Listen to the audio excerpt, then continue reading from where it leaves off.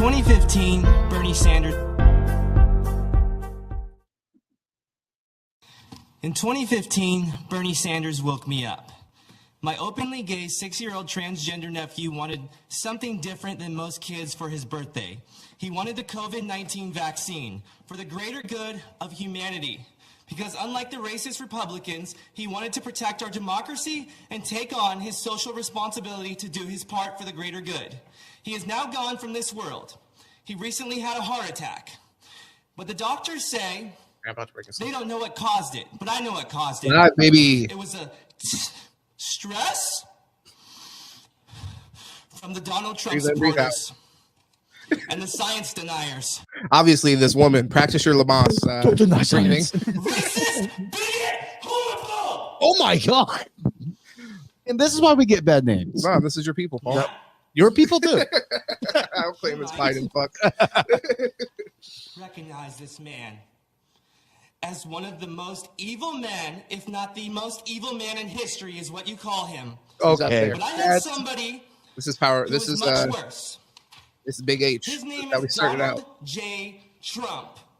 Guys, in the comments, help us out. Let's help us get to a bigger audience, and make sure put those two names in the comments as much as possible. I need you to spam it. Let us know who you would choose to run the country. Let us know.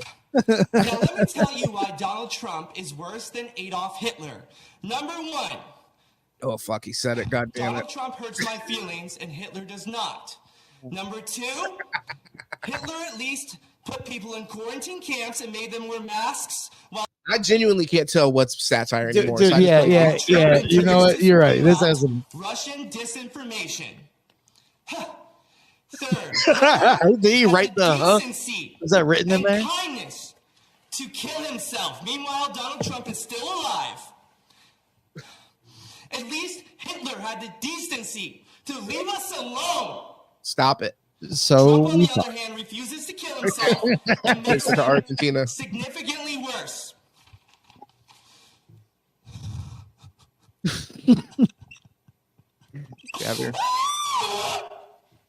Buddy, this has to be that. You know what's crazy? This is the second week in a row I've played a literally screaming in one of these. Yeah, movies. I don't know if I appreciate it too much. Yeah, it's because I know you're coming on. But this is also what I get in my algorithm. I'm going through and I'm checking stuff out, finding stuff for Deuce. The pod. And yeah, I don't know why, but I get this kind of stuff. And they'll be screaming on the floor. You know, like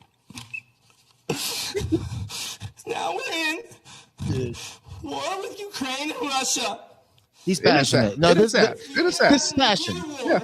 It would be worth it if it could just save one life. We need to save a lot more than one. Wow, yeah. A lot more than one. Okay, a lot more lives need to be saved than just no. Well, and he also, I mean, just in case you're just now tuning in, Sit in Politics, make sure you show some love, subscribe. We're on YouTube, Apple, all of the platforms. Go check us out. All the social media, Sit in Politics everywhere. Also, my man Paul B. Balcom here.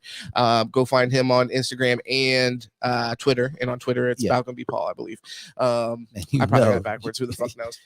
But honestly, and the funny thing is, I play these videos and I go through and I gather all these videos and I remember them like to a certain extent, but then I always end up playing a video that breaks every single fucking terms and conditions rule. And I play it. Everybody's like, hey, within the first 5 minutes, just try to keep it clean. I play a video where they fucking mention every single thing they tell you not to mention on a YouTube video. So if you were wondering why I was fucking blackballed over there, go still check us out, support, show some love. We're very, very, very organically growing without YouTube's help over there. Yeah. So go show some love and subscribe.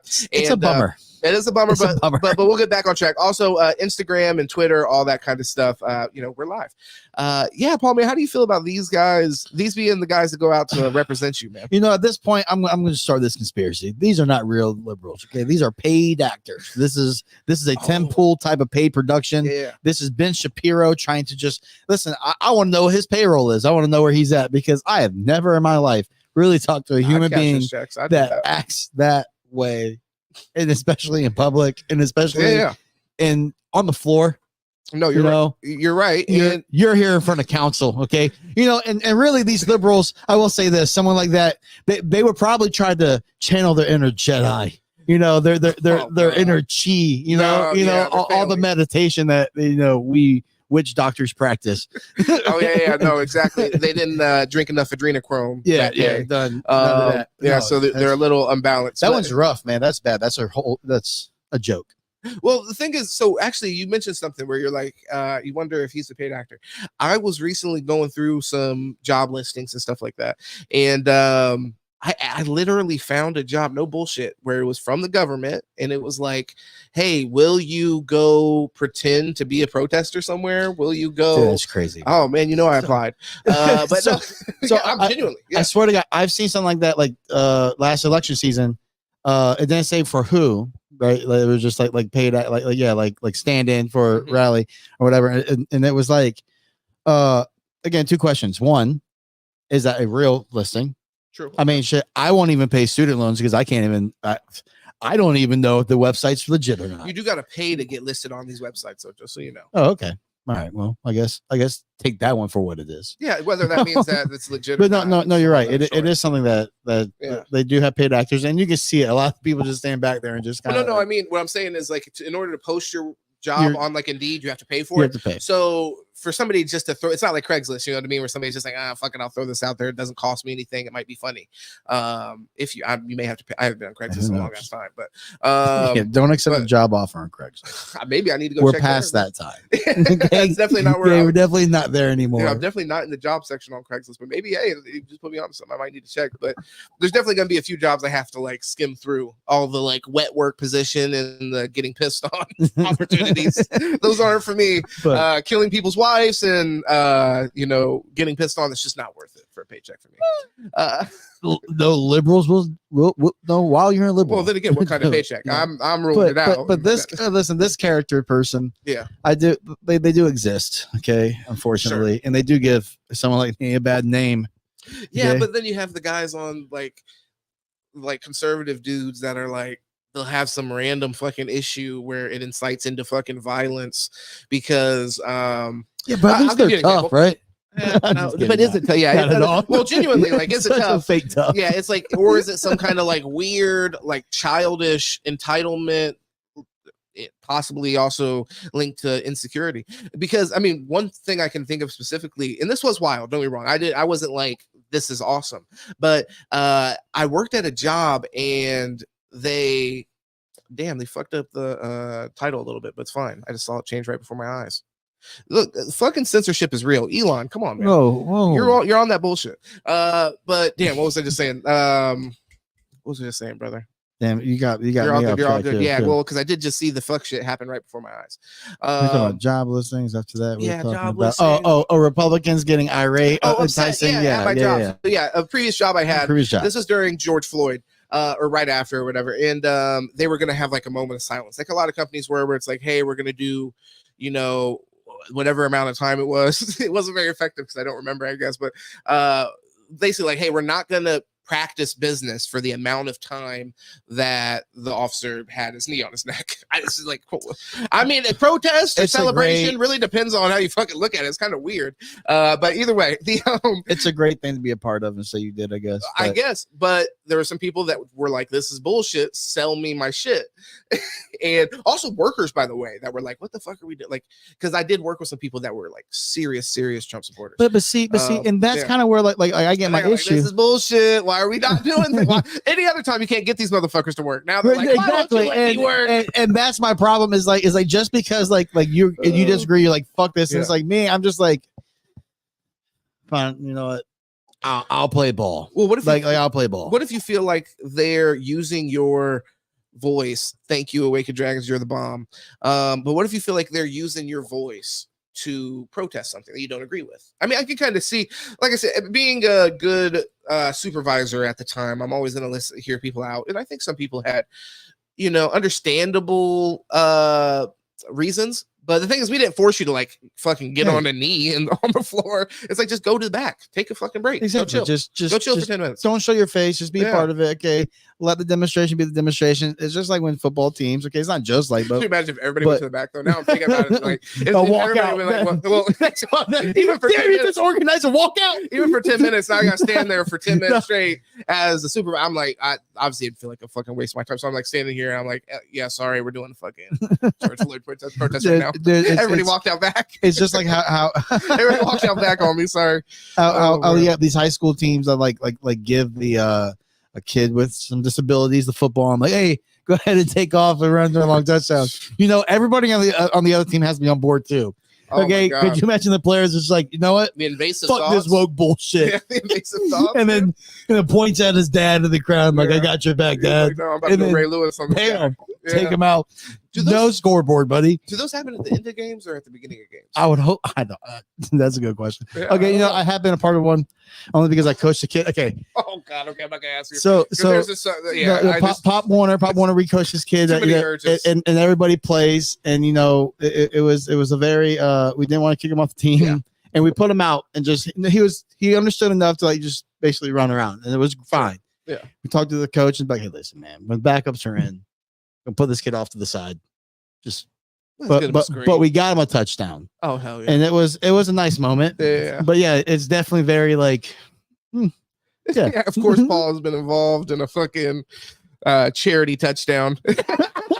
Who said that? Caesar Go Ape. Oh, that's great. No, hey, listen, man. I swear in everything, man. That was I coached my little brother's midget team. Yeah, that's wild. Oh, it's not called midgets anymore. You can't say that. Little people team.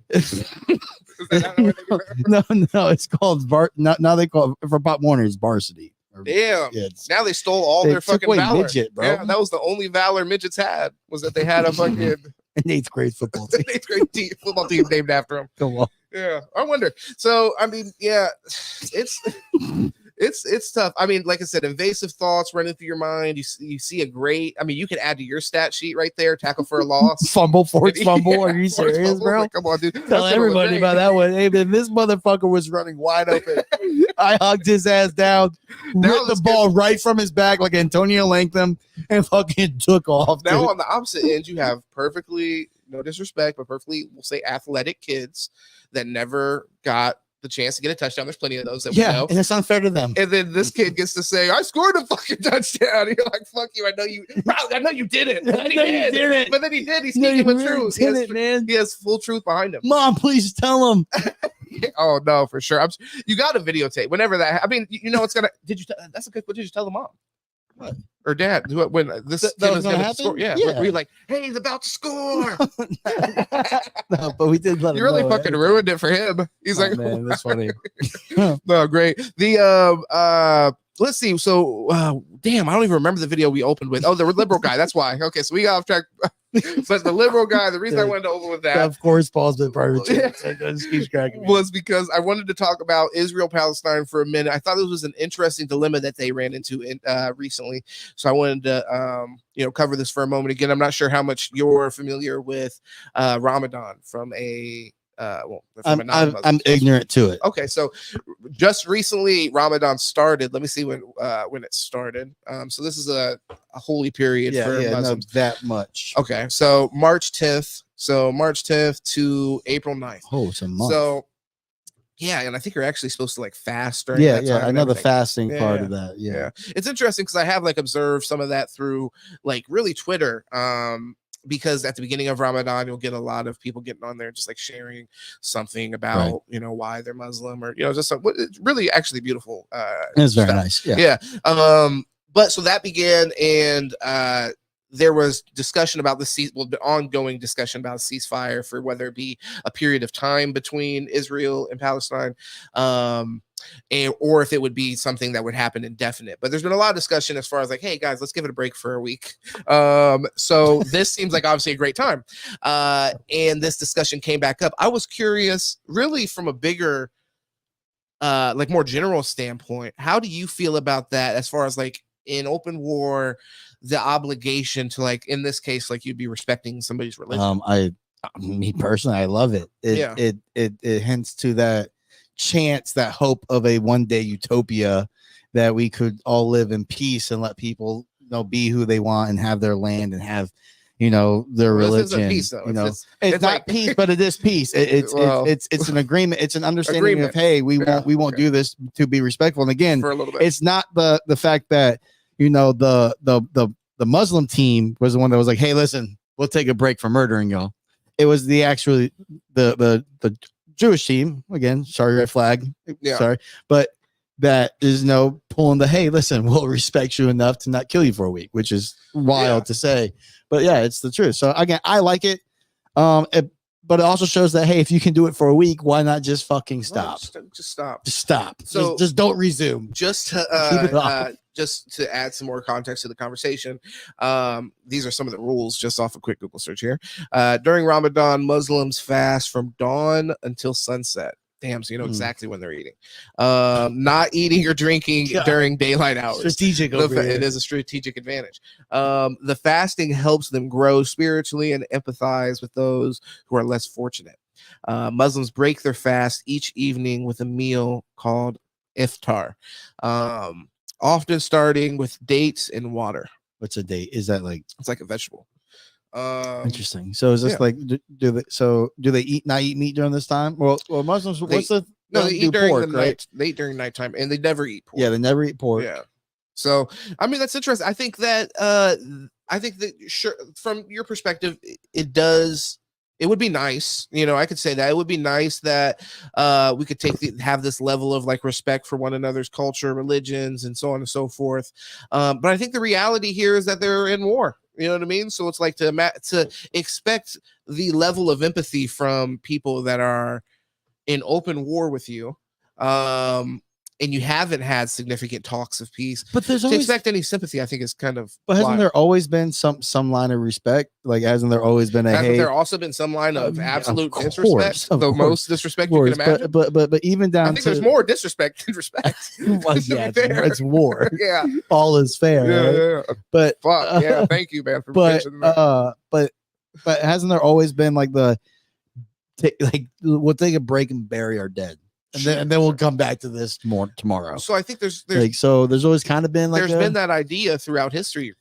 Or is it just points. Hollywood? Well, no, I think I've never been in a war in 1418, so I think for sure. I think for sure to a certain extent there's been, certain like you said earlier, agreements, but I think to expect somebody that's in open war with you to take a month off is just wild. That's not going to happen, and they obviously don't off a month. They don't care enough about you not to kill your citizens. So I mean, it's like, you guys are like it's a bloody war. To think of like geographically and like population wise, how many people are there, and technically how many people are involved in this war and how bloody it's been is actually pretty incredible. Like, because it gets compared to wars that are like wars involving countries like the United States, which is many times Israel's size.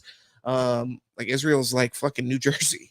Like, so it's interesting to me. I think that it is like from a I don't know, kind of psychological, philosophical kind of standpoint with the people involved. It's interesting to consider this. This is a nice thing. I'm glad that we were even discussing it, to your point. I think that maybe does speak to some level of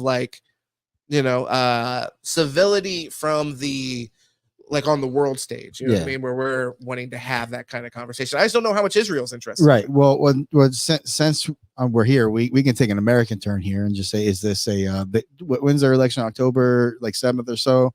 Is this a political move for him to show that, hey, I do have some mercy, and I'm not in this just to be bloodthirsty. Are you saying Israel? Yeah. I don't even think that because the thing is, during times of war, I don't think you have elections like that. It has to be declared. Like, for example, Ukraine was trying to do this a while back, right? And suspend their election, and that was part of the conspiracy with Donald Trump, was that he was possibly going to declare martial law. I think this then would postpone any elections, which I mean, to a certain extent makes some sense. But I mean, you have to have it just has to be a really high bar as to why we're not going to continue running our government, which obviously they don't have a high bar for that. That shit shuts down every couple of years.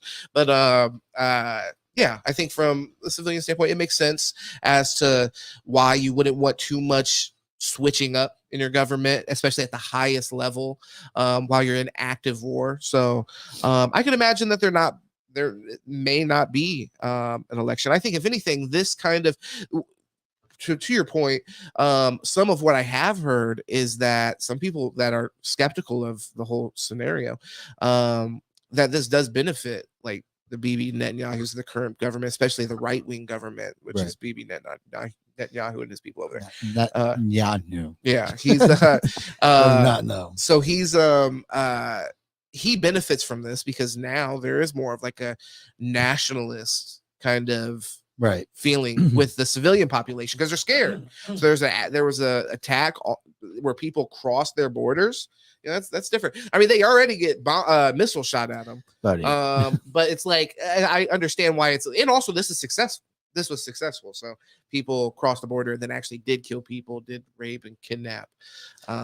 Civilians. So and then like, you know, 10-fold, 20-fold, 30-fold over. Sure. I mean, definitely killing. Definitely killing. So it's kind of like to be, and again, this is me being, knowing me as the empathetic, you know, somewhat pathetic in that regard soul I am. I'm tired of the cry fest from Bibi and them on it. Like, yes, it happened, but then like look at what you have done, and it's like, all right, like enough is enough. Like it's enough hanging on that moment, and then say, oh well, you know, we have to continue. So it's like, yeah, like again, pro both sides, you know, just you have to. The reason they're saying they have to continue is because they have to prevent something like that from ever happening. So you have to, but you have to create such a deterrent. Well, but you're not, because all you're doing is just going to create more and more extremists in the region that you're the minority. But if you pull out, that's not evidence that you did either. You know what I mean? Like, so I understand the concept, because I've heard this argument of like, oh, like doing this, you're going to create more people that are radical. And I think that is true. And I agree with that. But then on top of that, if you do what has already been done and then you don't continue, I mean, there's still going to be people that are made radical by tens of thousands of civilians. Now, I guess to go against what I usually say about like black and white, you know, and face value, then where do you stop? So are you going to eliminate Hamas? Okay. I don't know if you are. Again, like when you have shit like that, like there is no way to kind of eliminate that extremism, especially when you are murdering people's parents, you know, and loved ones. So it, like, again, that's the dirtiness of it all. So then if that's your mission, then I guess you have to go with your whole eradicate, not yours, but their eradicate thing, and just might as well wipe them all out, right? Like where do you draw the line to say enough is enough? Well, I mean, you could theoretically feel at a certain point that they're not a threat. So if there's 30,000, which was I think at the beginning that was the number that was reported, that there's 30,000 Hamas members in Gaza. So I'm not saying that you could kill literally 30,000 people, but if you knock that 30,000 to 5,000 and then also destroy all the infrastructure there, which I think this also does a ton of. I'm not in support of this, and I do think that regardless, something else pops up. It's just like, did we just like Donald Trump takes credit for destroying ISIS? So did you destroy ISIS, or did ISIS just create a new name, just like it's like Al-Qaeda or something else, or not create a new name, but you know what I mean? Something else takes control of the power in that power vacuum that's created. So I goddamn insurgents. I don't know. That's part of the weirdness of this war, because like it's so public, this organized assault on this country. So Israel, October 7th. It was organized this way. So and like from the government, because Hamas is the government. So a lot of times that gets conflated, where it's like, oh, terrorist group. Two things are true. It's a terrorist group, but it's also literally the people that represent that area of land. Yeah. So from that standpoint, I think even then, because I'm kind of like you, I'm like, hey man, no war. So even then, where I'm like, we need to find some kind. I understand, and it's almost like if you're speaking to somebody who is Israeli, how can I, from an American standpoint, tell them that they shouldn't respond? So I mean, obviously, I think there should be. Oh, it's so, especially because I mean, well, your safety's on the line. So it's like, for me, I'm coming from such an entitled black, you know, such an entitled stance where it's like, okay, well, if Mexico just did that, to us, that's what I was going to bring up. Would we accept? I mean, we didn't accept. Well, how far would you go if the cartel did cross border and do something like that? Like how far? Again, do we do?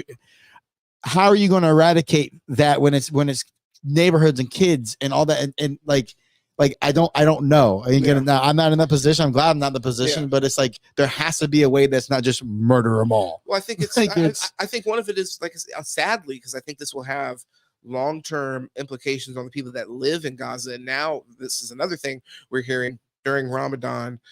I don't want to make a joke, but I just dude, it's been tough to laugh at this, but Ramadan, we have to, right? Yeah, but during Ramadan, there's fucking actually, Americans. There's word of them like possibly they're going to experience a famine, so starvation. Fuck. But bro. Yeah. When you see the videos come out of like the children, it's devastating. It is dude. It is on Twitter, bro. Some of the shit I've seen on Twitter was it's disgusting. It's disturbing. I wouldn't be able to have my kid go through it.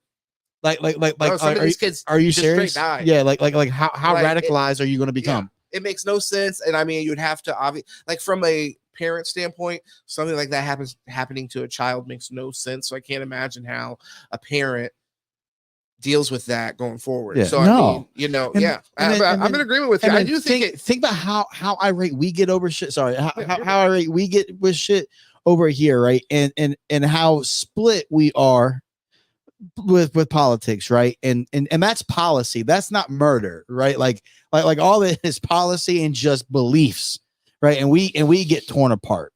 So imagine now you're in that region and you're watching this country seemingly target people who believe what you believe in, right? Who are like you, and then see their children who resemble your children. Yeah. And then that could happen to you.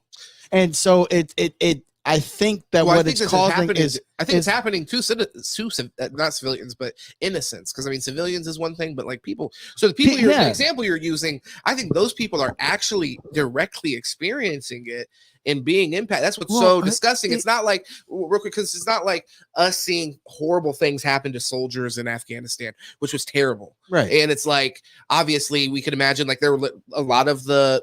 I don't want to say propaganda, but like things that would be pushed to us as Americans was that these are American kids. They're getting sent home to their, like, because it's supposed to relate to us because of that. They're getting sent home to their mothers and fathers, and they sacrifice. 3 Doors Down had a music video about it. 3 Doors Down, shout out to them. Third Eye Blind, shout out to them as well. But I think that in this case, because it's on home soil, and that's something that's kind of, it's not. I mean, it is hard for us to understand really intimately, but, I think that we can kind of like intellectually understand it. Yeah. This is a war that is happening right there in Tampa. Right. And that's what I'm saying. So if you're in Afghanistan, right. Here, hold on. And also the Tropicana field is being bombed. Right. You know what I'm saying? And that's what I mean by infrastructure. Right. I think you can disable Hamas and make them not as much of a threat because you could destroy infrastructure. But the point I wanted to say was, that's going to have long-term effects. When these hospitals are destroyed. Dude, the hospitals are crazy. Crazy. Now, crazy. Was Hamas using that as barracks and all that? Yeah, who knows? I don't know. Okay, what propaganda have we seen? Either way. Yeah. So at the end of the day, though, like I said, if you're in Afghanistan, I'm gonna butcher the name, Kakistan or whatever, like Kazakhstan or something. Yeah, just Iran, Iraq, all over the place, all around there. You're looking right now at Israel, and I'm guaranteed, like there has to be so many little groups forming, with so much much more disdain and disgust with Israel and hatred, and especially like I said, when you see the kids that you look and it's like, well, fuck. I mean, if they just turn their sights a little bit this way, that's us. That's my kid. How does this? Do you think impact the way people view America overall? Well, when it's our weapons, it's gonna again, the ignorance of it is. Again, this is all of our ignorance. We don't know what goes on behind closed doors. So again, there could have been all the best intention with us following what we had to do through NATO, following what we had to do with allies, and say, okay, here we are, we're helping. And then everything that we were told, we were lied to, right? And then I guess propaganda is being came. So doesn't our intel, our intelligence agencies, don't they get fed some bullshit, Sure. And then obviously they have to do their job and be great at their job. So I think that with ignorance, there's a lot of blame to come to America, and I would understand hatred for it. Now, again, that's been us, and we, no matter the party, have to own that. I mean, ever since Desert Storm, we've never left over there. Yeah. We never left areas that they had deemed holy that we should not be touching. I mean, we have disrespected areas, we have destroyed areas, we've killed people, we've raped. Okay, so I want to push back on this real quick then. Now, I mean, there's some other things you added there, and I think I'd like to hear you, follow up on that. But you're somebody that supports the Ukraine war, right? What do you mean support? I don't support that they're in war, but I mean, like you defending support themselves. America supporting them. Yes. Okay, so this is a lot of this is created by NATO. Yeah, can I say something on that too? Because sure. At the beginning of this, remember, like, and I still agree with where we have to be with Israel. Mm-hmm. Like, we have to aid our allies. You cannot just tell your allies no. Okay. Again, this is their war, their fight. They cannot. We want to accept them telling us how to do our shit. Well, right? But you agree that, like, it. I mean, obviously, I think. Well, okay, so I'll ask your opinion. I want to say, do you think that America had any hand in Russia's aggression towards Ukraine? Meaning, I mean, kind of for the same reasons you're saying is all I'm saying. So you're showing empathy. Kinda, what do you mean? You're showing empathy to like these Afghanistan, Iran, and these kind of places because you're saying like, hey, we're there, and that's a threat to them, and that all makes sense.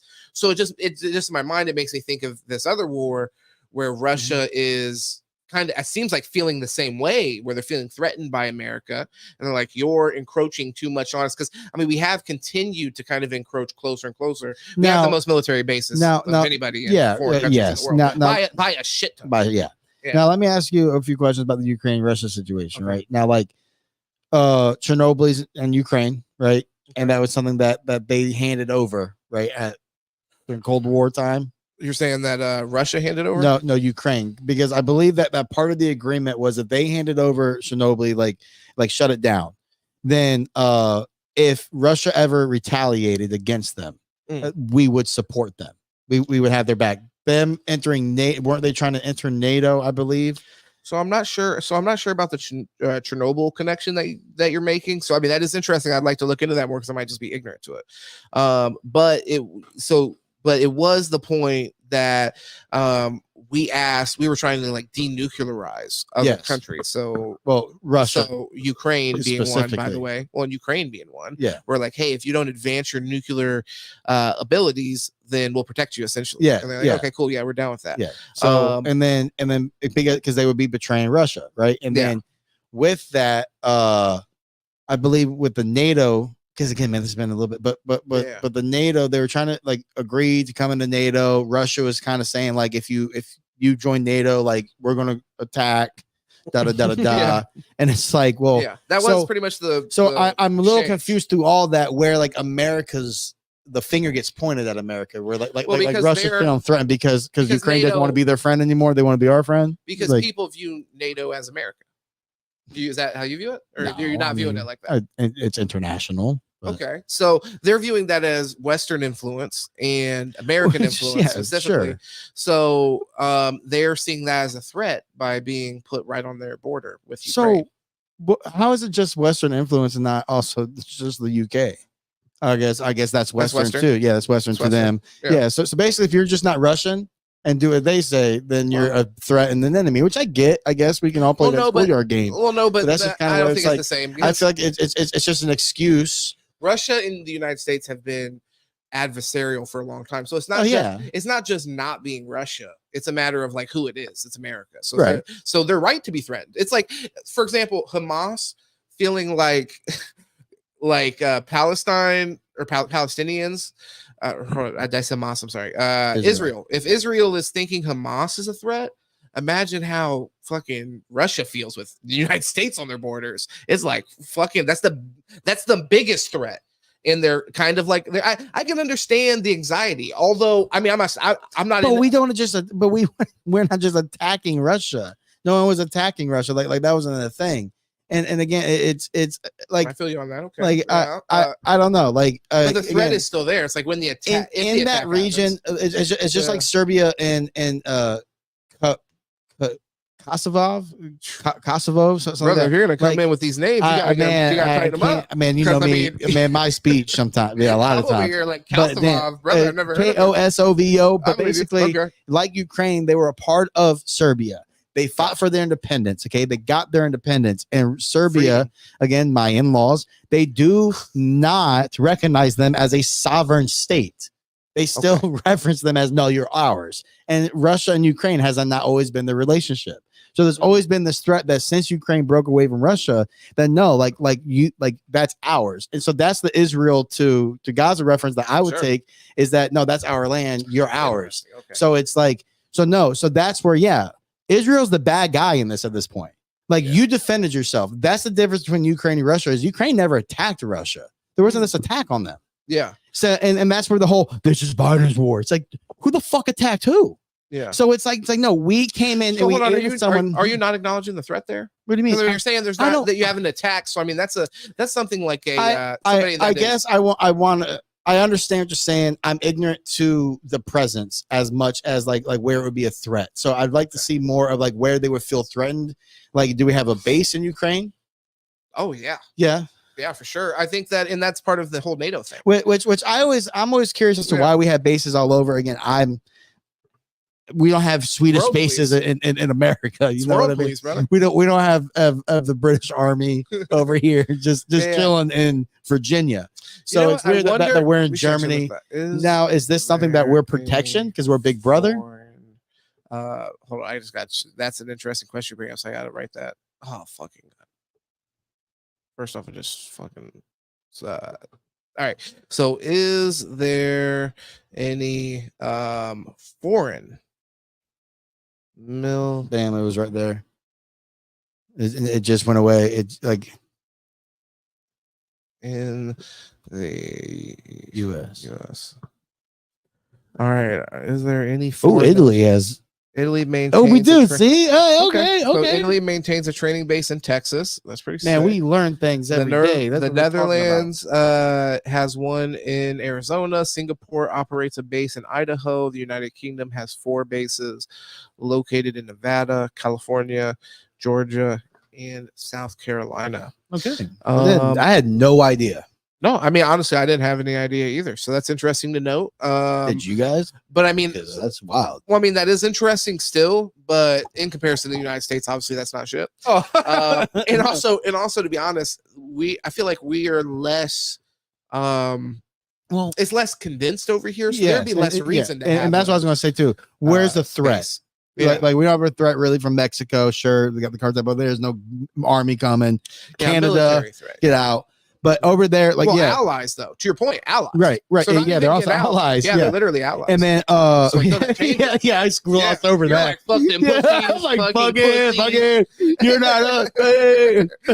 No, American exceptionalism for real. My God, I'm not the one on the front line. Why am I talking so much shit? But no, but over there, I mean, you got on that like just over there, you got North Korea, you have China, you have Russia, so.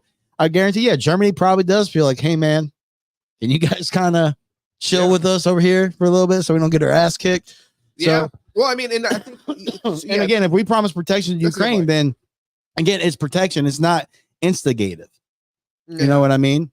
So I get your point. Your point isn't like falling on deaf ears. Like I get NATO the point. Could though. That's the thing. I get what you're saying. That promise has been in place though for many years, and nothing had happened with that promise alone. So the promise on its face isn't a threat, but having military bases placed, on your border with Russia, that's where the threat comes, I think. And it is somebody, it is somebody that we're adversarial with. It's not the same as us putting like a base next to the Mexican border or the Canadian border or the border of Italy. It's like, this is literally somebody we had a Cold War with, which at that time, and this is what is so scary about it, and this is real shit. We were talking about nuking each other. Like that was was the other. Not funny. I don't know why I chuckled. And I think that this is why it's kind of interesting, because I wonder how overt they were with those threats at the time, because obviously the paranoia around them was super real. Like, I mean, my mom grew up in that time, and I remember her telling me about like having to do bomb drills and shit like that. So I mean, it was a real thing. I think that and that was also, by the way, because they were in Cuba. So we had an issue with that same kind of shit. That's maybe is more analogous, where it's like they were placed in Cuba. We already didn't fuck with Cuba, but Cuba's right there on our border. Now Russia all of a sudden is like, hey, we want to fuck with Cuba, and we want to do some shit around here. And we're like, fuck no. And I mean, suppose they had missiles. They did have missiles. We're closer to Cuba than a lot of states. Well, for us specifically being in Florida, of course, yeah. So at this time, this would have been something. I wonder how Florida handled this kind of like paranoia at the time, because my family wasn't in Florida at the time. Although my dad might have been, but he didn't really talk about this. Which again, man, you had where the refugees were coming there from Cuba, and like, yeah, they're probably a lot of tight balls around. Yeah. So it's like, because again, after 9/11, anybody that resembled being Middle Eastern, and and in Florida, they give the Cubans asylum because of this, because they if they which is wild, interesting, because now and then they vote against it. It's interesting because we're actually really it's not completely analogous to the issue that we're seeing right now, but we're very skeptical, I think, of taking in people from countries, at least as a citizenry. We're very skeptical of when somebody from China comes here. We're immediately like, why the fuck are you here from China? You're a spy. which again, we advertise as come here. And by the way, you get also, by the way, like, I'm not saying that we think of like this as the Chinese, but I'm thinking like when you see stories, it's everyone. When you see these stories online of like illegal immigrant gets caught and Chinese immigrant, we're like, why the fuck are you here from China, and why did you China's a long trip, like South America, I understand, like going across water. If we believe, this is my thing, if we believe that we have the best quality of life in the world, well, then that might be why they're here. I agree. This is how I'm trying to make this make sense. Is that with Cubans, yes, if they are able to hit Miami Beach, then they are U.S. citizens right off the rip. So us as a country, we recognize you may want to escape that regime and whatever the fuck. So why don't we think the same way about like I said, when like Chinese get here? Why aren't we thinking that they're trying to get away from communism? Why do we immediately think that they're like a asset or some shit to that country, rather than being like, yo, I need to get the fuck up out of here? Movies. I mean, I haven't seen that many movies of Chinese spies. No, a lot of times your Asian dude is a tech, or or knows karate, and they're dangerous people. True. That is true. No, but for real, again, I always laugh at that and mock that, because it's like, yeah, listen, this is what we advertise.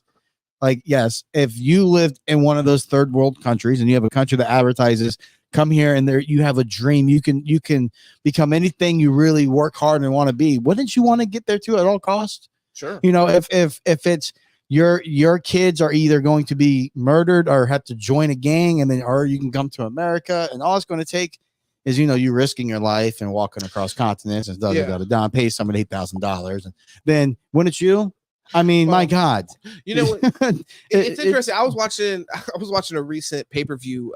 Shout out to WWE. Shout out to them, because like I said, I'm going to make a channel where I'm talking about wrestling for real. But I was watching a recent pay-per-view that they had in Australia. This kind of makes me think of that, because honestly, they damn near had me sold on moving to Australia. And I was wondering if it was part of the WWE's deal to go to Australia, if it's worked in some way that Australia is going to be able to advertise. I'm sure you've seen on March Madness is coming up, so like during the college games you'll see like LSU commercials like, move to Louisiana, it's the best, we have the best food, everybody's nice here, or whatever.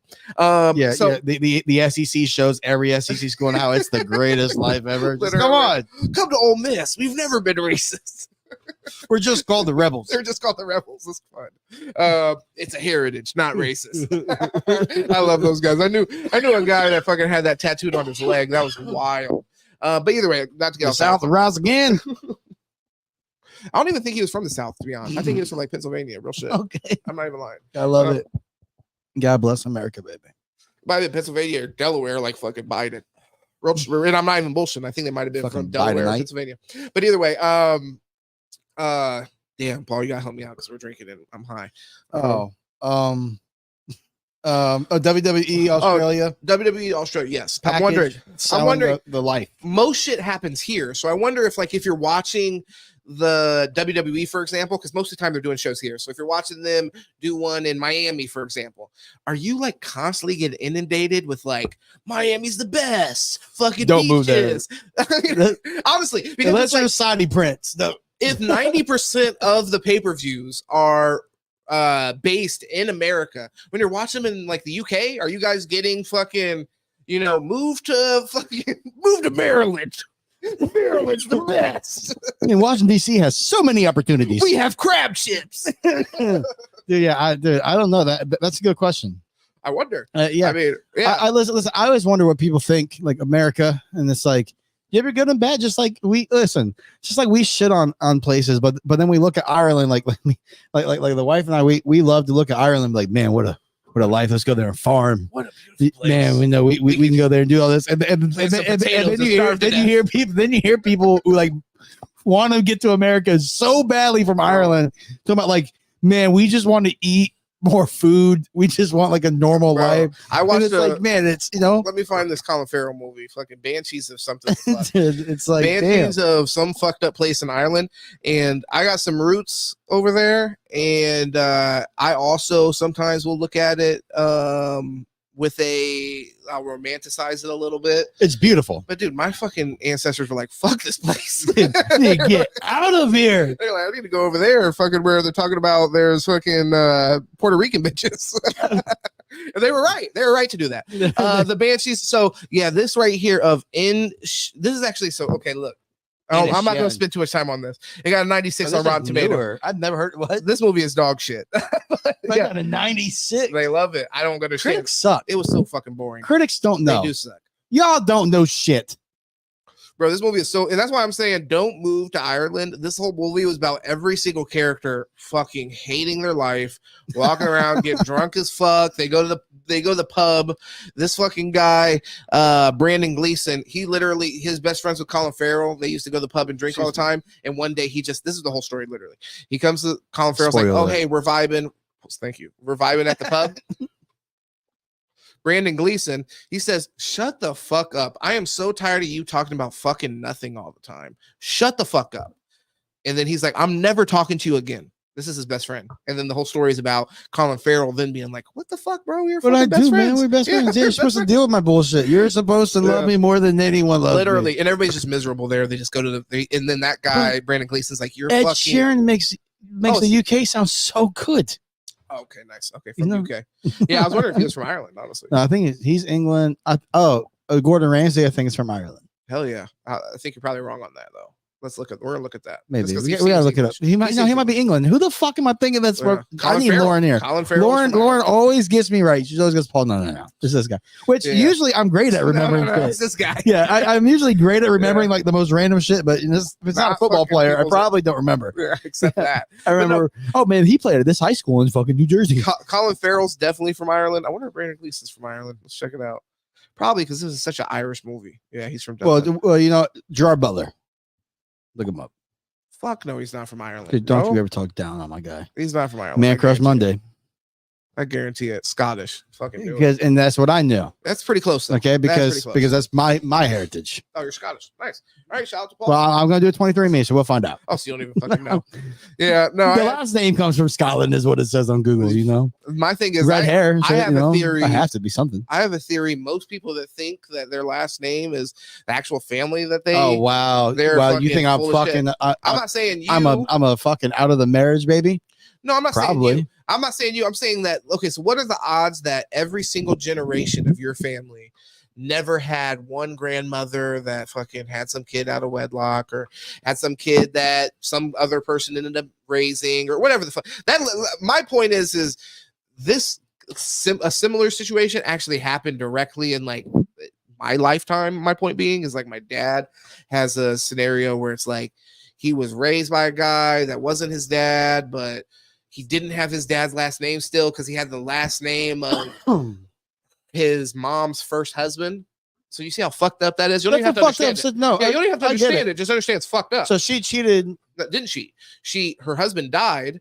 She, in between relationships, got pregnant with my dad, had this kid, later on met a man, married that man. That man raised my dad.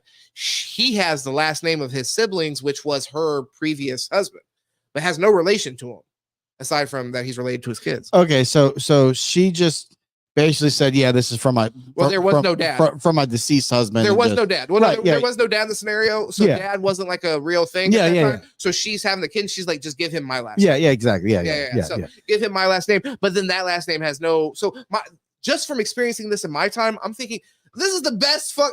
By the way, also on his birth certificate it has X's. Dude, There was no, fucking... So listen, this is the best record keeping has ever been.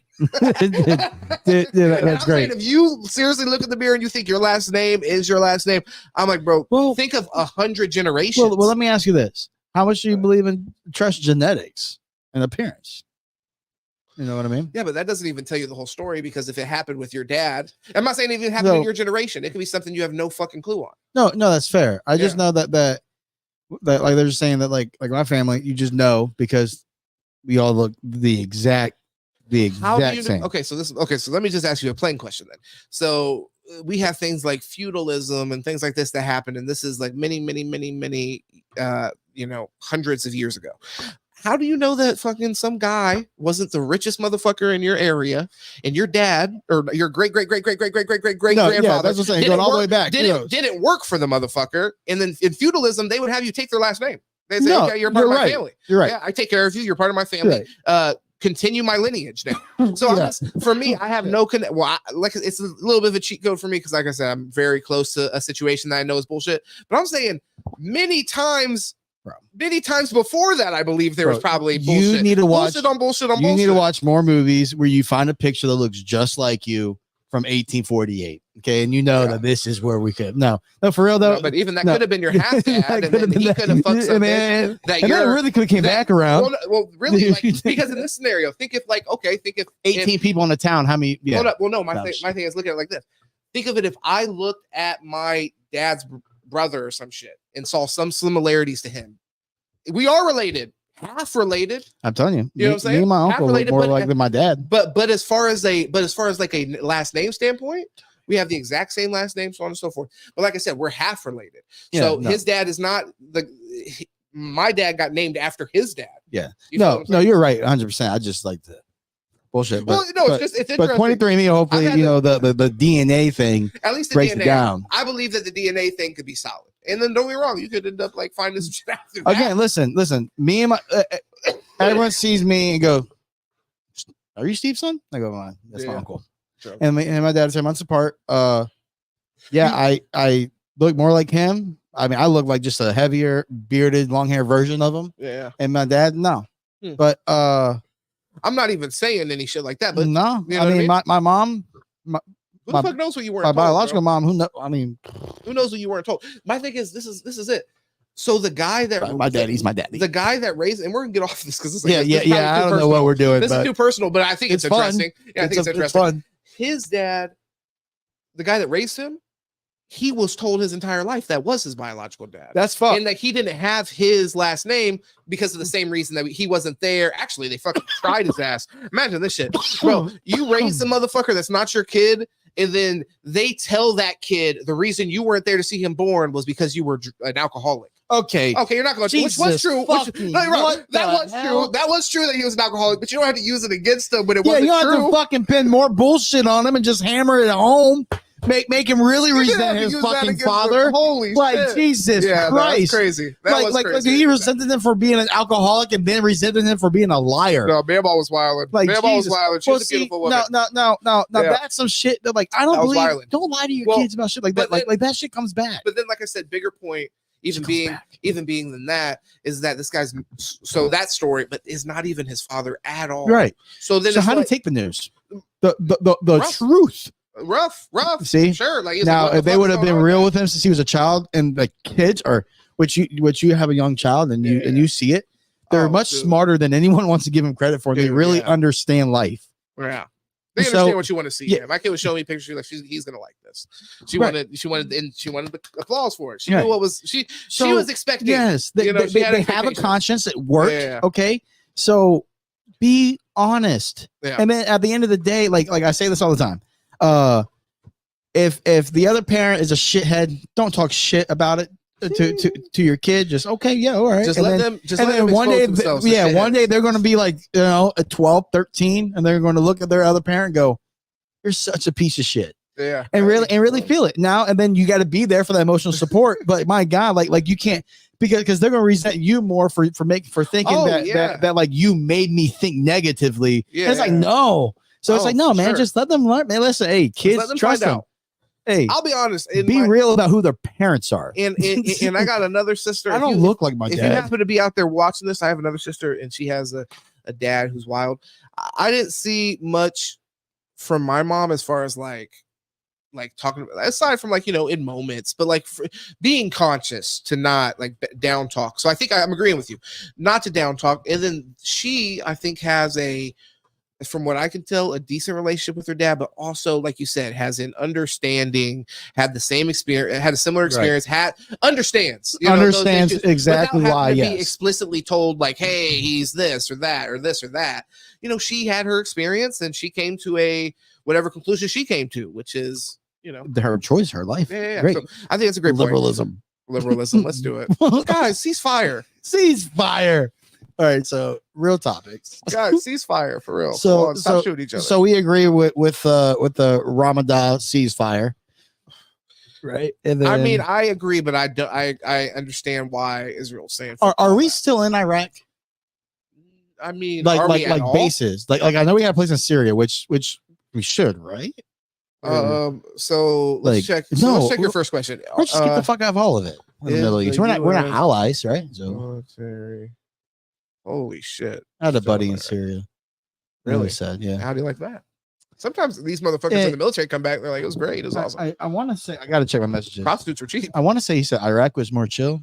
Oh, okay. But I gotta really check that shit out. So the coalition officially concluded in combat mission in Iraq in December 2021, but U.S. troops remain in Iraq to advise, train, and assist Iraqi security forces against the ongoing ISIL insurgency. So we are allies with Iraq, including providing air support and military aid. Or we just have like an understanding. It's interesting because when we were pulled at war out with them. So I think it's just we're in very little numbers, but that seems so odd. It just seems so odd. But I mean, I'm sure however they achieve it, they achieve it. But yeah, they definitely pulled out. And I mean, I've read so many fucking horror stories. Have you? I don't know if you have, of people who are allies to America getting left behind. It's so fucked up. I only laugh. I only laugh because it is so fucked up. What do you think other country people take when they play Call of Duty and they're the bad guys? Like I've always thought. I wonder if in their country they're the good guys. I've always wondered this. Like that wouldn't be anything but a little stupid. I don't know. The campaign would be hard. A little campaign difference, but the campaign would be hard. To be like, and Putin was the fucking hero. But yeah, I mean, Kim Jong-un came through, and he didn't poop at all in his entire life. I always wondered because they play the game, and you were definitely the people we were killing during the game. Oh man, Russians, but big time. Killing the fuck out of Russians. They love the game. I mean, but they're good at it. We might have been killing Ukrainians too, though. To be honest. Ooh, Activision. The thing is, that's why to a certain extent, I won't be insensitive, but this is why the Russian shit is complicated because Ukrainians are kind of Russians, Tucker, bro. They are kind of Russians, bro. Let's stop. Listen. You live close enough to Northport. Do not set yourself up on that, dude. Guys, don't come over here. Listen, them Ukrainians take that shit serious, bro. Seriously, come over and educate me. I'm just saying. I'm not saying all of Ukraine. Call Polar Bear. But I'm saying part of that. You know, part of Ukraine, they still speak Russian. That is facts. Yeah, no, I get it. But trust me, ethnic Russians live there. I like to pick on the wife about being, cousins with Russia, and she doesn't like it. And come on, Serbia and Russia. That's kind of about Slavic, No, well, I mean, in Serbia was a part of the USSR, correct? They were on the bad side of a lot of wars. They were on the right side of World War II. Good for that. Well, Russia they started World War I. Well, to be clear, which if you ask them, there's a different story to World War One. There's some propaganda surrounding. I believe that there was propaganda, and that it wasn't just Serbia's fault for killing the Austrian prince. Okay, it's like okay, but what else do they say? Honestly, you don't even listen to their bullshit. Kind of just like, I know what you guys are doing. You need to have. I woman needs to come on here, brother. I need to hear. She won't. But I do. Need to hear talk about Serbia. I do need to ask some real questions, okay? Because Bella asks often, and it's like, yeah, please ask some questions. That's something they came over from Yugoslavia and stuff during war. So I hate to tell them it's relevant now. So I mean, I have to give them their credit. It is relevant at this point. I would be curious. The point is, Ukrainians hate being called Russian. So okay, you're speaking for Ukrainians right now. I was interested when you were speaking about Serbians. I was giving you the card of you can talk about your partner, but come on, man. Brother, you Like- went to fucking Yeah, but you went to probably- Northport High. Like I didn't fucking talk to Ukrainians like that, bro. they were there. And I was only there for a year. I make a lot of jokes and I have friends, and then you go, well, I mean, y'all are like Russian. Then they get very mad. They Very mad. I personally, and I know that they're And out there. there's a and hold on, like there was like a hierarchy at the school. Like Why would I want to get involved in? depending Why would I even on wanna get how involved long you've been here. Yeah. Like dude, like they called the dude. It was them amongst themselves, fresh off the boats, and it was like, man, Yeah, I'm good on that, so- bro. You're fucking tripping. some hate, Yeah, some real hatred at that school, Yeah. bro. I- There was see, some gangs. I was like, all right, I don't fuck with little Russia over there. It's Well- all Ukraine over there in Biscayne. More than likely, Let's stay out, bro. more than likely, I was right to avoid that whole situation. And I just honestly didn't.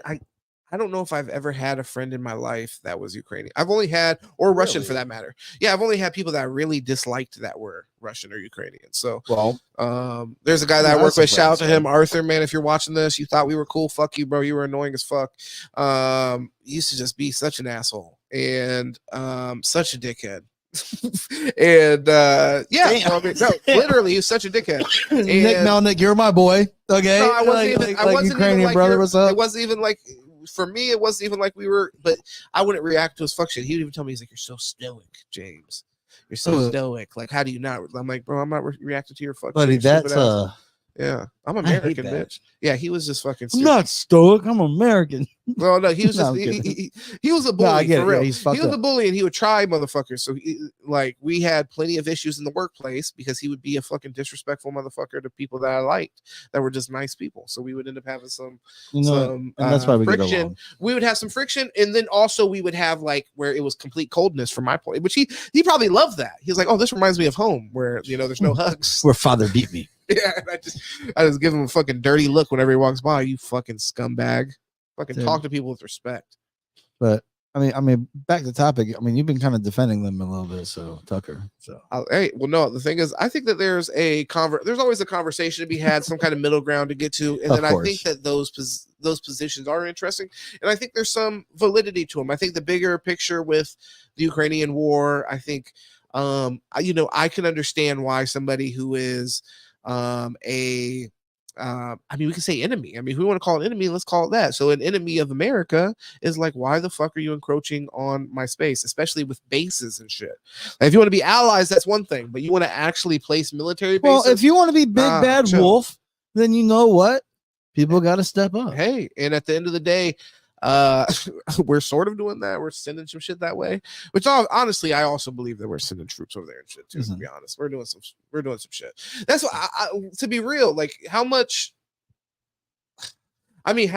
confidence do you have in the transparency of your government? Like when your when your family says like, oh, when your wife's family says, oh, there was some propaganda to that. I mean, it's not hard to believe that there probably was. Not to say that there isn't. It wasn't for like us to serve the greater good, utilitarian kind of like No, I get it. perspective being taken. Like this is for the best of the country, so on and so forth. Like a parent, you don't Yeah, always that's explain. exactly what I was You gonna don't say. always explain. Okay, the whole yeah. situation to Are you an over explainer? I am, as a parent. Which I will explain back some on shit to my topic, kid, but sometimes I'll also say I'm not going to sit here and tell you over and over again. I'm tired of the bullshit. I always feel like listen, I want to explain why I'm doing this because like I hated that. I was always like, man, what'd you do? Have a kid just be my boss? And it's like I hated that shit. I was like, man, what? You have me mow the grass because you don't want to do it? Well, yes. Yeah, That part, exactly that. yes. But no. What I was gonna say is as a government, I do think that like you had that parental Instagram family. By the way, if y'all could just let me know in the chat if this is still moving good and if the video's moving appropriately. I'm not because I'm not on this screen the whole time. I appreciate you guys for popping in, but yeah, I'm not seeing 100% this screen from the other side. So if y'all could just let me know. Every time I click over to the other side on Instagram, it shows me that we were like 20 minutes ago from my view, but that might be because I'm not on the screen. So if you guys can let me know if it's moving or if you guys are in getting a different thing on your side. But I'm sorry, I just wanted to make sure to communicate. No, you're good. Yeah. I think the government does have like this again, like with COVID and everything. You have this reason to overreact. You are responsible for everybody.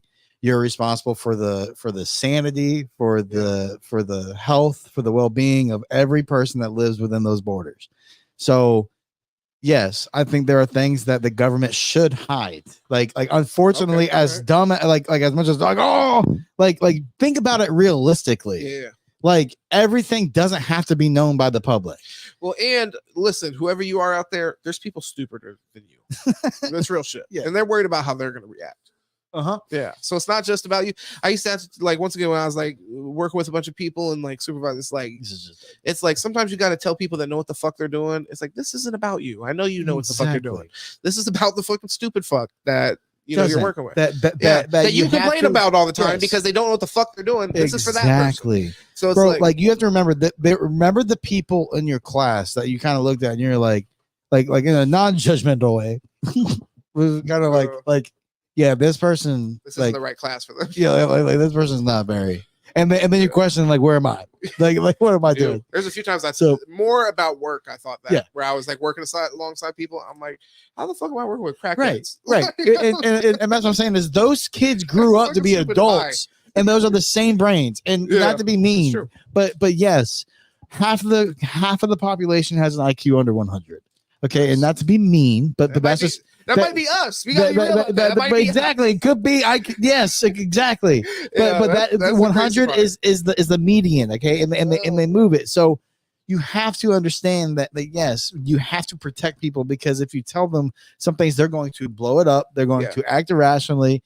So and then once I do wish that once we see it happening every 20 years. All their information is like, all right, we'll release it, and it's like okay. For history, but some shit is really fucked up, like the JFK shit, where they're like, and then they release that, and they're like, there's another 60 years till the rest of it is released. What do you mean?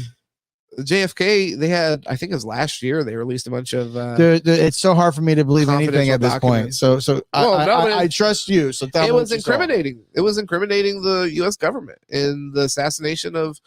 JFK. I will say he was attacking the mob, and like he was going after the mob, and the mob controlled a lot. A lot. And that I think is even more true for his brother, and maybe that's why his brother died. Again, it doesn't have to all be directly. I watched this thing where a mob boss was like this not mob boss, but this mob guy was talking about how what took down like what stopped like organized crime families really, and he's like really there isn't much any at all. And he said that the Ricos, that the once they introduced the Rico shit, it just kind of wiped out. But JFK was attacking the mob, and he said that the mob at that time owned everything, from politicians to everything. And think about how powerful organized crime is when you literally have to create a charge where it's like, hey, we're where if basically the connection only has to be that you are connected to this organization in some way, or like you took phone calls and shit like that with the organization. Like at the end of the day, like honestly, Jesus like bro, Christ, like Paul. Come on, do we want the shit gone or not? Like you can't do nothing. Is organized crime okay? So is crime gonna exist regardless? Yeah. Okay, so is organized crime better than unorganized crime? I guess I'll ask you. No, I don't think so. You think no? Okay. I think at that time when people are not able to, small businesses are having to break off. Okay, well, hold on. And then they control the drugs on the street, and then they can't get arrested because they control the police stations, and then they don't go to jail because they own the judge. All right. Well, hold on. Slow down for just a second with me though.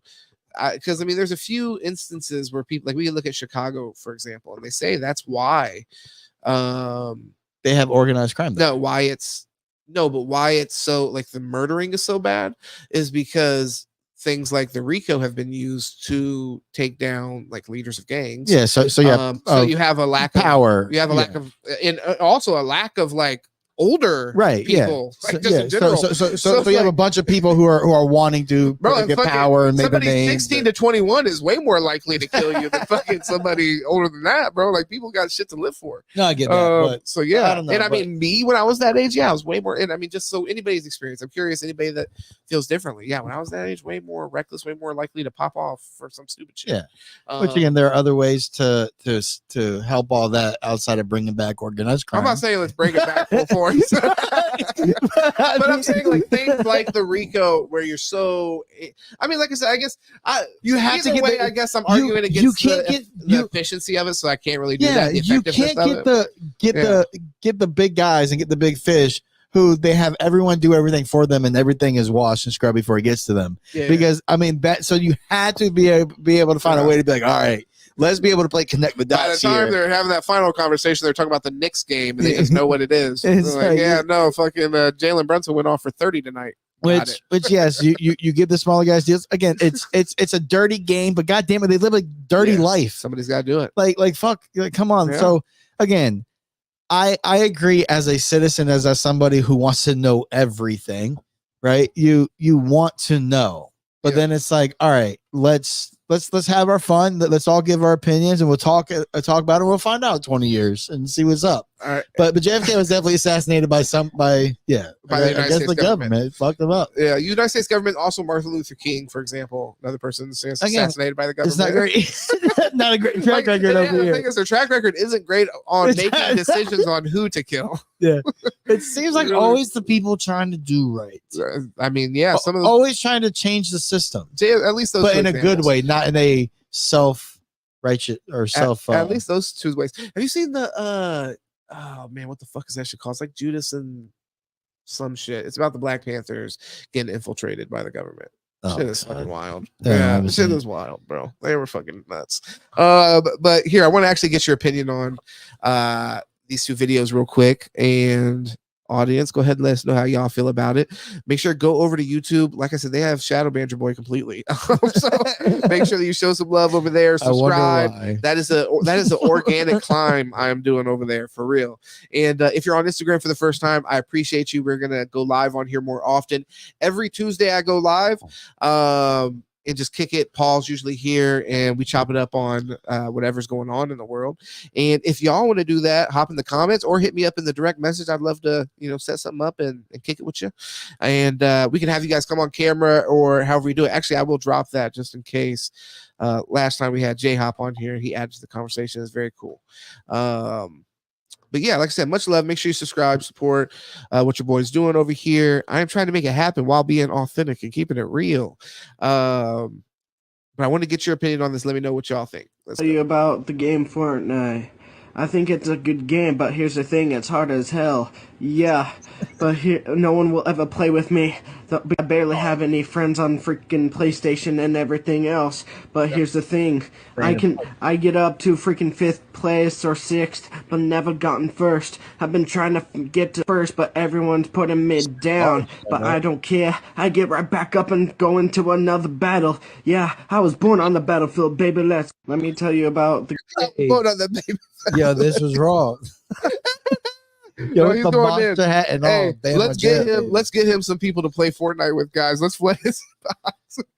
But yeah, he's going crazy. I don't want him to play with Parker. Sometimes I get surprised with and like I said, I can't tell it's satire anymore, to be honest. This yeah, I don't even try to discern, bro. I don't even try to tell when people are joking anymore. Fuck it, y'all are serious. Because why would he? Why would he do that? Listen, when I was his age, I've also recorded myself rapping. Yeah, but was never posted. Yeah, because you watched it after, right? You're like, well, you're like, yeah. I don't think so. That wasn't it. And then do one, and then like, I can send this as a funny Snapchat, and then put some like laughing emojis in there, and be like, oh yeah, see, I'm not being serious, but you really tried your hardest. I think it's hard for me to tell because there's been a few times I have been plenty high and been like, you know what, I can sing. Let me put some shit on Snapchat real quick, bro. Motherfuckers know. I have so many recordings of me trying to sing. It's so bad. It's like, oh, this is what it sounds like. But the thing is, sometimes you don't listen back. The thing is, sometimes you don't listen back. So you're like, I'm just so confident. I was feeling it. Well, I mean, the thing is, and you don't want to let doubt seep in. The thing is, this guy might have just went wild. He might have just got some new people to play Fortnite with. We're laughing, but he's probably playing with the full squad right now. He probably has 300 friends. At any time, he's got to shoot people messages back, probably on the phone because he's so busy. Sorry, playing. bro. You had to download I was the app. grinding with some people. I was grinding, bro. He said, and I was born on the battlefield. yo, he snapped. Last question for you in this other video. Battlefield. Okay, so is it over or under 50% that he's an Eminem fan? Oh, dude.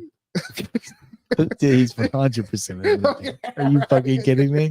I'm glad we were clear on that. Are you fucking joking? He definitely listened to that before he went in. He's Bro. like, okay, I need the flow, I need the spirit. No, he fucking no. Yeah, he definitely listened to. And I'm always on the battlefield. Lose Yourself is definitely booping. Oh yeah, no, he did lose himself. He definitely lost himself. But he's right. Fortnite, hey man, hey, you gotta give it to him. Gotta check out Fortnite. Ever changing game, bro. That kids love that. They figured it out, man. Yeah, a free and game adults that, love it. Yeah. Dude, a free Adults game that is the highest grossing game because hey, you're gonna buy fucking everything. Yeah, I've had more than Dude, one Parker's person. only gifts he wants is V-Buck cards. Just give me V-Bucks. bring him in. Fuck all that. Is it?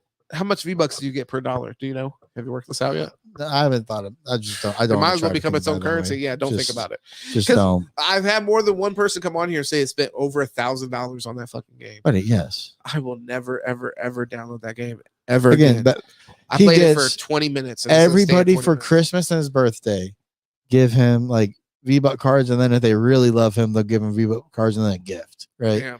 So So you guys heard what Paul said. If you don't give him that, then you don't love him. you're damn fucking right, you cheap bastards. Look over there. That's the camera, brother. Damn fucking right, you cheap bastards. So then what it is he gets enough for the whole fucking year. Then Oh, obviously I'm like, because I feel That's good. lazy as fuck. I'm like, I don't feel like doing the whole scratch card, go on the website, the blah, blah. There's so much you gotta do, Yeah. you know. Yeah. So I'll just fucking be like, just buy it. Yeah. And it's like $7.99, gets you like I want to say like 1,000, and then it's like That'll what's the give me a fuck? night of not having to And- talk to him. yeah, fuck. No, and that 1,000 is like, oh man, not even But you a won't thing spit, Paul. anymore. I hear you loud and clear. But have you brother. played it lately, I literally haven't played it for years. bro? Yeah. Bro, they have music now, right? Nice. Where like just tracks. Bro, Oh, they just play while you're playing. well, you got that, but no, That's like fire. you can buy tracks. Like you can buy like fucking like 500 V-Bucks. I think they're You, Apple you can Music. What the buy fuck are we by the talking about? weekend, like songs for the weekend, Eminem. And it plays while you're playing, Pink. It's your background music, and so then, you can't hear fucking people's footsteps, and you're useless. no. You have it in your lobby, and I believe when you get vehicles, like they have a radio station. Jesus Christ, Bro, it's That is fucking, a waste bro. of I'll fucking tell you money. what, bro. I can't believe you. Were you just telling me that as if it was value? That would piss me It's off. dope, bro. If I was paying for Apple Music and I was going and buying this shit to play it on Fortnite, Yeah, bro, but I would tell imagine my just being a kid. I would tell my kid, okay, grab the speaker, hook your fucking phone or Come your on. or your You want to tablet bump? You up want to bump it through, bro? They through have the G wagons. game. You gotta bump it through G-Wagon, the game. bro. Where you jump in a little G wagon? Okay, hold on. The speaker through the G wagon through your fucking bullshit ass TV speakers. It's 500 V-Bucks, bro. It's not Stop like you're being hearing cheap. it It's 500 V-Bucks. I'm not saying you're being cheap. I'm saying you're wasting your money. That's Yeah. All right, well, hey, look, bro. It's how you spend your money. If it brings you happiness. If it they brings you also, happiness. bro, they brought Rock Band on the Fortnite. Rock Band is fire. Legos. Yeah. They have Lego like lobbies. It's fucking. Dude, we used to have fucking Rock Band nights where this one thing. Shout out to Smooth Recoil. He used to fucking Yeah, have Rock Band Rock was the best Band game, bro. nights, and we would have whole bands, and like my aunts Is- and cousins would come over. It'd be Battle of the Bands type shit. Bro, is that was not crazy. like some of the best times ever? It was amazing. He snapped. Bro, Yeah, I he really snapped. like. I'm really sad PlayStation 5 doesn't have Rock Band. Yeah, they failed. They need to bring that back. I need to get back in my lead singer bag. We need to go ahead and make it happen again. Speaking of which, the lead singer of his own band. Always been a heathen, constantly in a constant battle with the demons. This really ain't no pretend. I fell, but I ain't never fallen off the deep end. I'm in the midst of this, when the gist of this is gotta hang with the angels for the demons be on the demon time. I don't really gotta rhyme with the demons for the I'm sorry. Crack Shady. Yeah. This one I gotta actually Extra Slim Shady. I gotta figure out a way that I have these set up to where I can play them and look at the comments. I'm sure the comments were fucking nuts on that one. No, I thought at first he was gonna snap. I actually had this one before the other one because he had a little flow Bro, he going was- where I'm like, oh, he's I about was waiting, to say something crazy, but he has no other flow. and there was nothing. He has no, bro, he had the doesn't one have flow. another flow. Bro, he has the always been a heathen, constantly in a constant battle with the demons. This really ain't no pretend. I fell, but I ain't never fallen off the deep end. I'm in the midst of this, when the gist of this is gotta hang with the angels for the demons. and why is it so clear? Yeah. But he hits that, Bro, yeah, bro, that other guy is so clear. especially now on Apple Music, they have a feature where you can turn down Yeah, turn that shit off. Where you can turn down the vocals. Yeah, if you Bro, insist, and you can just do instrumentals, dog. if you insist on rapping over fucking "Hey Soul Sister," ain't that Mr. on the radio? Hey, it does have a slick beat. I'll give him that. Yeah, what the fuck? Yo, I too do love to spit in between verses. Oh man, bro, you just spit a quick little fucking bar and like. but there's no chance of you giving us one of those right now, buddy. No, I get the pressure. Are you Dude, serious? dude, I what- gotta tell you a joke if you ask me to. I'm like, I think I might have one more. I might have one more for you guys to pick from. These MCs are coming straight off of Instagram. Spitting hot fire. Yeah, I love it. Guys, let us know who you like the most. Here's Stop there and let me correct it. I'm popping off on reels and I'm smoking that pressure. Guys, we out here type shit where I'm gonna get home from this morning shift and have like 2.5 hours to myself and then start the night shift. So that probably is gonna entail 1 to 3 ranked matches depending on the teammates.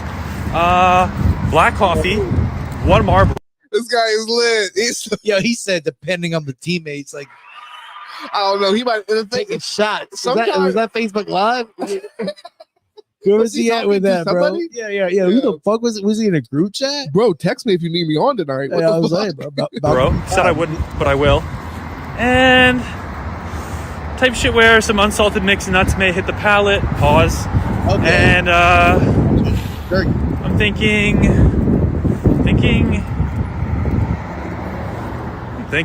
He just saw an ass. Stop.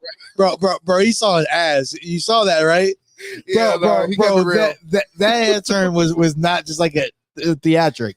Let me just give you. He saw someone walk by. He said, "What?" Let me just give you the beginning of Panic at the Disco. Oh man, yeah, that was the end of Panic at the Disco.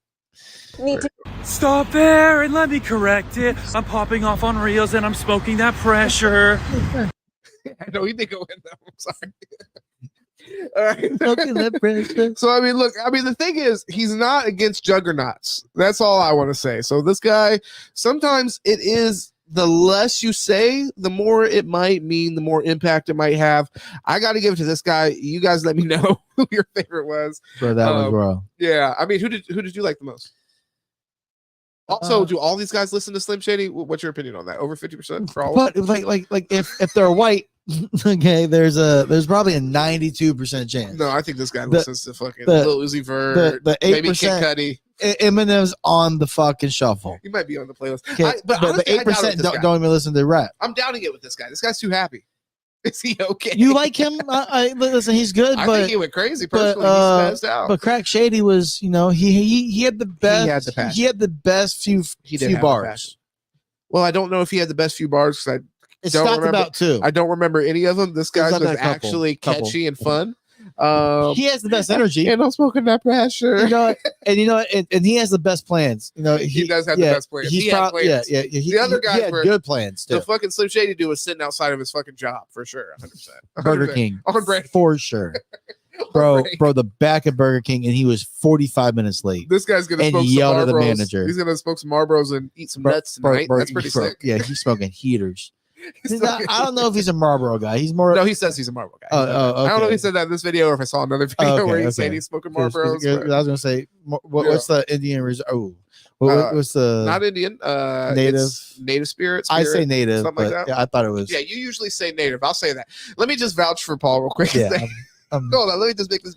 Yeah. Usually Paul says native, just to be clear. progressive. I've never heard him say that. I've never heard him say Indian. That's yeah, he doesn't have that in his vocabulary. That was a mistake.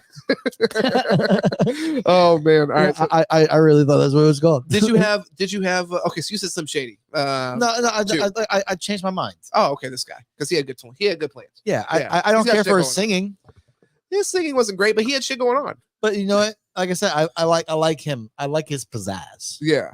Well, you know what? Here, let's get to the I like his next. cheese. I want to get to this next topic because I want to make sure we get this in before we get out of here tonight. Cheers, of course, brother. I need to get what you're drinking on, man. But royal family, so they have some drama going on. And Jaded Spades, Chloe, let me know if either of you guys, Caesar, if you're still in here, let me know if you have heard about this. Supposedly there might be a clone in the family. So a clone of the family. They're working through Do you that. think we Kate, we go can ahead. clone? Oh, fuck yeah. Absolutely. Yeah. Do I think we can clone humans? Is that what you're asking me? Yeah, 100%. I think and do you think that they're walking around today?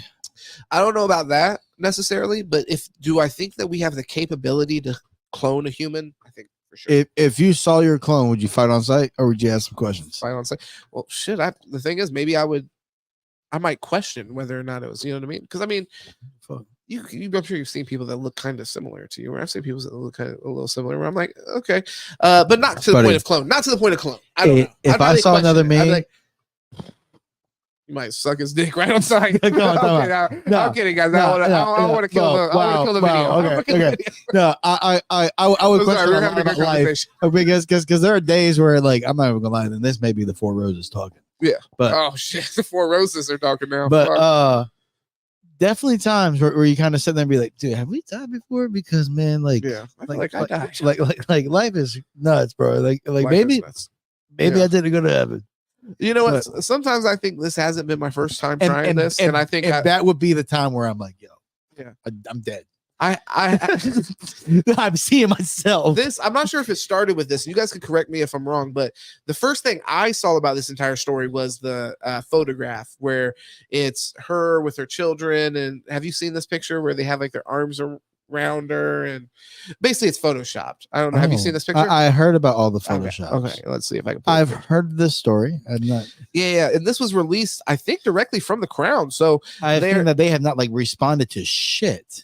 Well, we'll see as far as like I haven't seen a response, but we will dig deeper into this as I get your opinion. I wonder how so we obviously don't have a monarch here, but we do have like Joe Biden, for example, which you know, some people who wouldn't mind a monarchy if the right person was in. What did you fucking turncoats? Well, wear the right coat, you red coat motherfucker. With Joe Biden, I take it back. The motherfucker part was aggressive. What's interesting with Joe Biden is obviously there's a lot of skepticism around his health. So there is a little bit of a parallel here. So how would you feel if your queen, like I said, let's put ourselves in their position that we can kind of move it over to an American perspective. But this is try to imagine having a queen. Yeah. This is your future queen here, possibly. My blood. And she there's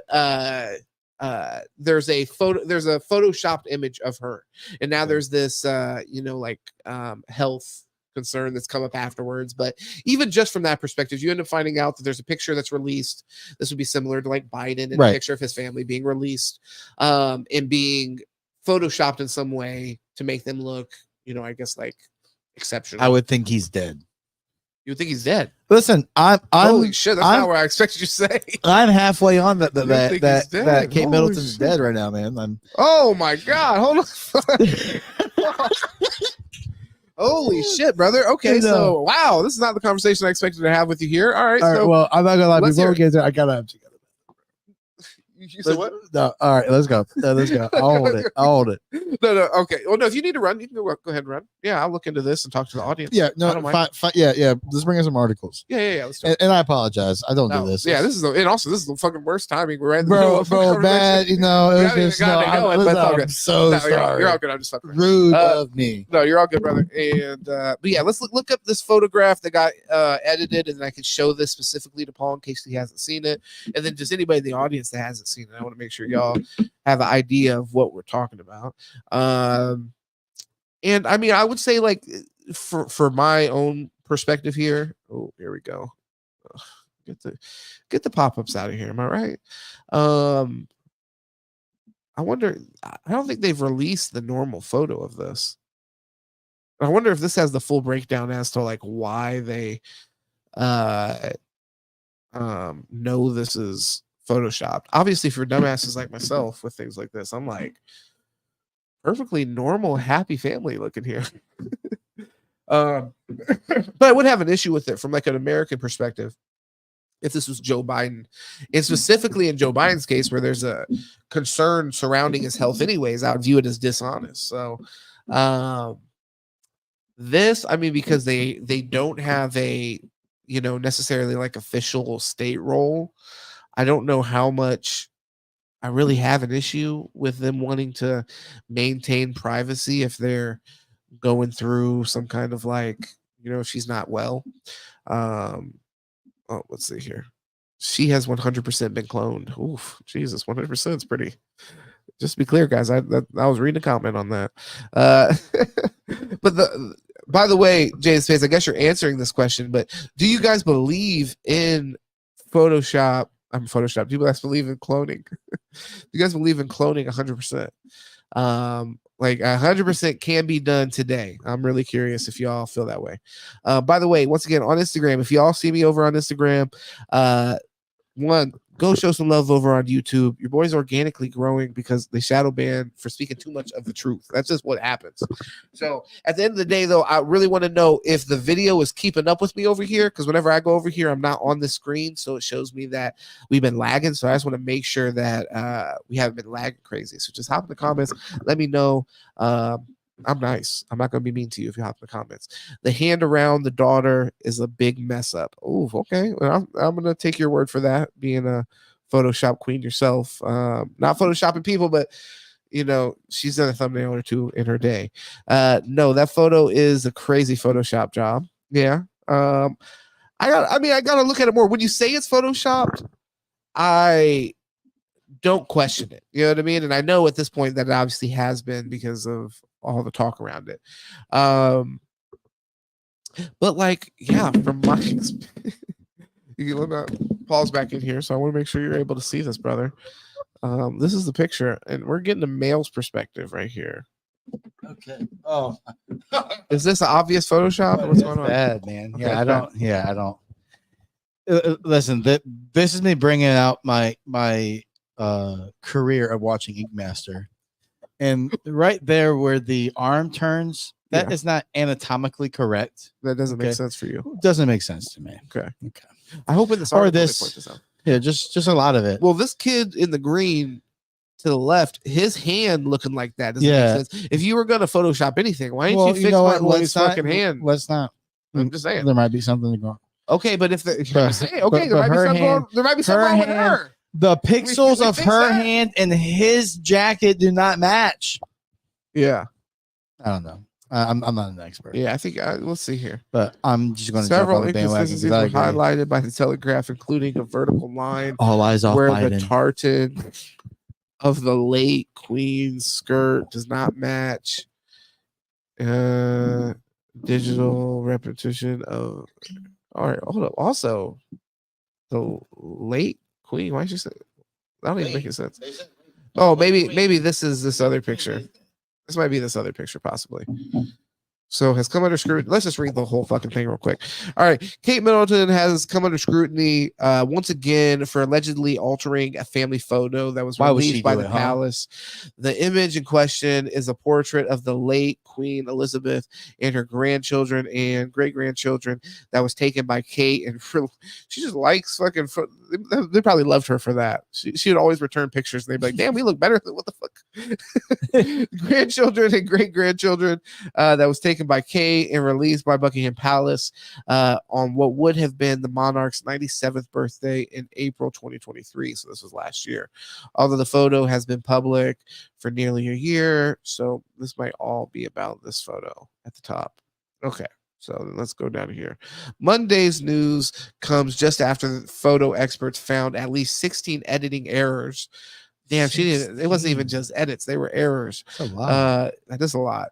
In the Mother's Day photo with Kate and her kids that she shared on social media to celebrate the holiday in the UK earlier this month. One thing I want to ask you, and you can kind of think on this, and the audience, I want to ask y'all, and I want to get your opinion on it. But how do you feel about the obligation, or that they just haven't released a photo to follow up on this? If there's like some kind of like scrutiny or skepticism around this photo, if everything is all right, which I think for the most part, we're going to read some more of this article. That's what they've kind of indicated, that everything is okay. Do you feel like there's some kind of obligation to then just like present, okay, well, this is a photo unedited, and maybe she needs to come out and do a press conference. Yeah. Damn. All right. I am alive. I mean, yeah. Do you think they owe that to the Bro, United at this Kingdom? point, like, listen, man, like, we can act Their like, tax dollars do go to them, like, in, right? like, certain ways. And listen, we can act like it's crazy. In today's world, everything's on the table. Okay, with the way social media is, with the way that just the perception, anyone's perspective being that she's not alive and that they are lying and covering that up. Yeah.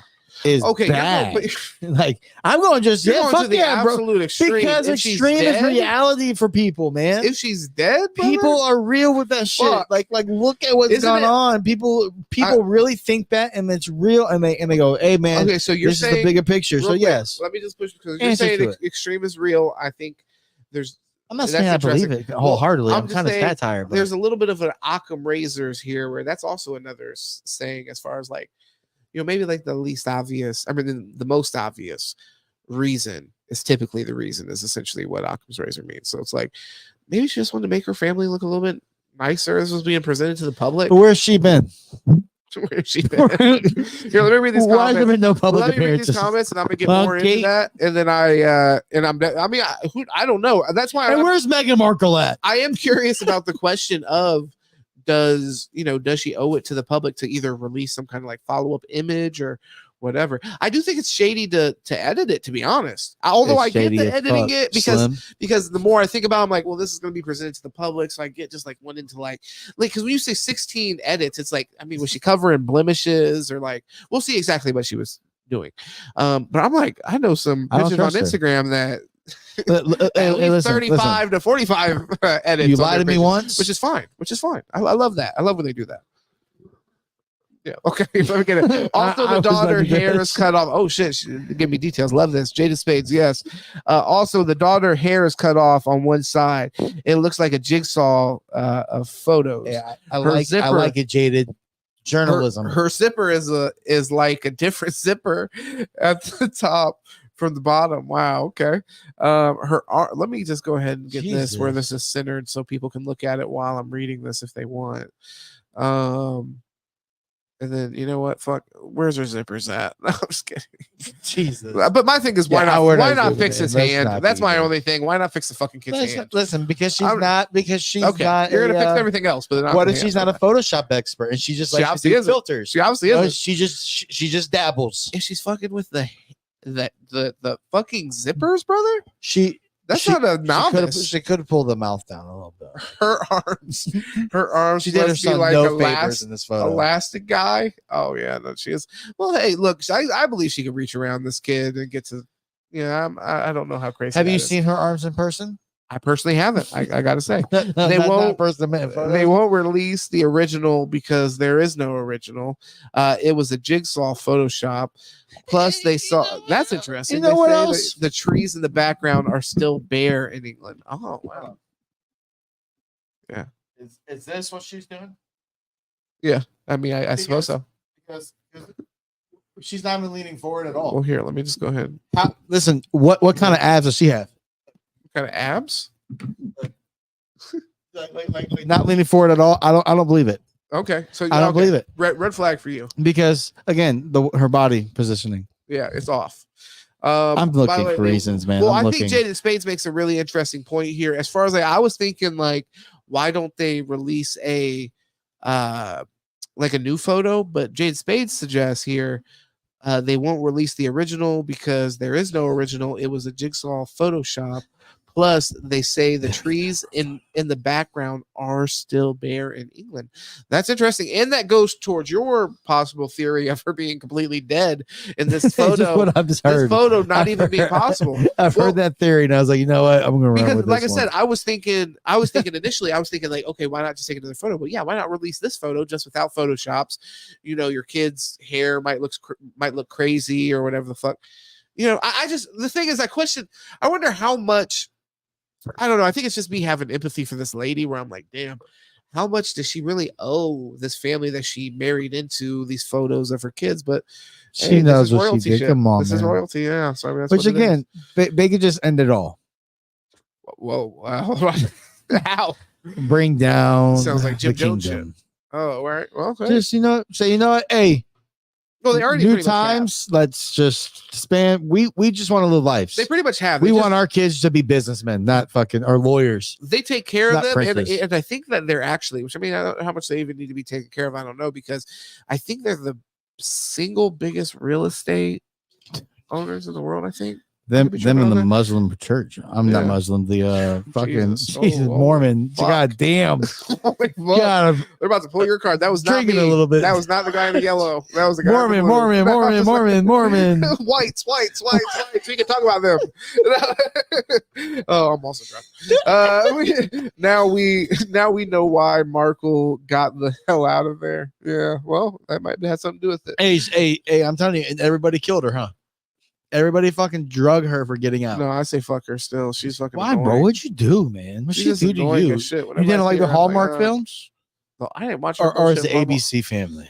Whatever she made, I didn't watch it and I didn't support it. I think, look, the thing is, I have read articles where she's been just openly criticized the royal family, and I'm just like, same thing. If you're gonna say she knew what she got into, well, she fucking knew what she got into. She's not stupid. But she took The her fuck? husband out. She did the right thing. She said, "Run, baby." Oh Lord, she took her husband out. She saved him. Saved. It looks like Oh, glory. it looks like 5 different photos put together, which is interesting. Now that you say that, I hadn't considered that this photo was completely fake. She's saying Choose a different figure. that's wild. So even faked the trees in the background. That's crazy shit. Bro, that's dope. You know what? That was really cool that they did that. Yeah.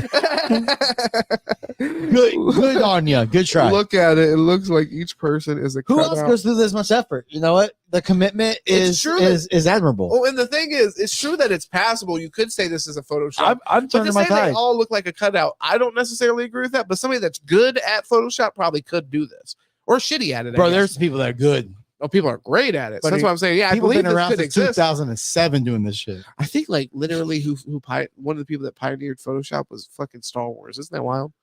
The Phantom Menace. Hey, It's like a lot of the technology came from new that. show coming out. It's fucking wild. Shit I'm gonna do a sucks. movie channel too. I'm talking about that. He As well. says sucks. He says I gotta get schedule right. Just fucking stick to it. Yeah, they own more property than anyone. Plus, they still get tax money. Yeah, no, we were talking about that. So they still do get broken off a little bit and get taken care of. And then the property thing. I thought I was right on that. how but many I wasn't. countries have left their what do we call it? Do we still call it a kingdom? What is the word we use? What, for them? How many countries have gained independence? Huh. Like, what is their role anymore outside of just like, hey, we're here? Well, so even if they were, Because they have no say, right? Parliament does. they supposedly, I mean, but they have influence. I would say they have influence, but AI doesn't know that the trees haven't bloomed yet. Ooh, Oh, shit. this is AI. That's a good one. So you Yeah, take dude. AI and then you filter AI. Well, then that might not even be No, your fault. I'm not even mocking that one. You could be. I'm sounding like it, but I'm not. You could be unperfect, and like, once again, AI. Fucking open up your eyes to this fucking kid's fucking hand.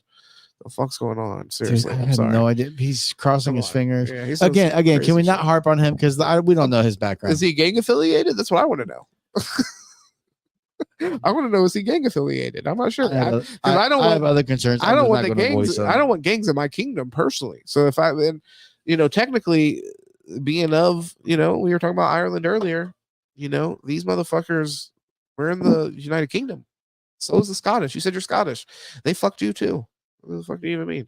Fuck Hey these man, people. hey, Dude, your ancestors, whoever they were, even if they weren't, the fuck. Oh my god, that was an accident. I didn't mean to do that. But once again, they could have fixed this motherfucker. William Wallace, baby. Oh man, I just think from AI's perspective. But hey, yeah, the teeth look kind of crazy too. I don't know. You know what? Like this little girl's teeth. This is a good just. Why does it look like they photo. put a different person's fucking? Why teeth is there in no it? reflection of them in the glass? Oh shit. Oh shit! Oh, look at cursor. Bring cursor right here. Okay, cursor over here, Look- guys. If Look, you see look, it, look at that. Here. That's horribly done. you say there's nothing in the glass. Not only nothing in the glass, but the lines are crooked. But then also let's not forget fucking what the fuck, dude. I'm just kidding. Oh, good shit. Hey, great pod. This was awesome. Let's see what else we got to We got chop a- it up on. We got a few Oh, things. actually, no, I We wanted got to. a few things. I think we got I went. time. I think I wanted to check this out real quick because at the bottom, I think they point out some things. Okay, so Monday's news comes just after photo experts found at least 16 editing errors in the Mother Day's photo. Okay, that's what I read earlier. Some of the noticeable mistakes found in the March 10th photo included Princess Charlotte's hair being oddly cut off, indents and distortions, and Princess Kate's hair appeering to be airbrushed. Okay, well, that's Could she interesting. not send this to Hair could anybody like ahead of time? Be like, hey, what do you Check think? this.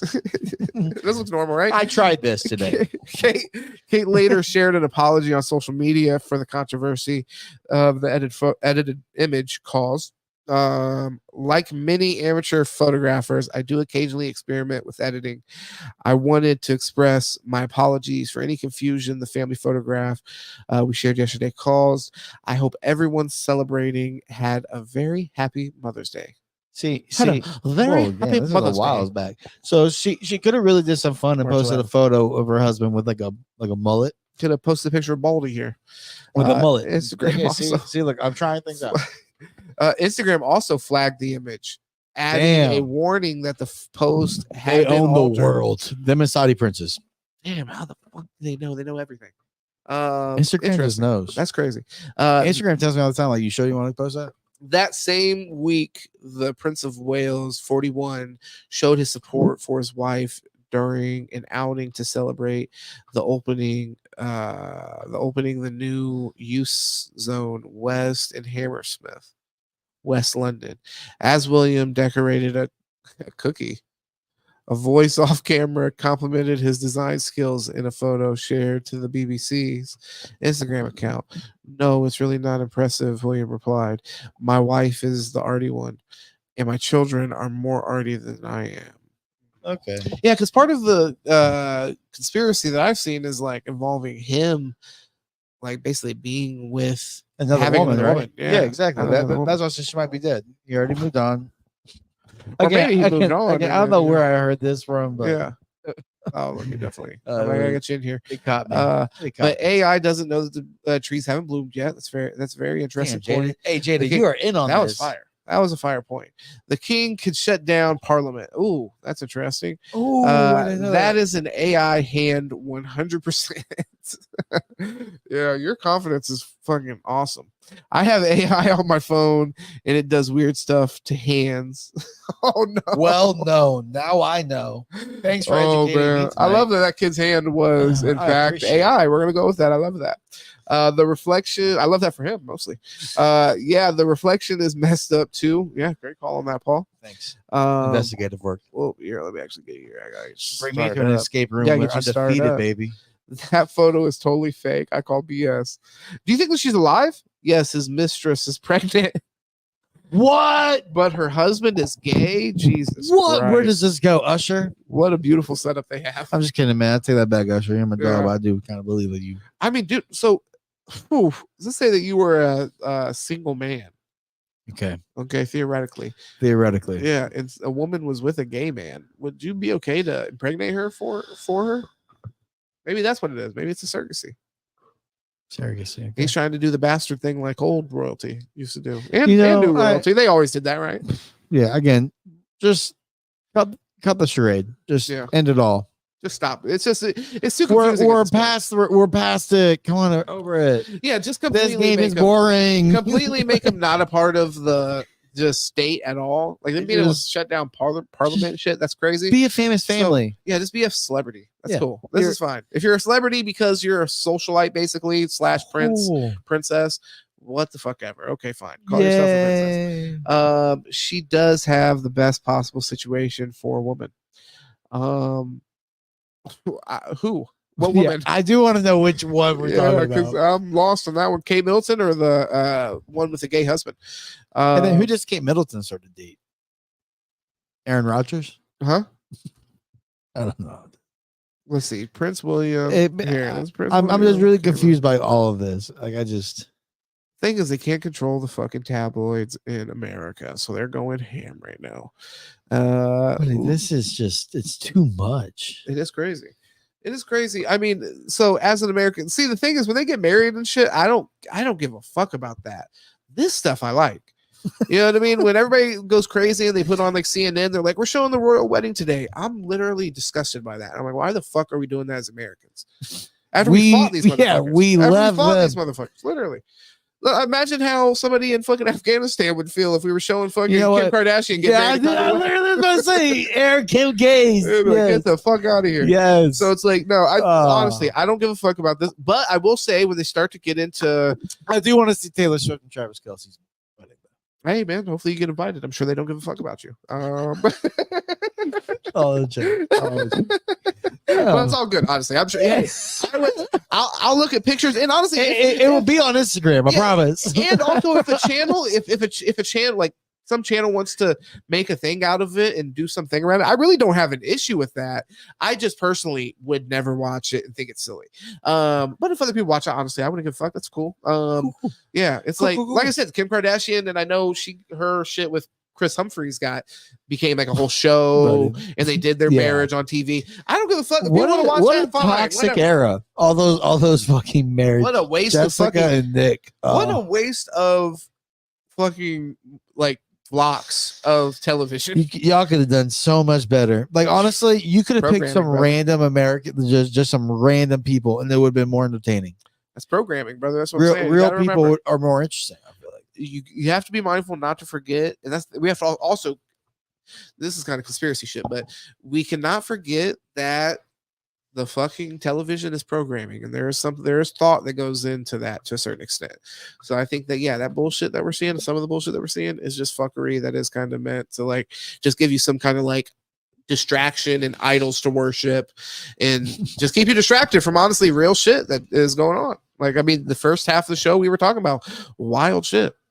Wow. And it's like, to keep you disconnected with that, this is kind of more fun to talk. Like, it's definitely more fun to talk about these motherfuckers than them getting married, and also all the travesties that this family has committed. That's why, anybody that marries into this family, and I'm like, oh, you found out that they're fucking blood sucking lizards. Sorry, Meghan Markle, but like if that wasn't clear to you, dude, David Icke had been telling you for a long ass time. He said they were lizards. They're lizards. I can't. Yeah, they're literally lizards. They're not. He's like, they're not even human beings. For fuck's sake. They wear a mask. This is interesting. The Kate Middleton lookalike has been forced to deny. Oh. She's forced to deny shit. Kate, come on. Kate, release a picture. It's okay if no, you're like no pictures. Skinny or whatever. No pictures. We need her running around Central Park. Come to America. Come through customs. Oh, this is her? Okay. Okay, this is a little baddie that you decided to. Oh, wait, that's the side piece. Okay. She looks like a dog. Holy shit! Go down. Fuck. Go down. Golly, this poor lady. Guys, it's okay. Is a dog like, or I mean, a human? Listen. There are pretty dogs out there. My vote's human. I think she looks like pretty dogs out there. Watch out for Paul. Look. Hey, I resemble a Lord of the Rings dwarf, so I don't. Okay, nice. Yeah, I can see you getting along with him. Who am I? I think you might be a little too tall. I don't think they'd like you very much. Yeah, that's probably the first time you ever heard that with the fucking like. I appreciate it. I really, you know what? After the way my life went, I appreciate it. Well, I'm just thinking about. I relate with hobbits. I always take on my hobbit. Brother, I think you. But intellectually, I'm looking no. You would be like when Mowgli got raised by fucking wolves. You'd just be a tall ass hobbit. Yeah, and that you probably love that. I'd be like Buddy the Elf, bro. You'd be a quarterback. Could you imagine? I'd be the best Please one. Please stop there. throwing around. You wonder why they fucking. You know what? They're a little loose. I'm sorry. I have a moment. Yeah, that was I appreciate the dramatic response, but fuck, you know what I mean? Didn't think about it. Oh man. So this lady right here, she got exposed. She's sorry, like, "Hey guys, I'm not the fucking prince's replacement wife." I was just protecting Kate. Said she has done gigs since Kate Middleton's surgery, where people have said, "We found Kate. We found Kate." Good. Oh, all right, we can put the rumors to rest. Yeah, let's check out Jade Space. What do you got going on? William's mistress husband is David Cholmondeley. Who the fuck? 7th Marquis of Cholmondeley. David Cholmondeley. I guarantee you, if you do David, is gay, and he lives in France. But his wife is pregnant in England. Oh shit. The mistress married a rich gay guy who lives in another country. She has my dream life. Yep, What a turn. Yep, some people. What a turn. Some people just living out other She dreams. has That's what my it is. All dream right, well, you life. brought it full circle for us there. We do appreciate that. Look at and David let's look at this guy. Chalamet. Let's look at the Cholamundes. You don't need to remember. Just Dave Here, Chalamet. let's just go Cholamunde. There it is. Okay. Seventh Marquise of Calamity. Oh, you might be on something about him being a little, Oh, look at that guy. Oh, God. Is he? Dude, he looks scary. Is this gentleman a little? If he's murdered somebody, I'd say yes. Is this gentleman a little unique? Yes. Okay. Does he look gay? Yes. Yes. If he was, If my sister brought him home, I'd have her talk and say, sweetheart, that's a gay man. He belongs on Broadway. he has rich and gay face. I will say that resting gay face. He if this was Game of Thrones for sure, he would be he'd be the gay one. Who's trying to act straight, but everybody knows. Well, he had to act straight. He had to. It's per the what times. was the motherfucker's name? Renly? Yeah, Renly Baratheon. This is Renly Baratheon through and through. He had to act gay, and he also needed to produce an heir. So the thing is, it's not like out of the realm of possibility. Oh, I'm not even showing you guys this shit. That's hilarious. Damn. So all that fell flat. No, actually, some of it I was showing, but I wasn't Right. showing the last picture I was showing. Still fell flat. Let's see here. William's mistress, husband. Oh yeah, 'cause I went back. Katie, Nice. you are so educated on that. He lives with his lover in France. No kidding. Has this been the last couple of days? Is he is this confirmed that he's with his lover now? I mean, hold on now. So how long has this been going on? And also, but the thing is, like I said, like I was saying on the Lord of the Rings, I mean, Game of Thrones shit, Game of Thrones shit. That guy was literally like still trying to get his wife pregnant with his boyfriend or whatever. Like his boyfriend was trying to get his dick hard before he could go in the vagina. I'm just saying. So it's like hey, that's a telltale sign. Well, no, he was openly. He was like, "Oh yeah, this is my boyfriend." Like, I need actually, which was crazy because too exciting. his lover was actually her brother. Wow, Game of Thrones. It almost happened again. Game of Thrones is fire. Game of Thrones is fire. They took it there, and yeah, no, 100%. This is basically the same shit. Let's see here. All right, so we're not gonna find it on this page. Oh y'all, like I said, they were not there. So now this poor fucking guy just trying to, this guy's just trying hang to out with his gay lover. Yeah, France. he's just trying to live a romance. Okay, we need to leave him alone. Well, But he's doing it with a married man. Well, and he's separate from the situation. He's out fucking around with this dude or whatever and doing what he does. But his wife is the one that is. Should we care? Should we care? Should we give? I mean, a royal fuck. Oh, I like. Do you like that? There. Yeah, that's Like nice. that? Yeah, I like that. I would say that should we is kind of an interesting thing. I don't know, like place of value, like what should we care about? Should we care about Like Miami Dolphins? what if they Should we have an care open relationship and they're just like, hey, listen, man, he likes dick, Yeah, but he had a prince duty. He had a prince duty. Well, no, the prince is not the. Well, I guess. So, I thought William was fucking the dude. No. Okay, so yeah, that's where you're a little mistaken. All right, so that's where my disconnect He's is. fucking that dude's wife and got her pregnant, supposedly. Oh, well, why would that guy get? He is still married to this Rose chick, but I think William's baby would be acceptable. I thought she meant William was gay. No. William is straight. William is Kate Middleton's husband, and she may be dead. She may be actually. I'm just trying to put all this together, man. So that's the woman. That's the woman we're thinking might be dead, or maybe is not. And we're hoping is not. But either way, we're thinking that there's potential for him to have sired a boy or a girl or whatever with this guy's wife.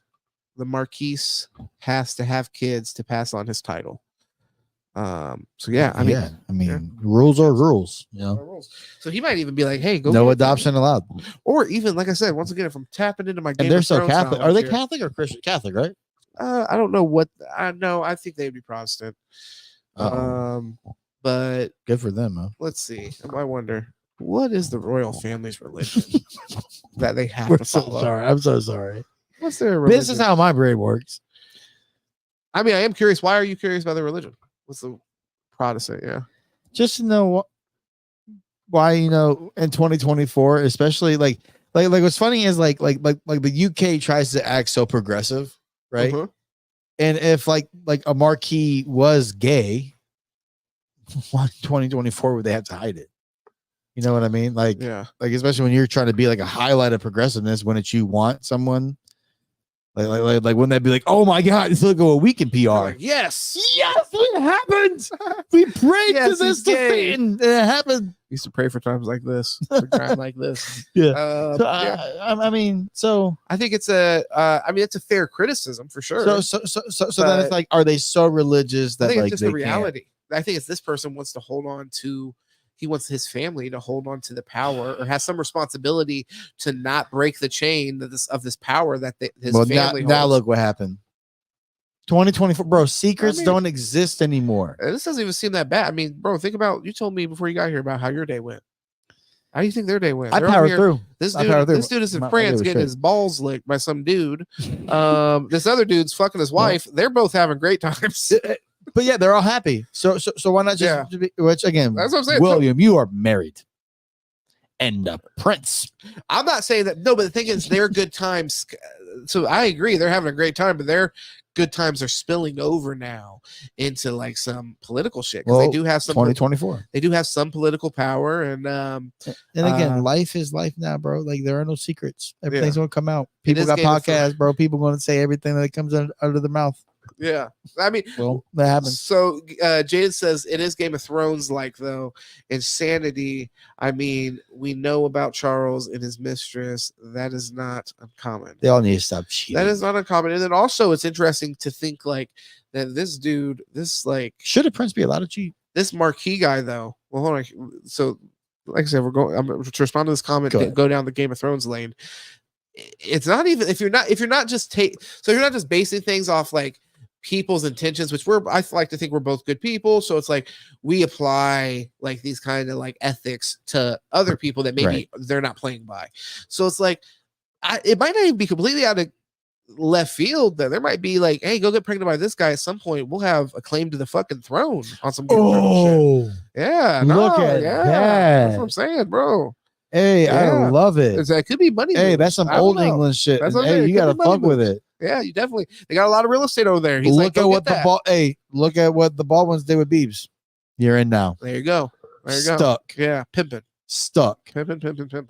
Jada Spade says here they still can't pass a title on to a bastard. Still in 2024. Yeah, that's pretty crazy. Damn. Especially, I wonder, do they have less bastards in England? I wonder, just in general, as a thing. Yeah, like, is it just like more? Because I mean, I feel like I'm a bastard. That hurts my feelings. Well, there you go. See, we have a bunch of them over here. My baby daddy were not married ever. My son, goddamn bastard. You know what's interesting? My parents went, as far as I know, went the opposite. I know that they got married, but they actually told me one time that they went the opposite way specifically for that. They're like, we didn't want you to be a bastard, bro. So Parker's grandmother told me and his mom that like we need to get married so he's not born a bastard and goes to hell. And I'm like, all right, well, that's why I was thinking it was more religiously motivated. I'm done with you. in America, I was thinking like from that perspective, it did have more like religious connotations more than like, you know, like political connotations. Well, we did not get married. So. We decided to make him a bastard. Which is fine. I think so am I. So we'll be in the same place. We're united forever. And I think in America it might be. That's why I'm curious to see this. I think it might be. It's definitely less of a thing if you consider like how people viewed that 10 years ago. Or not 10 years ago, but like 50 years ago, 100 years ago. Yeah, huge difference. So it's like that was like evolution. Oh, fucking! Have you ever seen the movie Legion? Yes. Okay, the lady. That was a fucking the old ass lady. Dog. That's why I still think about that lady all the time. She went crazy on her, and that was the only reason because they weren't married. She was having a kid out of wedlock. I can do it by myself. She's like, oh, so he's going to go to hell. It's like, bitch, what the fuck did you say? Yeah, it's more bad. And then she fucking she crawled up the fucking thing, and bro, that shit. That was a fucked up movie. So I don't like scary movies, man. Oh, you don't like scary movies? Fuck no, leave them alone, bro. I don't like paranormal and demon shit. Like I just don't like none of that. I don't like none of the possession shit. You know, I believe in all that. So it's like, I don't fuck with it. Yeah. Now, like a Jason and Freddy shit, like that shit ain't real. Like I'm down. I'm cool. Yeah. Chucky, don't like it. Little kids, I can't do scary little kids. Really? Yeah, because I have Why a are you more scared of kids, bro? I have a more complex. Can you kill a kid? Yeah, that's why it's fun. And they do. And at the end, they finally conquer that. Which I told Lauren and Parker both that if they became zombies, it's a wrap. Oh, you would do it. No problem. I have to. You're not mine no more. You're not the same person. I have to do what I have to do. You're not mine. Like you What have the to. fuck? That was a psycho way to put it. You're not who you mine. are anymore. Yeah, that's better. Yeah. Well, that's much better, brother. Yeah. Ooh, you're not mine Yeah, anymore. I gotta. You're a slave to the disease. You've been tainted. You're unpure. At that point, it's you or me, right? Well, there you go. That's interesting though. Those people don't have real jobs, so they screw around all of the time. What is that life? Yeah. But is there no moral code?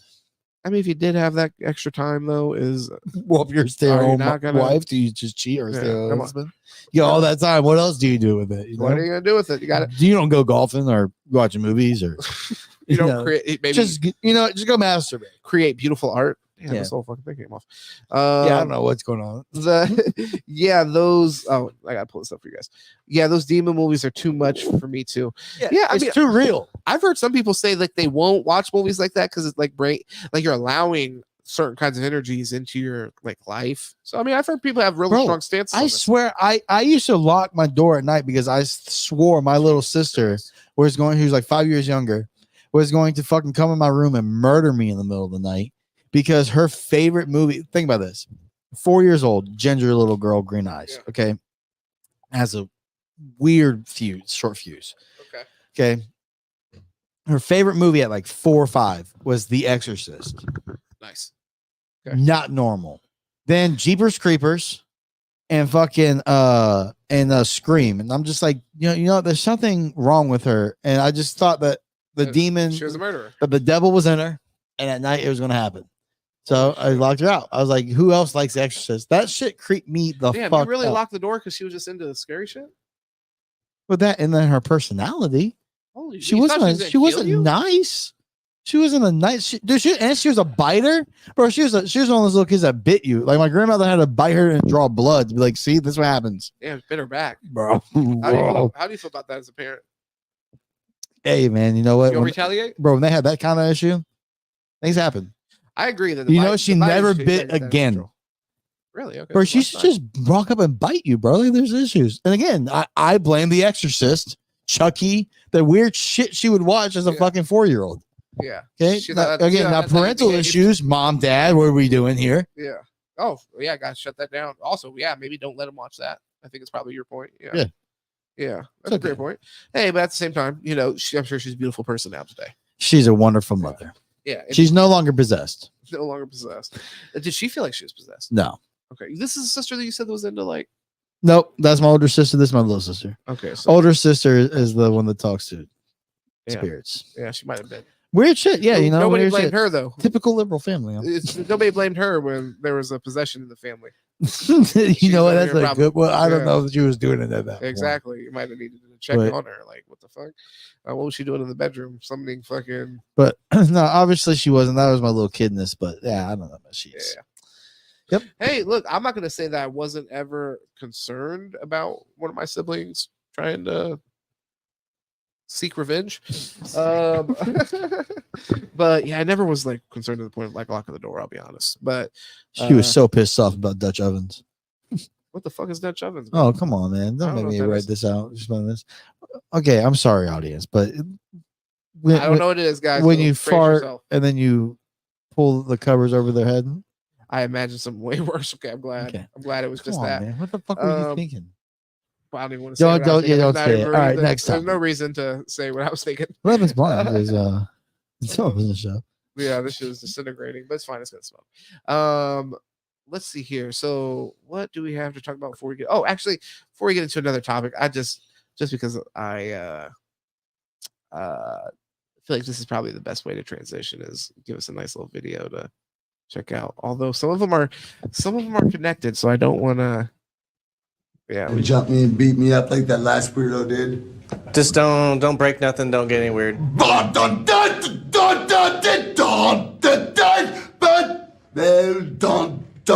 dead and dun, dun, dun, dun, dun. In modern day, I deceive and I. Ace Frehley goes on, dun, dun, dun, backwards, dun, dun, dun. Paul Stanley goes, oh yeah. Oh, and Peter yeah. Chris is going dun, dun, dun, dun, dun, crazily. Nuts. Eyeballs bulging out of their heads. I saw them 5 times. So that's a bad trip on mushroom. I saw them 5 times. Well, I mean, one thing I'll say, by the way, this lady, I don't know if I have any videos of her, but this that lady I followed. She says the funniest shit in the world. Actually, I do have a video, so I'll just save that. Not gonna jump me and beat me up like that last. This is funny to me because once he asked them, like, "Are you guys gonna jump me?" Like, "No, we're not gonna jump you." He's like, "You guys are cool." Weirdo did. Just don't break nothing. Don't get any weird. Dun, dun, dun, dun, dun, dun, dun, dun, dun, dun, dun, dead. Where'd you go, bro? Hey, man, that's what happens in jail. You go to jail, you kind of expect you're gonna get jumped. Life is life. Life is life. You're there for a reason, and not saying you're guilty. Innocent innocent until proven guilty, Or sometimes still innocent. and sometimes Ask still Jeffrey Dahmer. after proven guilty. Sometimes still, but no, I mean, this guy's definitely fucked up out of his mind, and I can imagine why he's there. But you know what? God bless people like them. You know? We need them. There's one when I was working one job, as I was getting ready to leave that job, there's a dude that worked fucking corrections that was trying to get me to go do that. Don't. Thank fucking God I chose not to do that. Golly. Yeah, I've been wild. So Dude, that's shit a like rough that. one. Yeah, I'd have to beat his ass if I wasn't there. you would be there. I wanted to look this up. So Tyreek, yeah, because you didn't know about this. So Tyreek Hill, guys, I gotta fill y'all in on the 411. 411, yeah. Have you ever called that number? Not in Said a not long for you. time. I think I might have Yeah, when I was a kid, but all right, let's check it out. So he has a little bit of a issue here, little bit of a, we'll say a domestic back and forth with his wife is what I like to call these. Sometimes things get a little heated in the household, and let's just read that right there. Police report details Tyreek Hill's argument with wife, cigar incident. Read it here. This is where he flicks a cigar. No, just to give you guys the overhead. I don't know how much of this I'll read because I mean I have a pretty good idea of what generally happened. But essentially there was some conversation taking place about a post-marriage prenup that Tyreek had, I guess, gotten some kind of encouragement that he should have his wife sign. And she ended up feeling like she was, being bullied and, he was being a little aggressive. Okay. And then allegedly he put a cigar on her face, not out, but imagine somebody putting out a not lit cigar in your face is how I've heard this described. So smushing your face with a cigar. Yeah, but not appreciate it at all. Not appreciated. I do appreciate that it's not lit. I will say that. But aside from that, Yeah. aside from that aspect, Yeah. I would prefer not to have any. Can he stop? Can you stop? Can you just stop, please?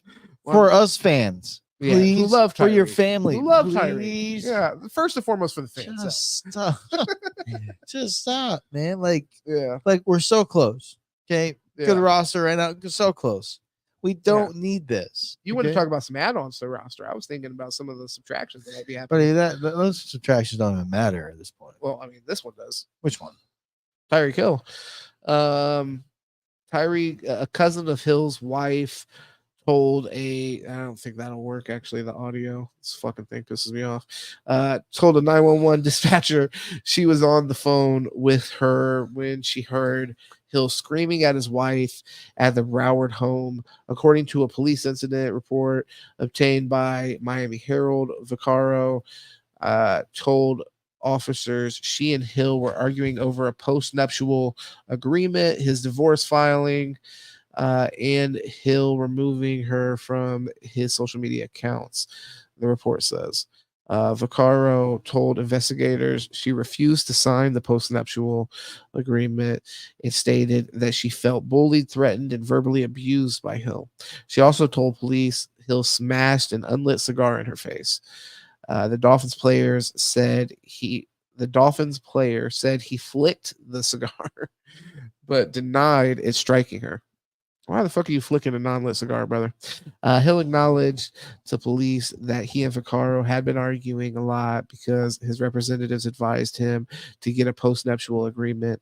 The report says Who are these police representatives that that thought this was going to go over smoothly after all his shit? Thought this would go over smoothly. Yeah, Well, that's yeah. interesting. How I don't know with if they his thought that. history, how in the fuck did you think this was going to go? Yeah. Hey, brother. He needs not a gonna get clean pushback from house, me. bro. His support's not support. But go on. They're not Sorry. supporting right now. They're not supporting. Sorry. No, it's all good. He's a grown man. He's just supporting himself. I get you. Davie police were called to Hill's mansion at Landmark Ranch Estates near Davie on January 30th over a domestic dispute, police records show. The call came the same day by a Broward Circuit Court judge dismissed Hill's divorce filing. The wide receiver had filed for divorce in Broward County weeks before, stating his 2-month-old marriage to Keita Vaccaro, whom he married in November in Austin during a bye week for the Dolphins, was irreparably broken, according in court documents. Officers didn't notice any visible marks on Vaccaro's face or body, and there were no signs of a struggle in the home. One of Hill's sons was in the home when police arrived, and though both Hill and Vaccaro said the boy didn't see or hear their argument. Due to conflicting stories and no evidence that a crime had occurred, no arrest was made, the incident reports.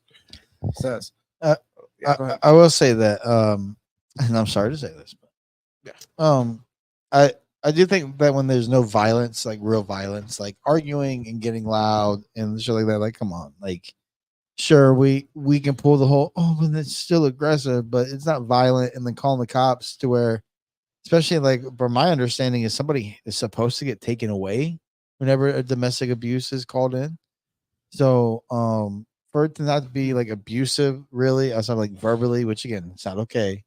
But it's like I don't know, like it's just bad, man. Like all of this is bad. But again, like he surrounded himself with the people he surrounded himself with. He's the one that can't stop cheating and getting himself in trouble. So it's like I don't know, man. At this point, I'm kind of numb to it all. It's frustrating. How do you feel about Tyreek as a player? He's not a player on your favorite team.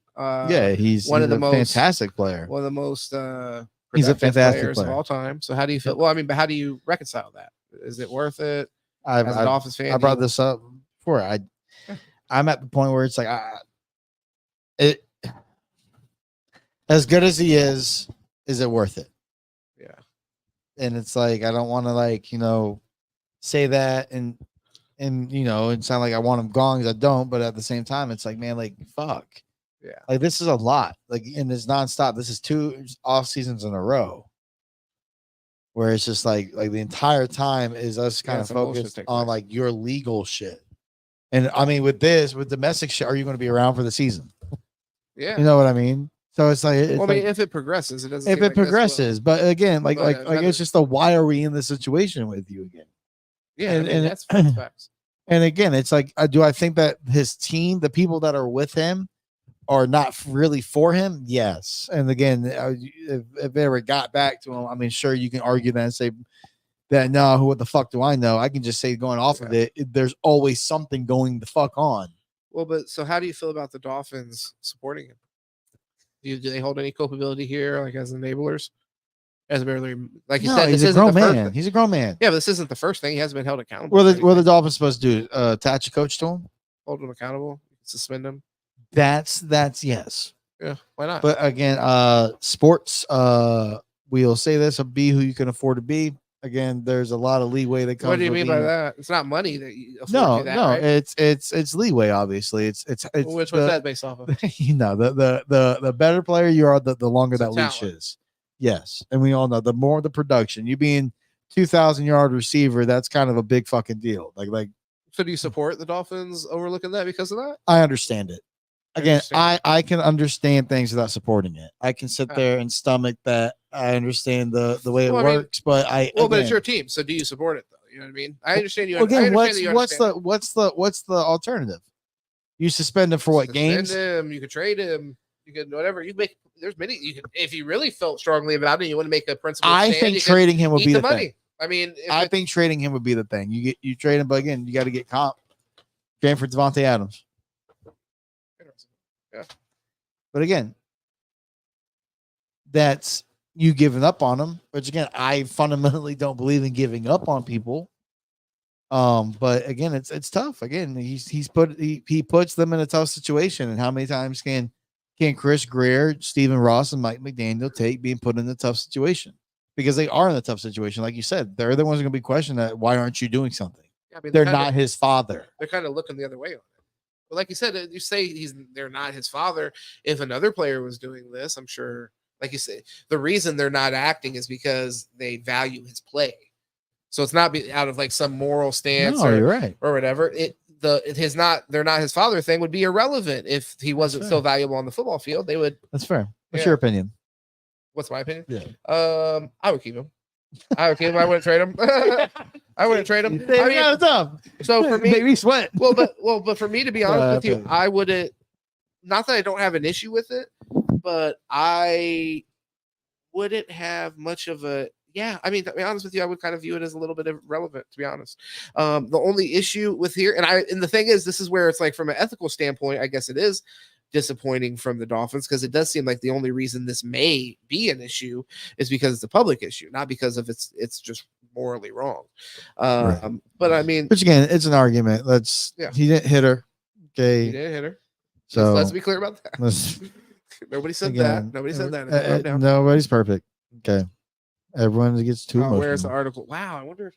Thank you for saying that, Jaden Spades. I wonder if they were able to shut down the article in some way. I'm gonna just for shits and gigs. While I was sharing a police report. I was sharing a police report and then it stopped showing it. Oh, interesting.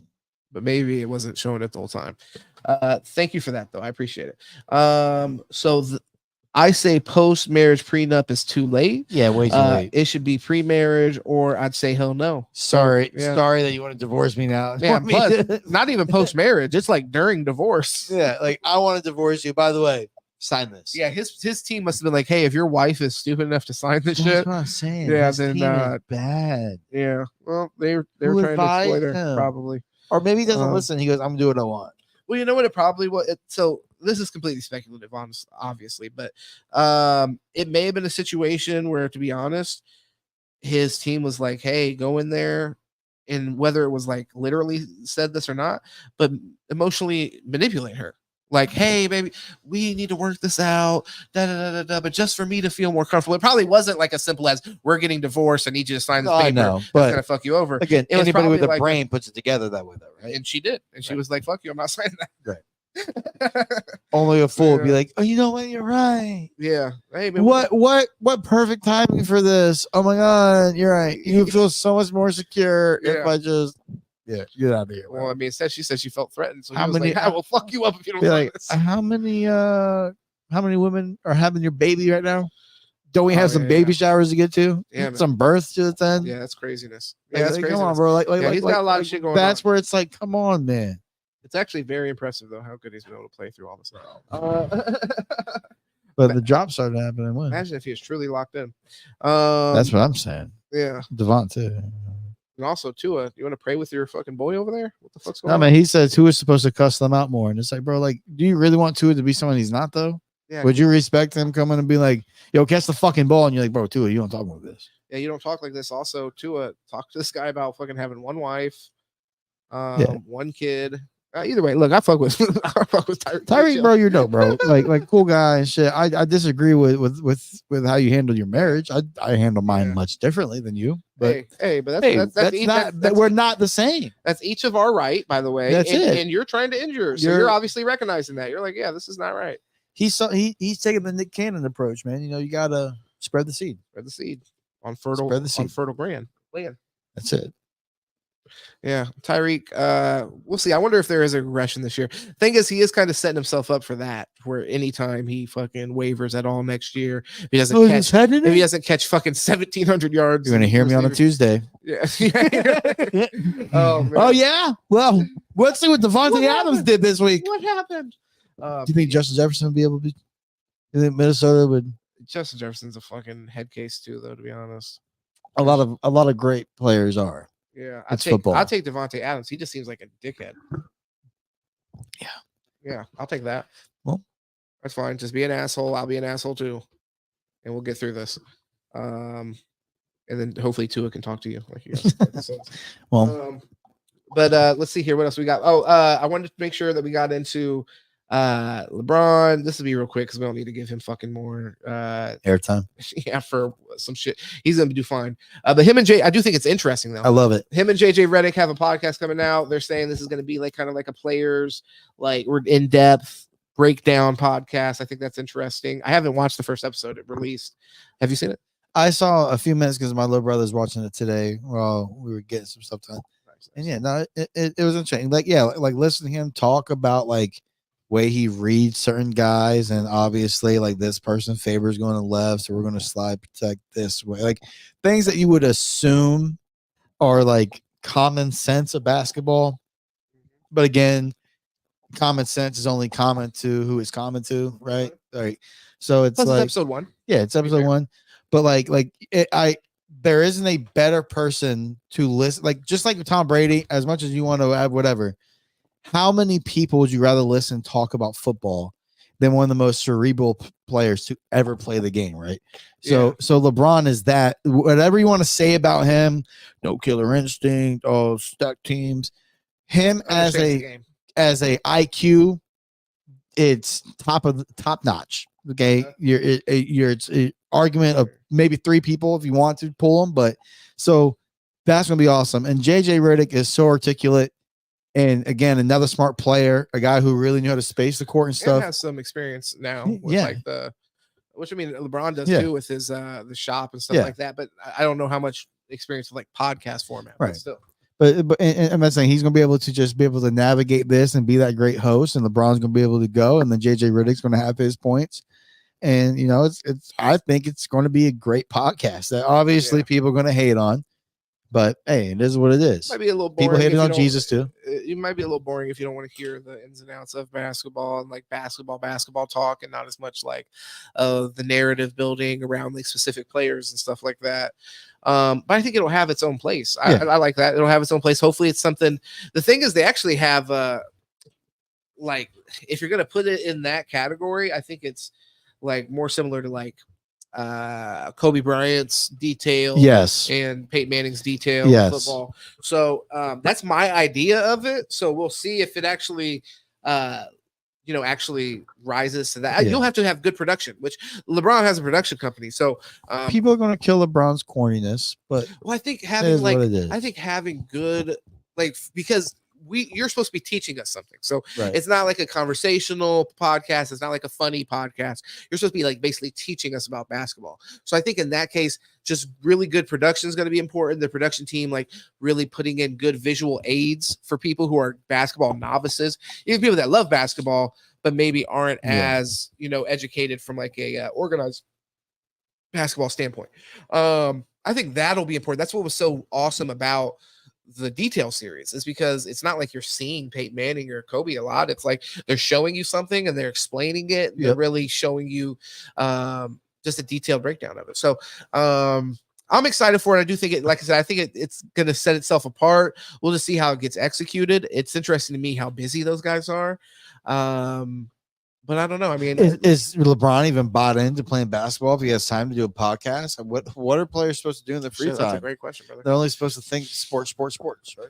And then he's really breaking down his film. So really, he's just expanding his knowledge. Yeah. And the best way to learn is to teach. It's interesting. Well, I wonder if this is like LeBron's somebody I've been very interested in. I don't know if like financially it'll be as interesting to him, but like a career as a coach would be really interesting to see LeBron. Funny, I would love it. Yeah, but I think it's just from financial Why would standpoint. You? Yeah, why would he own the team? He can make so much money. That's where he's going. He's just going ownership. Own and coach. I think you can do it. Yeah. The here, before we hop off here, I'm going to get into some more videos and write out, but Love is Blind controversy. I don't know how much you want to get into detail. That's fine. I'm blind on this. So Paul's going to break this down for us and kind of bring us up to speed. And I'll look some stuff up here. So, but yeah, go ahead. So, okay. So just kind of, it's trash TV. Okay. And I'm sorry. My wife, when I'm cooking and she's doing dishes and shit, like she has it playing, and yeah, I get caught up in the drama too. Okay, it's kind of fun. I get invested in people's love lives. Okay, and I go, man, I want this to work, and this dude's a douche. Okay, but so basically, you have people who it's kind of like a apartment or hotel kind of like setting where they stay in, you know, two separate areas, men and women, and they're all single, living in the same kind of like city region. This season was Charlotte, North Carolina, right? Okay. So objective is you go into a pod, which is a room where there's a wall, and on the other side is a member of the opposite sex, another single, and you guys talk and you try to connect and find who you're interested in, who you're going to make a connection with, to blindly agree, because you don't see the person, to become engaged. Then the next step of the process is that you guys then live together. You get engaged without seeing them? Yep. Wow. So love is blind, yeah, right? It's just see if love is literally blind. So then they go ahead and you live with each other in someone's apartment. You guys go ahead and you go about your daily lives, and you do that process for X amount of weeks. Okay. And then at the end of it, you're to make a decision whether or not you want to remain together, get married, or separate. And again, it's an experiment. It's not meant for everyone to get together, but it is interesting to see. And I love this about these competition shows and these like psych shows or sociology shows, where it's like the way people act. Now, you have a guy, Jeremy, who ironically on TikTok, there's a story. He's actually connected. I forgot about this when I brought it up, but he was living in Sarasota. The girl that he was dating some dude in Port Charlotte. This was 2012 time. She was a body, like they were all bodybuilders, and he kind of like ran like a little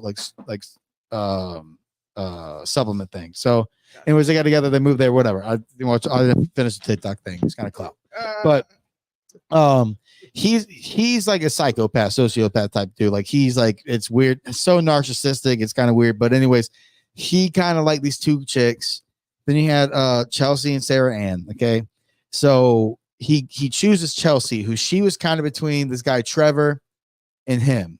She chooses him. So they get married, they go, right? Or they get engaged and they go, they date.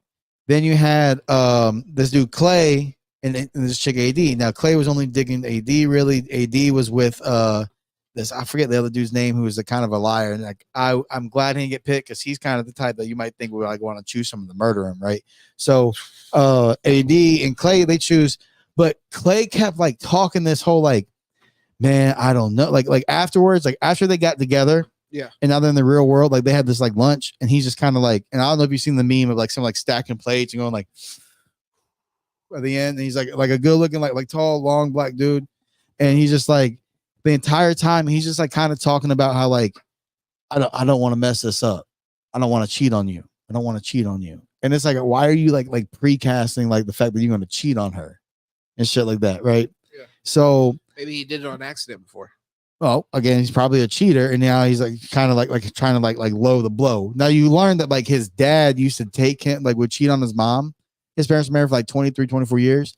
He would cheat on his mom, right? Yeah. With Clay being with him at the chick's house. Nice. Okay. So bring your kid to go cheat on your wife.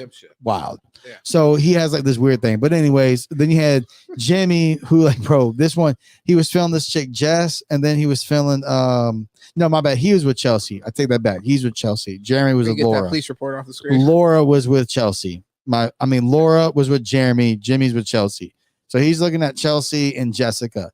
Jessica writes in this letter talking about, hey, like I have a daughter and all this, and I love you, and this is how I feel. And bro, his response was just like, oh. She's like, what? And he's like, I really wasn't signing up to be a dad. Yeah. So was it his kid? No, so she has a 10-year-old, and he's like, well, which again, if you're gonna date someone in the 30s, like there's gonna be baggage. So then the next chick comes in, Chelsea, and she breaks the news that she's divorced. And he's like, what the fuck? So anyway, so he picks Chelsea, bro. This is where it goes. Jeremy comes out. He goes on a fucking to the bar, sends Laura his location, and be like, look, you can trust me, right? Yeah. All right. So you can trust me. So he sends the location. You say, Andretti, you got an opinion on this, brother? Hop in the comments, man. I want to hear your opinion for real. And then what wound up happening was, bro, he went with the other chick, Sarah Ann, that he was talking to, met up with her. No, yeah, Sarah Ann met up with her till 5 a.m. Took her home and everything. Yeah. Right. So obviously they separate. It's a long drive. So he said it was 8 minutes away. I might as well take her home at 5 a.m. It's like, okay. So like obviously and so it's just funny, like the way that it all goes. Now there's like one couple that actually like turned out like got married, and they were like meant to be, like they only had each other throughout the entire thing and the pods, everything. Then it comes out that the one dude, Trevor, had a girlfriend going into it. Nicholas Shea puts him on blast at the reunion. Damn. Puts text messages up on TV talking about how he was telling his ex how much he loved her and he has to go do the show, and if it doesn't work, he'll be there, but he has to see and do this experiment. And then he leaves, doesn't get picked, so he leaves and texts her immediately like, "I love you so much." So he was doing it for love, though. That's my take. There's no money involved. No, you don't win money. Okay, and he wasn't in it for the fame. Maybe he's in it for clout, but at the same time, You don't think that makes a difference? Maybe. What but if he truly was in it for love? People take breaks. That's my thing. So he said the reunion like it was a toxic relationship. And the thing is, the chick Chelsea that he was kind of going with, the dude Jimmy, she lied her ass off, bro. She's in the pods and she goes, "My friends told me that I look like a celebrity, but maybe I shouldn't say." And he said, "Who?" Now bring up Chelsea. Love is blind. Okay. She tells this fucking man, and the moment she said that, I said, "Why in the fuck?" She said, "My friends tell me I look like Megan Fox." Bro, the expectation you just put on yourself, and then the way that you truly look. Now she's a pretty like she's not a bad looking woman. Okay, I can see the Megan Fox. But that is not Megan Fox, bro. I can see that. It's not Megan Fox. From a normal lady standpoint. Look, they got them here next to each other. Yeah, I can see it. Sure thing. She's trying to give you a picture, something to. Right on. So he comes out immediately and was like, "Oh, not Megan Fox." So oh my god. So listen. Did he expect a clone? This stupid fuck? I mean, no, bro. Again, that's the expectation she put. Bro, people are dumb. So then he immediately goes and checks out the other chick that he was talking to, Jessica, on Instagram. All right, yeah. And it's like, all right, well, I like what she looks like. And then Chelsea knows, and she's drunk all the time. Oh, hold on. So this is the lady that he didn't go forward with. Yes. So he never got to see her. Yes. Okay. So then he's like, well, what did she look like? Yes. Damn it? Okay. And then the Sarah, and so back to Jeremy, who met with the chick at 5 a.m. Right? Yeah. Well, till 5 a.m. Before that, she sent him a message on social media talking about how the door's still open if he ever wants to change his mind. Oh wow. And it's like, then you go meet up with her until at 5 a.m. And it's like, bro, Laura was like, "Are you fucking dumb?" And people are killing her like she was like berating him. And it's like, are you fucking serious? Like, you're wasting time. So my question with all this, right? Yeah. Okay.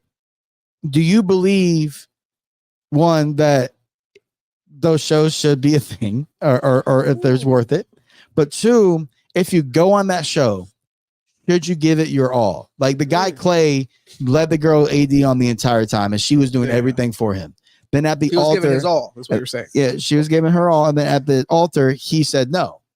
Yeah, and he's like, it would be irresponsible for me to marry you. Because I'm like shaking the table. Yeah, he's like, it would be irresponsible for me to marry you, and it's like, why'd you take her all the way to this time? Like, bro, like y'all picked everything out. Like, why'd you take it all the way here? He decided it wasn't right. Is it too late? So if at that point you decide it's not right, and did he presumably is he making this decision because she didn't look like Megan Fox? Is that what the point no. So that's another one. That one, yeah, they separated right before the altar. Like he decided, like I can't, like I don't want to go to the altar. Like I don't want to do it. Like I don't want to marry Megan Fox. Yeah. So and like again, man, apparently he's been dated like half the cast afterward. Nice, so it's like dated. Bro, he's just been smacking. Damn. Okay. Smacking. That's what it sounds like to me is a little bit of jealous ones envying my brother. But it's just wild to me because it's like, I don't know, like is if I were, single? I guess. Oh, that's another thing. Bro, he had two best friends. Bro, he had these two best friends that are females. Had him meet the chick and all, right?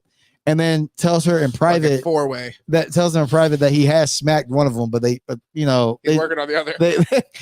They just realized that they're better off as friends. Yeah. And so then she brought it up on camera, and he was like, "I told you that in confidence. I can't trust you anymore." And then 4 weeks goes by, and then when they had the conversation, they have to like be like, "Hey, are we going to go through this?" He brought that conversation up. It was like, "You betrayed my trust. Then I can't do this." And it's like, then why'd you go the next 4 weeks, bro? That shit was that big of a deal. Yeah. And it's like, bro, again, it is what it is. And you shouldn't marry somebody that you don't want to marry. So to answer your question, I think that should these kind of shows exist, I don't think I have. It is a little, so it is definitely like degenerate behavior. So I'm not saying I don't look down on people that go on them. I definitely do. But you know, like I said, I get the entertainment value. I wouldn't want to like outlaw it as my thing. Like I don't watch shows like this, to be honest. Like, I don't watch Love Is Blind because I don't really find too much interest in it. There's a few times that I've like seen these shows in passing, and I like I can see the entertainment value, but I just ultimately end up feeling like it's fucking wasted time, and I'm watching these people that are idiots. Dumb, bro. So it's so, bro, it's so dumb. And yeah, because again, it's like, again, you have a few like one or two couples every season that like kind of like do work. Yeah. So that's where it makes sense because again, it's a great social experiment. And like for the guy Trevor, and this is like okay, where I want to bring it home. Say it was never successful. Why would that? So do you like because your initial question was should it exist? Because then it wouldn't be for what they portray it out to be is to find true love. It would be honestly just for an entertainment value.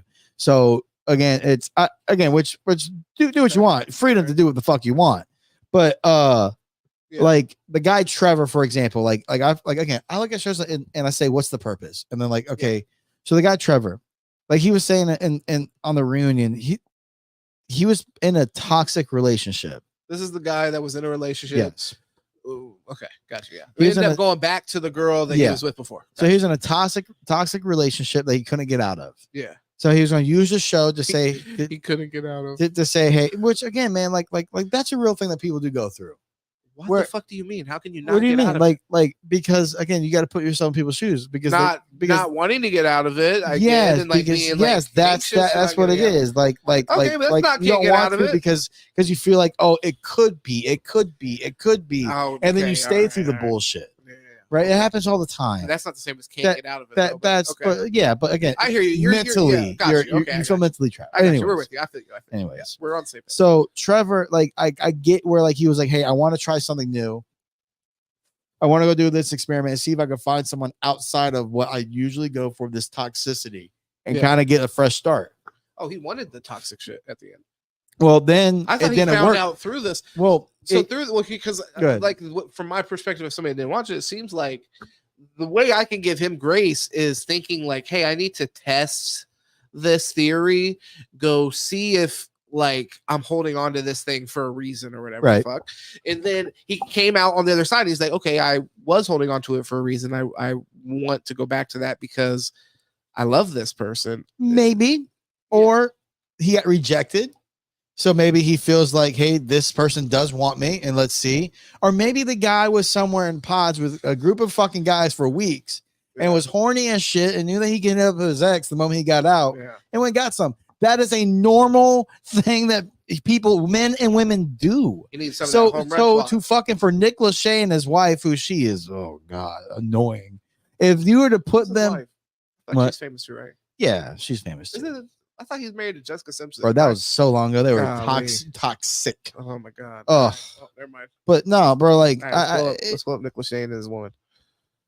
She's just, bro. She's drama. She just wants the drama, and it's like, man, it's annoying. But anyways, like for him to put him on blast was kind of like, I get the point where like you came here for the wrong reasons. I remember this lady. I don't remember what. It's like, oh, you came here for the wrong reasons. It's like, yeah, but so did the guy Jeremy. Which, bro, I don't know if like there's clips on it, but The girl that he met at 5 a.m. like after him and Laura like separated, like at the end they do this like big. Is this on the show?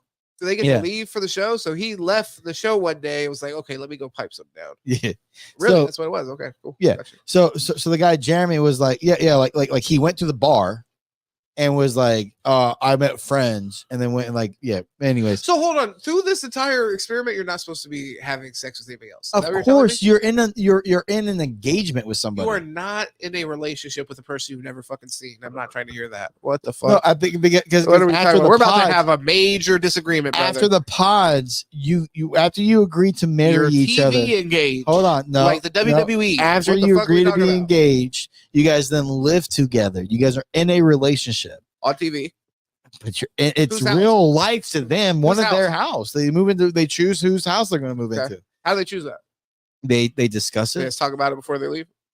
On or TV? no, they go, they see each other's places, and or like I guess they discuss it while they're in there. Some do. Okay, but anyways, sounds like a show I need to check in on. But anyway, so they're in a relationship. So then it's like you're supposed to do that justice. You don't just then go and be like, oh, I think I chose the wrong person. Let me go fuck this other chick.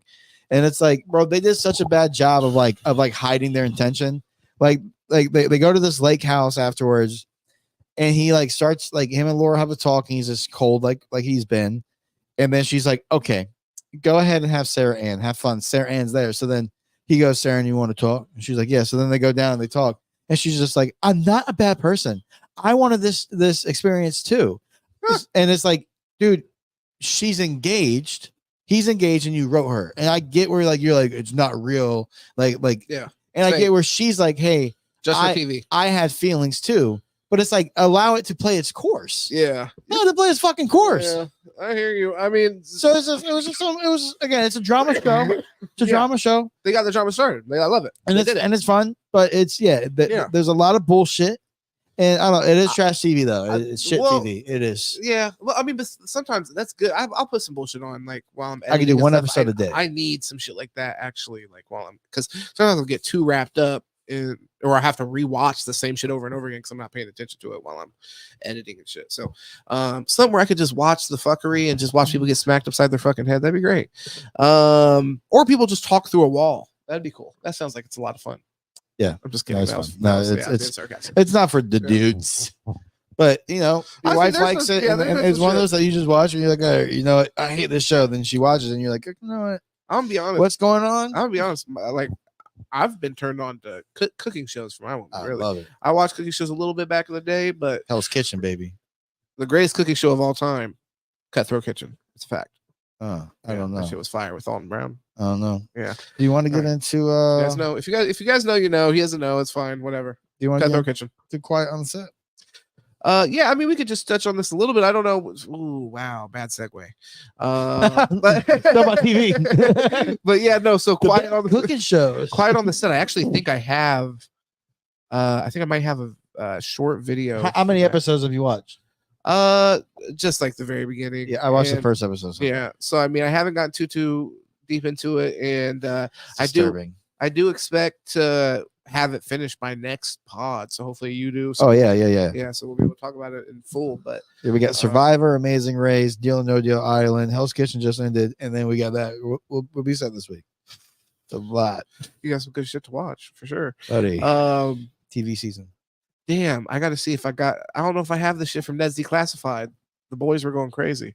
Oh, they were talking shit. Yo, I love how like they were all smacking each other. What do you mean? What do you mean? So Ned's Declassified. Yeah. And like they were fucking. Okay. Yeah. Well, when you said smacking, I thought literally smacking. No, for a second, I was like, damn, they were beating up each other. They were fornicating with each other.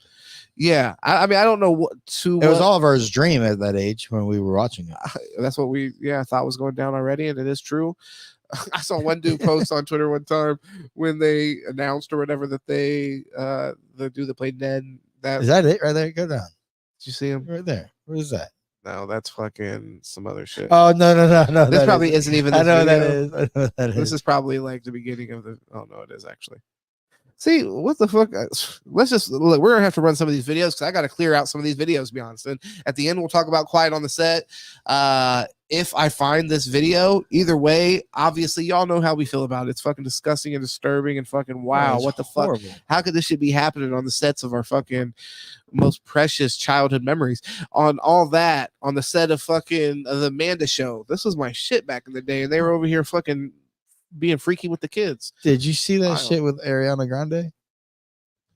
The first episode?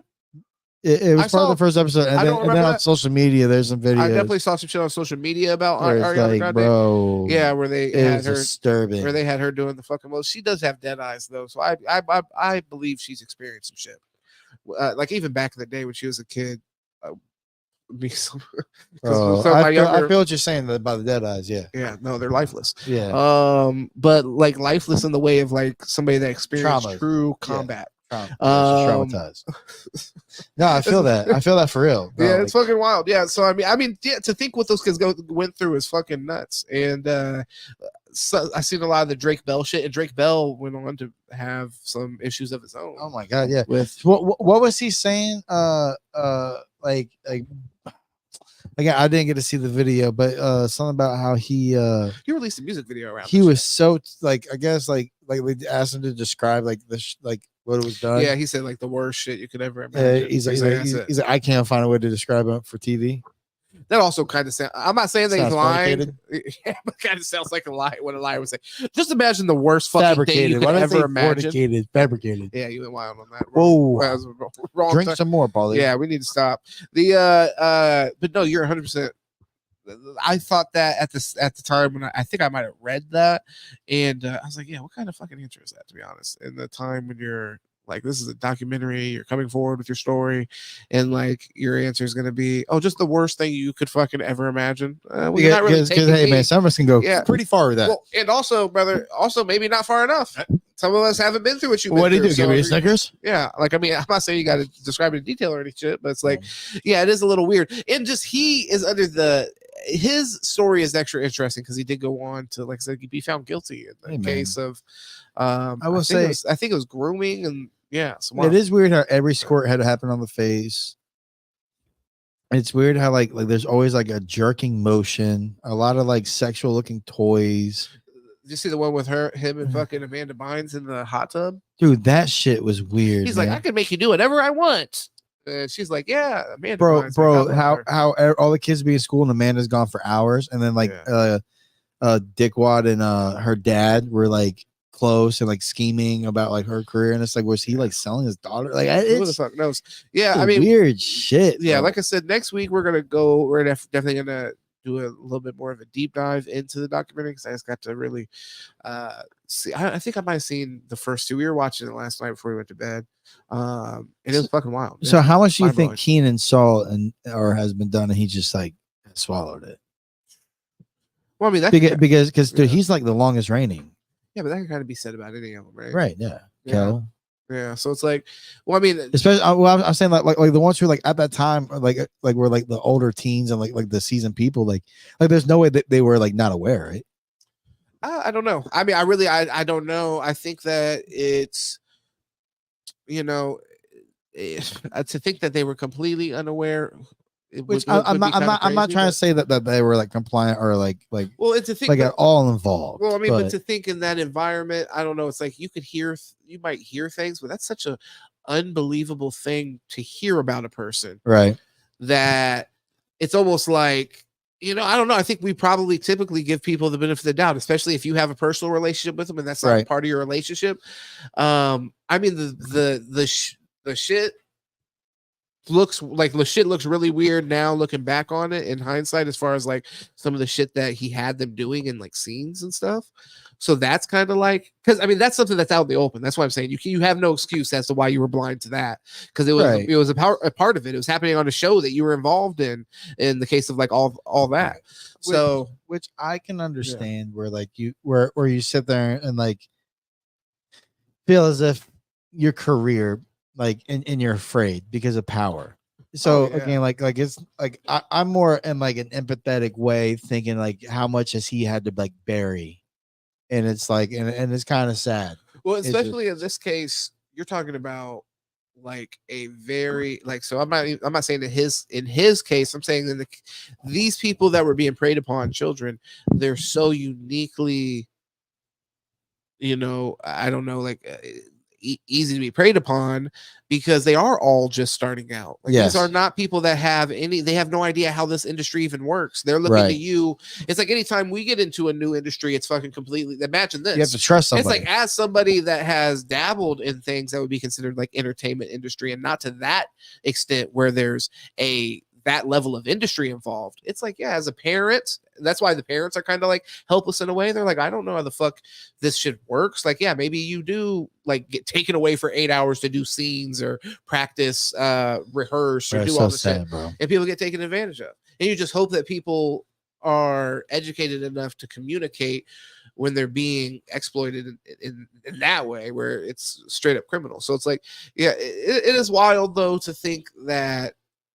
Really, for me, it's wild to think that the people not necessarily the actors and stuff like that, but the people that were in charge of Nickelodeon were this either, I mean, what, negligent, completely negligent, or just out of touch of what was happening, which is negligent as well. I don't know. Well, or involved, like it gets really nasty when you think like, are they involved? Are they Democrats? So on and so forth. Just kidding. Well, what's funny to me is like not funny, but what's interesting is how he started off as like the most trustworthy guy. Yeah. You know, he started off as just like the fucking son in the room, you know, always being the friendly guy.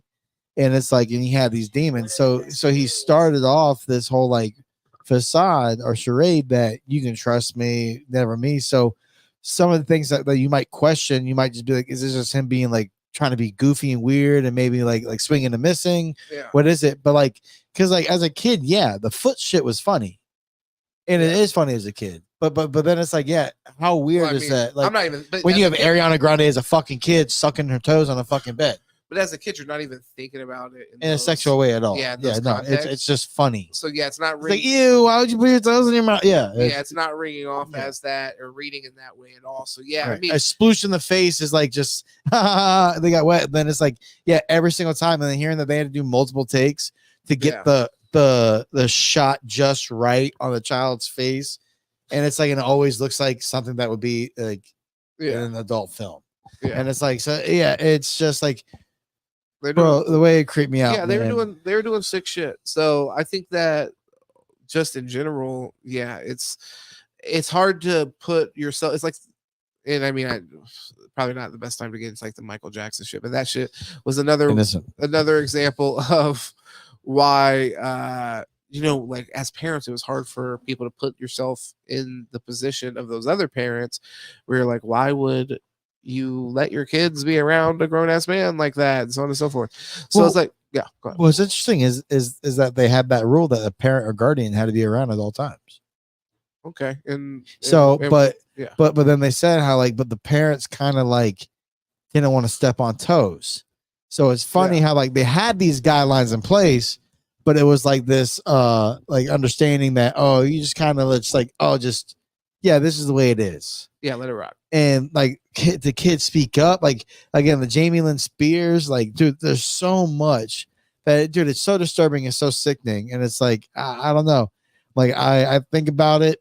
I mean, I used to go to that Nickelodeon thing at Universal every year. I loved it. Yeah. I did this Slime Time Live thing that was at Universal. I froze when I got the mic to answer the question.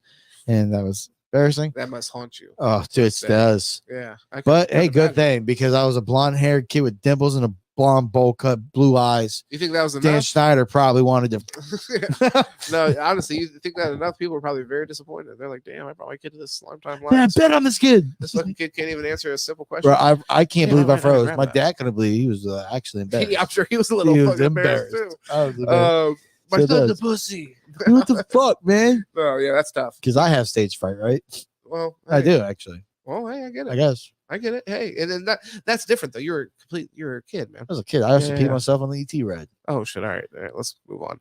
My dad said, "Go." Like I said, we're gonna get more into this documentary because I'm gonna lock in, and I know I'm gonna finish it. Paul said he'll be able to finish it by next week. So next Tuesday, tune in. We're gonna get really into depth on all the other. Any Dan Schneider fans out there, we need to know. Yeah, on all the specific like fuckery, and then. Damn, he's innocent, I swear. Yeah, I don't have my phone. It's there. I'm shitty because I know I had this fucking video, or maybe I didn't have the video. Maybe I just saw it. But just irritated because I would have liked to show you. Basically, it was they were making jokes. They were just being silly. They were like, somebody said something to him in like a live like this, and he says something about it, and he's like, "Oh no, nothing happened on our set." Da, da, da, da. He's like, "That it was crazy." He said they just put us in our own little hole. And then said something about like, "Give me your holes," like playing around like he's the fucking pedo. And I do wish that they could do their own movie. They need to write one. Stop being lazy, guys. People were calling Ned's classless. Ooh, he's classless. He is classless, and I think that's fair. That's like again, if you didn't experience it, do you believe it? Again, all know. Well, listen. Well, let me ask you this. Okay. Do you believe that teachers at X high school that you went to were fucking students? We know it happens, but do you believe it? If anyone said that, like you're like a teacher, I don't know why I wouldn't necessarily believe it if somebody told me. That's why I'm like, I wouldn't. If somebody said like, "Hey, if they told me like a specific story that they had sex with a teacher," then I mean, depending on the person, obviously, you know what? This is public information because it went public. We had a teacher talk about a case. This girl at a local high school who, bro, we all knew, everybody knew it was a joke. Which again, in high school, you're kind of like, and then you see and you're like, yo, like, but like, oh, we're haha, and that's some pedo shit, fucking weird. And it's like, but like, nobody was doing anything about it. Yeah, everybody again, like it wasn't a secret on the football field. Maybe it's like, and he was a coach. Maybe it's not proof. Bro, maybe people didn't have proof, and the right people didn't know. A bunch of people that were instead of it was all haha, he said, exactly. she said jokes. Motherfuckers were just laughing about it instead of like maybe helping a young girl that was being taken advantage of. 6 years after we graduated, 7 years after we graduated, for a girl to be like, hey, you know what? Fuck this. I'm putting out blasted all the fucking from the direct past? messages. Or was this like from when she was in high school and she's like 2 years removed. Oh, he was like trying to pipe other and he's sitting there and it was but it was in a way where it was like first self-empowerment. He always preyed on the girls that were like insecure, so he'd self-empower and then be like, oh, you know what? I'm your friend. Look at me. You're so beautiful, bro. And he started like down the playbook. Like all this, bro. It was so wild, bro. And then studied how to manipulate. But it's just funny because there were people who didn't believe it, even with the pictures. No, like before. Like so, what I'm saying is like to this, like there are people who, even though they're in that classroom, and even though everybody else can sit there and be like, "Hey, man, like this is kind of like known," like they'll still sit there and be like, "No, that's my favorite teacher." Like, there's no fucking way. That's what I'm saying with like now the classified, maybe they just don't believe in it because it's like, hey man, like we ain't seen none of that shit. So what the fuck y'all talking about? I mean, because every person that it is somebody who they went down a path of maybe alcoholism or drugs. He doubled down. So this is the only. So it doesn't mean that what you're saying is not true, but then they did. So he was like, "Oh, give me your holes." Da da da. He's like, "Oh no, I'm just fucking around. We shouldn't joke about that." He's like, "I saw the stuff with Drake Bell. That story was fucked up and crazy." So then he's like immediately after saying, which I mean, like I said, I don't even have any issue with that. I would say, like, for example, if I made a joke like that and somebody was like, hey, that was classless, I would just accept that. Yeah, okay, it was a little classless. That's fine. Yeah, whatever. Okay, you feel that way. That's fine. It was classless. It's like, okay, like you shouldn't be joking about that. Like the day of a fucking documentary being released about this, you probably could hold back those jokes for a little while, but he even like recognized that, and he would probably agree, like, okay, yeah, maybe I was a little classist than that. But sometimes when we're being our authentic self, it could be a little classless. So it's like, at least I'll speak for myself. I could be a little classy. We've all said some shit. That's the thing. I could be a little classy as well. So at the same time, I think, like you said, great point. Yeah, we all say crazy shit, have sex crazy shit. So, give people the grace. And that's like he's on a live, he's responding to some shit. He's just like, well, with the Drake Bell stuff, was it someone with the last name Peck that he was like had an experience with? That's not related to Josh, right? I don't remember, honestly. The details. Some like dialect coach. I don't think. Oh, you mean that to him? Yeah. I don't remember about that, but I remember the his situation had to do with like fans of his. So his situation of him like taking advantage of somebody later on, grooming somebody, was doing that with like fans of his music or whatever the fuck you'd call that. Interesting. Okay. So why do people hate Disney when you know it's Nickelodeon? Could be both. That's the thing. And we ain't heard one Disney star come out and say I was touched. Bro, it doesn't have to just be one. I'm not sure if that's true. Well, you made a bold statement. I made a statement that's a fact. You made a bold fucking statement just now, brother. But it's like, Google me, bitch. You're standing behind fucking Disney crazy right now. Lives up, but lives up for sure. Blue wave, baby. But no, I mean, I think that with Nickelodeon, it is case in point. This is not. We didn't think this was going on previously, and it obviously was. But we all knew. But hold on. Again, I didn't know this shit was going on. You ever trusted like modeling agencies? I think I brought this up before.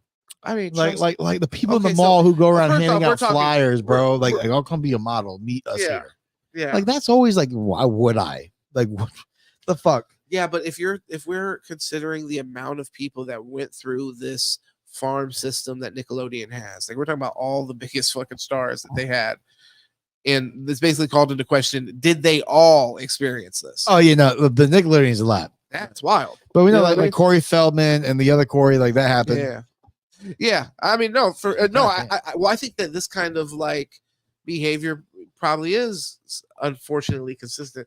Like, I mean, I like to joke about the Epstein Island. It's just, that's not the only island. That's not the only island like that. Oh, bro. So fucking, they're probably, bro, listen, Yeah. between our houses is probably 60, no, maybe 80 homes, right? And the mathematical fact is there's probably a couple people in there that are on that weird side of things. Yeah. Well, for sure. You just gotta look up the fucking map. We see it definitely in Florida. Look it up as a transient state.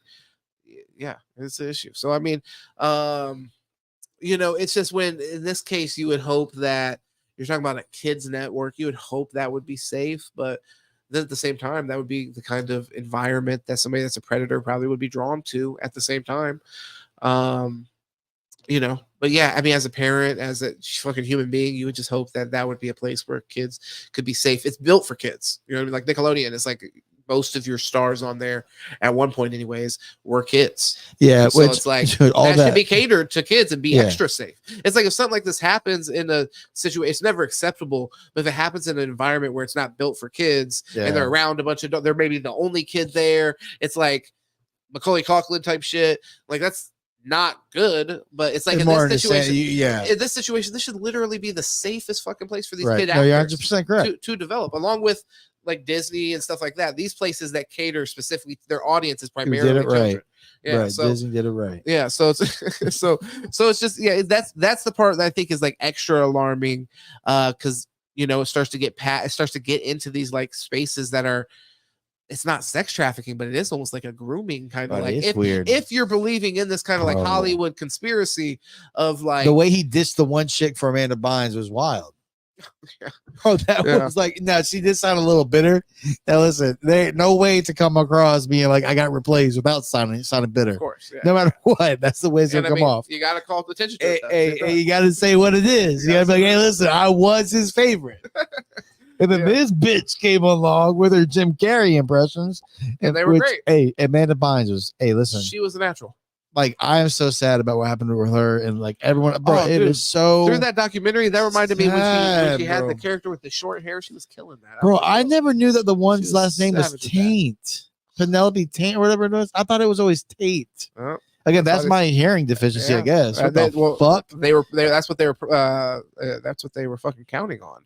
Our fucking mishearing the last name. ADHD, and then once we heard it, this motherfucker's going to jail. Here, let's go ahead. So let's thank you, Me Too movement. I want to touch on some of these videos here at the end. Like I said, next week, if y'all want to hear us get into that, we will definitely get into this a little bit more in detail. The whole series next week.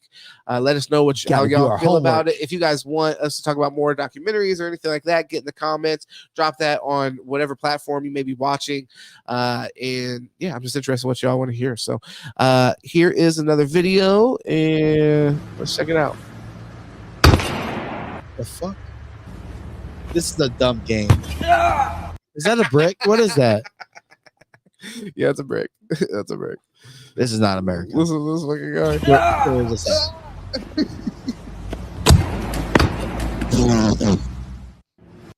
The game ends at that point. Yeah, it's over when you hit someone else. Yeah. Rush him off to the hospital. Bro, that was intentional as fuck. How much money to play that game? None. No, I'll take that back. Oh, I'll play that game. Yeah, give me $500. That was less than what I thought. Okay. We got hard hats on. It's just gonna hurt a lot. Yeah, but this first guy gets hit not in the hard hat. Okay, yeah. Here's my question. The first guy definitely threw at him, and the second time he accidentally took himself out, and then this guy definitely threw it at him. So I think this is all just motherfucker. Where'd the first guy go? That's my question. Okay, he went off camera. We never heard back. Bro, he gets hit with fucking. Is he unconscious? That's right underneath his shoulder. Bro. Do you think he's unconscious, just laying there, knocked out? And they're like, "All right, game must go on." All right, next round. Drag him off. What really makes me curious? Why did they stop playing after this one? I mean, maybe rock paper scissors for the next two. That's what it is. This last guy wasn't even fucking around. He didn't even throw it that high. Here, this guy's gonna whack himself right. So do you toss until you hit someone, or like what's the rotation? How's this go? Everybody's supposed to go. If this is that got through twice in the beginning. He got himself. That's true. He did throw twice in the beginning. It's open. And then this guy throws it like maybe 2 feet above his head. Yep, no, I'm getting you, bitch. Right. With spin on it. Yeah, that was in Russia, 100%. Oh yeah, or Turkey. Yeah, no, that's the people we're trying to avoid going to war with. Just leave it alone. Yeah, I don't know. Fix homelessness. 500. I would say 500. I probably would pass on that because I would be concerned about a real injury. Yeah, I need more than a paycheck. Give me. I think I need. Give me 16. I need at least 1,000. Give me 16. Yeah, 1,600 feels good. Yeah. Oh, 1,600. I think you got me. But that's a PlayStation. PlayStation. Is it guaranteed or is it winner gets? Because I can't do any winner gets. I need guaranteed. Oh, that's true. Yeah. What's this Dana White fucking? Yeah, none of that shit. None of that contender theories. Yeah. I need my money. Yeah, I need my money for this. And beforehand. But this is need a to know what I hospital died trip. for. Yeah, I need to buy some medication after this. Oh, you're definitely. This is hurting. This is gonna. If you hit me in the wrong spot in the back of my neck, I might not be able to walk away from this. Oh, real shit. Real shit. Chloe. Oh no, we gotta hold that because they might kick us off. Oh. All right, hey guys, sneak peek right before we get off here. We are going to do a Star Wars reaction real quick. I'm gonna hold that because when we play it, Disney might cut us down right at our fucking knees. Man, after all the praising I've done for them, they better fucking not. After all the praising, how about this? Hey, what Can I ask you a question? Football question? Yeah, football question. Go ahead. Just because I have to talk to Dolphin fan about this. Yeah. What do you give the offseason? So have you been following it? It's like today, I haven't really followed it much today now. But up until this point, yeah, I have followed it until this point. What's your thought? Terrible. Dude, Made it work. Made it work with the situation we were in. We went all in. And I think that's one thing that I've come to terms with is like, you know what? Last year I was wanting them to like, hey, stop the bullshit, go all in. This team's the real deal. And they did that. And then now they're having to recover financially. So if I was grading them on a curve and taking into consideration their financial situation, I would say, they did all right. I get good, I guess, because like it was such a shitty financial situation to be in. I'll be honest, maybe my foot being my mouth for this, but I'm gonna give them B plus A. All right. Are we? And we're better. You expect to? Okay, so offensively, so I'll break down like this. Left tackle same. Make it quick. No disrespect. Yeah, I'll be fast. Left tackle same. Left guard same right now. Center is a fundamental upgrade as far as getting the snap off, but he's a top 10 center. Okay, so we got him. Then right guard is Robert Jones. It's not Robert Hunt, but he did start a lot of games for us. And then we have a right tackle, Austin Jackson. So that's pretty much a wash. Two running back room the same. Receiver room, we brought back Braxton Berrios. Same. We upgraded with Jonnu Smith, who's a after the catch type of guy. Yeah, I like that. So again, offense is the same or improved or more. He really explosive. didn't do shit in Atlanta, but no, I like that better. I like that better than what we have. Yeah. So our offense got more explosive or the same. Okay. Defensively, we lost Christian Wilkins. Don't agree with that. Don't agree with that. How? Who we lose? Because the offensive line isn't as good. By Robert Hunt. Connor Williams. You're assuming that it's an upgrade. I'm not so sure that Aaron Brewster. I'm saying so. I'm saying that position's a wash. I'm not saying that confidently. I like the signing, and we talked about that signing, but I mean, I think Connor Williams gave us a lot in the first half of the season until he got hurt. Yeah, he's really good. But I'm judging it off that, not fucking Liam Eichenberg. I mean, I like it way more than Liam. But Liam Eichenberg, he's not even our starter. I mean, really, but I'm saying he was our starter then. So I'm saying if you're judging it off of that portion of the season, then yeah, I think we've upgraded. But based off Connor Williams, where do you have Connor Williams better than Aaron Brewer? That's his name, Aaron. Or whatever. I think just overall, and also just being a veteran offensive lineman, I think that's a lot to bring to, especially the position of center, which is, pretty. There's a lot of the mental onus that's put on the offensive line, put specifically on the center to know what's going on. Which Brewer is a center that pulls a lot. Yeah. He's an athletic center, and I think all that's interesting. He fits what we do much better. So that's what I'm saying. The offense, and then with the tight end again, I'm just not confident to say that's an upgrade. By the way, then defensively, our linebacking core is much better. way better. Okay, agree with that. For secondary, I would say is better. I'd say Kendall Fuller is better than Xavier Howard at this point in their careers. Okay. I'd say that Jordan Poyer is an upgrade from Deshaun Elliott. We can say he's 32, whatever. He had 111 tackles last year for Buffalo. So in the year before that, he led their team in the interceptions. The guy is still a high IQ player who's going to be able to play this defense well.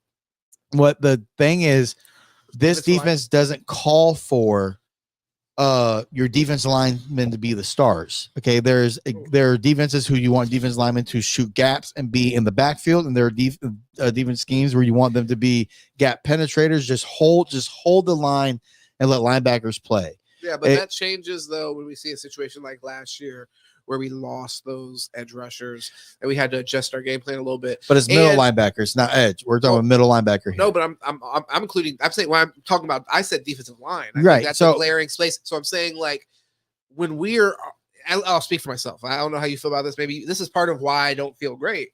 Is we're going into another year now where Bradley Chubb has had another season-ending injury.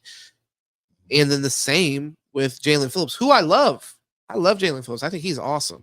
And I like Bradley Chubb too. And I think he did a lot last year. But I think those are serious, genuine concerns that Jalen Phillips specifically being somebody that actually quit playing football right at one point. So it's like, yeah, go ahead. Go ahead. No, you're so good. You're good.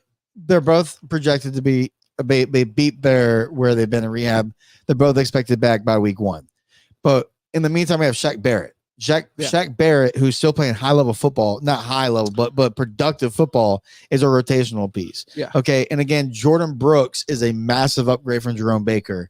This guy is 3 out of 4 seasons. With 1 season, it was rookie year. He's had over 100 tackles, and one was 184 tackles. Yeah. He is a fantastic middle linebacker with Anthony Walker when healthy. He's a good middle linebacker. David Long's still there.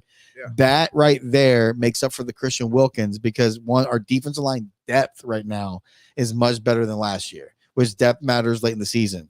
We have a nice rotation there to fit where our scheme is to fill and hold and let linebackers play, the middle linebackers. So again, I think our defense did not get worse. Yes, we lost a big piece of Christian Wilkins, but it is not basketball. This is not a single ISO sport. This is a 11-man on the field. So yes, it's a big loss, but we have built so much. And those units are so. I mean, the thing is, we have a fundamental disagreement. I think we're going to have to see about the defensive line. I think it has gotten much worse. I think our offensive line is questionable. We're going to have to see. Like Robert Hunt was one of our most consistent pieces. That one hurts. Yeah. So I agree. We would have never wanted to or paid him that amount. So that's where the thing is.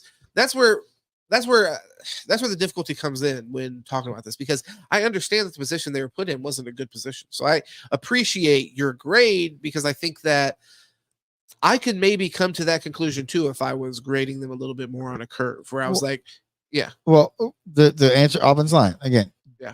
We signed Jake Driscoll from Philly, who was a rotational piece last year whenever that injuries throughout the whole year, and was actually rated pretty well.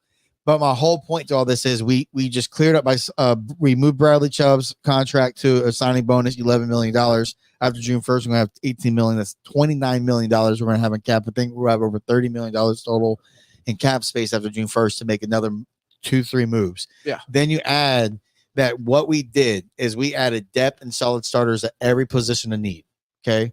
So right now, if we were to go into the season with this offensive line, it's not going to be, hey, we're happy with the offensive line, but the offensive line isn't going to lose us games. Tua has proven within this offense, especially with another year, that he gets the ball out quickly enough to where you don't need a top 5 offensive line. Usually an offensive line that's not going to get their ass kicked. So us improving in the run game offensively, that with the offensive lineman with the center, that's going to help. So what that does though is for the draft, we don't have to overdraft for position of need. We just draft best available, whether that's the best defensive tackle, which Byron Murphy might fucking drop to us. And my God, you're talking about someone 6 feet tall, 300 pounds, running a 4.8 40. Or you get Tavion Sweat out of Texas, who's 6'5", 366, running a 5.2, but a 1.8 10-yard split. there's so many defense tackles on the draft. You can draft a top 4 corner. You can draft a receiver who's going to be another playmaker. You can draft offensive lineman, which one's going to be there. They positions us to be able to draft the best player available who's going to be able to make an impact on our team. And then also, like I said, have $29-30 million left in cap space after that. So that's where it's like, this isn't even done, and there's not a hole in our team anymore. You can say that you want to upgrade, but Robert Jones, you saw Robert Jones last year. Was he a sore spot on the team? Yeah, I'm just not, and I'm not inspired, and also I'm not that confident. Which I mean, I know you're very confident in Tua, but I don't even want to put him in that position. I think like putting him in a position where it's like Tua's gonna protect himself by getting rid of the ball so quickly. That's just something I'm not interested in signing up for, because I'm like, I still don't know that if this is the truth with anybody, but I'm more concerned with it with him. The right hit could take anybody out for their entire career, for fuck's sake. So it's like for him, I think it's not a, and I know you're not saying this, but it's like, I think that he could be a really great quarterback. I think that it is of utmost importance that we protect him. I don't want to cut corners on that. That's one place I don't want to cut corners on the team. I'd rather cut corners on defensive line than cut corners on offensive line, because I think that our offense in general can be such a X factor for us, such a multiplier for us compared to other teams, that to cut corners on things like offensive line is something that really concerns me, as far as if we're gonna reach our potential and be consistent. So go ahead. I mean, I think that you're downplaying the players on the offensive line again. Yeah, we'll see. Yeah, who's bad? I hope Austin Jackson is good, right? I like Austin Jackson, but I'm also not that much Teron of a believer in Armstead? Austin Jackson, to be honest, because we spent a lot of time with Austin Jackson being a fuck up and wanting to get paid. So, but I mean, look, at the same time, they need to develop. They need to develop. But to be clear, Austin Jackson isn't somebody that you say their name and I'm immediately like, oh, we got a lockdown fucking tackle. No, So but Taron again, but he's Armstead- also not someone that is a hole. So there's wouldn't no say- hole on our offensive line. Liam Eichenberg isn't a starter. Taron Armstead, though, because you mentioned him, Injury prone. super injury prone, like almost to where you should go into the season expecting that he's not going to play 6 games. Like, where this thing's back there. no, I'm not saying I feel ya. no, that he's not going to play 6 games. So I mean, he'll end up playing. Oh, 12 games, okay, gotcha. So, Yeah. but my point being is that he's not going to make all the games. So I mean, Which Connor Williams, I read the article today because I thought maybe we cleared up money to sign him. I guess that knee injury is career threatening, so I don't know if he'll ever play. Yeah, I can imagine, especially at his like age and stuff like that. You know, I mean, he's a little bit older. But again, it's just we have no glaring hole, and I feel like that's your thing for agency. And then we improved. Like if our secondary was good last year, our secondary is better this year. I will say they filled. So Sean Hand was a good player for us last year. Honestly, I mean, not Isaiah Bucks. Benito Jones for Detroit was a solid player last year for them. Yeah, on the defensive line, and that we signed. I'm not buying into defensive line. Like I'm not buying into the defensive line being improved upon. But again, although I do agree with you. No, I agree with you that you can mitigate that. And if you have to take a hit somewhere, I mean, it sucks that you had a guy that was awesome, and had several guys that were awesome, but so you had depth, and that's what we did. Yeah, and I think that's fine. But I'm not so sold on the secondary issue. I am worried about grabbing Jordan Poyer, because at a position like safety, we could see a drastic drop off after a year. And I think he's a player that we have seen. Not production wise, but we have seen signs of him slowing down. That's why he's here. But Baltimore really uses that. I don't know how much of Baltimore's defense Weaver's going to bring in. Yeah. But from what I've watched, they a lot of times use that strong safety as more of a third linebacker and run stuffer. And then they kind of use that nickel. So that's where like I'm confident in a Ramsey, Kohu, Fuller secondary. Yeah, and again, we can always draft. So that's what I'm saying. We're just in a position where we can be happy with our draft pick, and I'd be like, oh, we needed a guard. Fuller was a big move, and that does kind of like alleviate the Xavier Howard thing. Because I mean, if he's not better than Xavier Howard, he's at least able to produce what Xavier Howard was able to do at that point. So I do hear you there. Jalen Ramsey is a year older. I love Jalen Ramsey. That's why it's like I'm concerned as a Dolphins fan because there's been so much wasted potential on the Dolphins. Feel you. So it's like I could easily see we've had so many times where we've had a unit be elite Like, I mean, Zach Thomas, Jason Taylor, Golden like, what the years. fuck? We had some ballers. Patrick Surtain, Sam Madison, like they were We had Terrell Buck, we had Brock monsters. Marion, we had Tim they were Bowens, monsters. And Daryl Gardner. They were completely wasted with fuck twats on the other side of the ball. And Cleo Lemon, yeah. Ray And, Lucas, God, losers. And Jay Fiedler, which was probably the best of those fucking bums. dude. Chad Henne, dude. We had If I ever fucking, seen him, I'd piss right in his face. Josh Beck from BYU. God, Chad them like 28 years so old. Fucking terrible. So I mean, for many years, like all the way up to Chad Henne and these guys. So it's like, I don't want to fall into that pattern. I'm not saying that we are, but it's like protecting Tua is paramount. Being able to have I think even being able to have a dominant running game at moments we were able to see that, but I feel like we weren't able to dictate that. Right. If we played a team that had a stout run defense, they would stuff us. We couldn't do shit. So I'd like to be able to dictate that a little bit more. And with offensive line, I see us as giving ground, but I will concede to you in this way where it's like, I think some of those pieces we could hopefully see them progress. To be honest, Robert Hunt wasn't where he was last year, 3 years ago. You know what I mean? Like there was talk of possibly having to replace him and having to replace Austin Jackson, who's still on the offensive line. So I think that, you know, with guys like Robert Jones, maybe we end up getting something special there. And Aaron Brew, hopefully he's able to bring. Dude, hopefully he's able to take his game. I'll have to send you the film because there's I've seen some crazy shit with him pulling as a center. I played center, like to see him pulling in the way that he was is actually fucking wild. He let block on 2 touchdowns against us with Derrick Henry around the ball. The one was he just sealed on Van Ginkel, gave the outside shoulder when being edged. That's dumb. And he just washed him. But he didn't give up any sacks against Christian Wilkins and Zach Sealer. He held his own. Yeah, his overall pass rush grade was terrible, though. Which again, that's PFF seeing, okay, this guy got beat, but how much of that is calls, protection calls, scheme, pass off, him trying to protect for the guard? Again, I don't know. I'll have to watch. Here, but go ahead. Yeah, I'm just gonna move on. Well, you can go ahead. I'm just trying to be mindful of your time. We're at 3 hours in, so we're vibing. I do have these creeps of the week. All right, creeps of the week. I'm gonna start doing these because I get a lot of them and I love them. So there's these creeps on Instagram, and I love these ladies and gents. They're awesome. I don't know why the fuck they do this. Like this is why I'm saying I started to get so many of these videos, and I'm like, I don't understand what satire is anymore. I don't think so. I'm enjoying these people, but I'm like, there's no way these people are fucking real life. So here, actually, I'll start with this guy because I just wake your sexy ass up.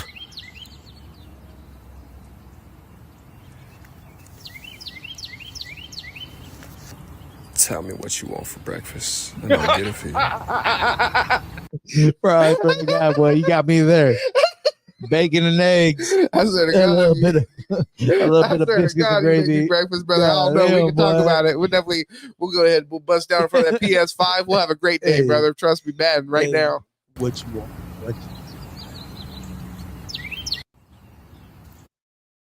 Yeah, that man, bro. Yeah, I had to go back. Something ain't right with him right there. Sexy ass up. I played this in front of my lady. She was like, "I'm cringing." I'm like, "No, you're fucking not. You love this shit. You love this shit. You want some breakfast? Don't lie. Don't lie in front of me. Some Egos. When this fucking Riz God puts it on you. Tell me what you big want old for lips. breakfast, and I'll get it for you. Crazy. The pregnant balls. And then the big ass smile, like that was cringe. Like, yo, the teeth aren't perfect, but I'm proud of them. Hey, you know what? I like it. No, I like them. I'll give it an 8. I love what all these people bring up. Remember, this is Creep of the Week, so I need you guys' vote. All right, Paul, I need your vote, brother. I need to know who the Creep of the Week is. And don't take too much offense to Creep of the Week, the terminology, brother. This guy that I just put on blast. They call him a creep. It's you know what you were doing, bro. Come on. Let's be real, bro. Like you knew what you were doing. That's what I'm saying. I give too much. I don't know if I'm giving. That's what I'm saying. I don't know what's real. That shit either works or it don't. Don't work, you're a creep. Is this real or is he satire? He might be satire. We don't know. And who are we? Are we satire? Are we satire? Good morning, everybody. It's the Fly Guy. We on Buzz. This is all about motivation. Bro, you gotta remember, Black don't crack. He's about 135 years old. This guy's 135 years old. from a 71-year-old, soon to be 72. He got me at 71. There's a few cracks. There's a few He's cracks. gonna- We have confirmed that Black does in fact crack every once in a while. But he's gonna be. He jogs every day. That's what I'm saying. This is putting in the Bro, work. he has some arm sleeves on. Yeah, he's ready to fucking get on the court. What Bro, the he's fuck you matching mean? too. And the chain showing with the Matching. Under Armour sleeveless. Matching. Showing the I've abs. been through my surgeries, head, heart, gallbladder. Yeah, I can confirm he definitely had a head surgery. Hey, And also, by the way, I'm just not realizing he got fingerless gloves on. bro, if your sister was to bring him home, Oh would Lord. you be concerned, or would you be like, you know Oh, what, she's getting man. broken off? Only sister. Well, yeah, I'd be worried. I'd be very worried. I'd hope that he has fucking millions and millions of dollars in the bank. That's what I'm saying. Yeah, if that's the case, then I'm like, yeah, no, that's probably a pretty good bet. He's there's a good chance he croaks over at any point, really. If he's going on runs, that might be the last run every morning Hey, it could be after he eats his fucking raw leg. Yeah, he raw goes, egg and banana peel. do you remember the fucking Hey Arnold episode where they're about to do like this fucking marathon?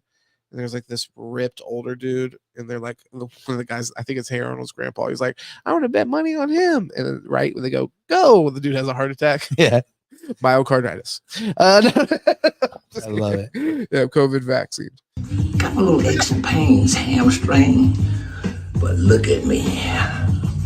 Don't let all my handicaps stop me from doing what I gotta do. Just trying to send a message out. At least in that pussy. Why does he? Don't hate, All right, man. anticipate, Okay. These in your pussy, baby. donate. No, the fact you said don't hate and we're hating, this man's a fucking oracle. All right. He knew people were He's gonna the hate on him. largest creep. The thing is, because he said don't hate, donate, I don't think this is satire. I think he is just self-aware enough to know some people are gonna hate on this. Don't hate, donate. But he's like, some people are not gonna hate on this, and that's what I'm. Those he are the ones I'm definitely talking to. pays for pussy. Oh my gosh! So Yeah, creep God- times 10. and also, by the way, God rest my grandfather's soul. Also paid for pussy. God bless There him. it is. Yeah, God There it bless is. him. Hey, I wouldn't, but his motto was you're paying for it either way. So hey, you know, I have made that argument. If I have taken a date, that is technically just Oh my prostitution. God. Oh man, there's one. If you don't want to fuck me for free, Yeah, I remember one then time. it is not for free. One time he chased the slut back for his money back. I don't know how that worked out. There, yeah, I think he went to jail for that. But yeah. Oh, brother, again. Well, okay, hurry up, man. Hurry up. Come on now. We got creeps waiting. Yeah, we got creeps waiting. We got to keep it moving. No, this guy though, for sure. For me, I mean, him compared to the other guy is going to make you breakfast. I'm going to lean towards the gentleman making the breakfast. He has a little bit more to offer than this guy who may or may not make you go on a run or fucking do a wrestling match against you. He looks like the missing Hardy brother. Version 3.0, but love it. Let's see what other creeps we got. Oh yeah. This one right here. This one's personal to my heart, to be honest. I feel like I discovered this lady. When I look at her videos, there's not like too much interaction. I know one day she will get there with this kind of fucking behavior. One of the best feelings in the world is when you hug someone you love and they hug you back even tighter. She said, let me stop. Let me stop and pause on that, because that's the fucking point.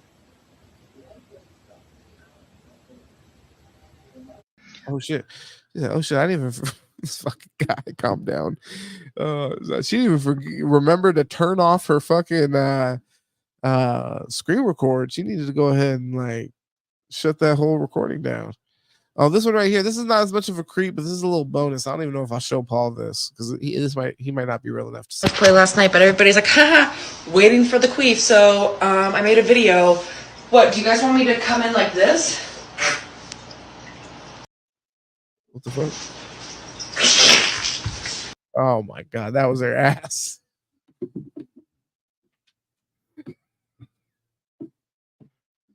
Oh my god. Wow. 10 out of 10. No, she's the winner. We found the winner right here. Here, I have to go back to the Native American Feelings in the guys. All right, listen to the fucking listen to the what the fuck's that? God damn, I can't remember the Leonardo DiCaprio movie now. The fucking Killing Flowers. One of the best feelings in the world is when you hug someone you love and they hug you back even tighter. That's real low. Write that shit down. Oh, that's all? That's it. Okay. No, the thing is, you see, even when I name this is creep with facts. Yeah, that was a fact. It's not wrong. When you hug somebody and then they hug onto you tighter than what you were hugging them, But it's like when somebody says, I love you it's more. an invited hug. Well, hopefully it is invited. I mean, I'm pretty sure the shaman here. One of the best feelings in the world is when you hug someone you love and they hug you back even tighter. Facts. Just leave it there. You know she drinks beers out of the can, right? Oh my God. Drunk as fuck when she recorded this. Bro, Bush Light. Look, honestly, this is like the this is like the native family from fucking King of the Hill. King of the Hill. Yeah.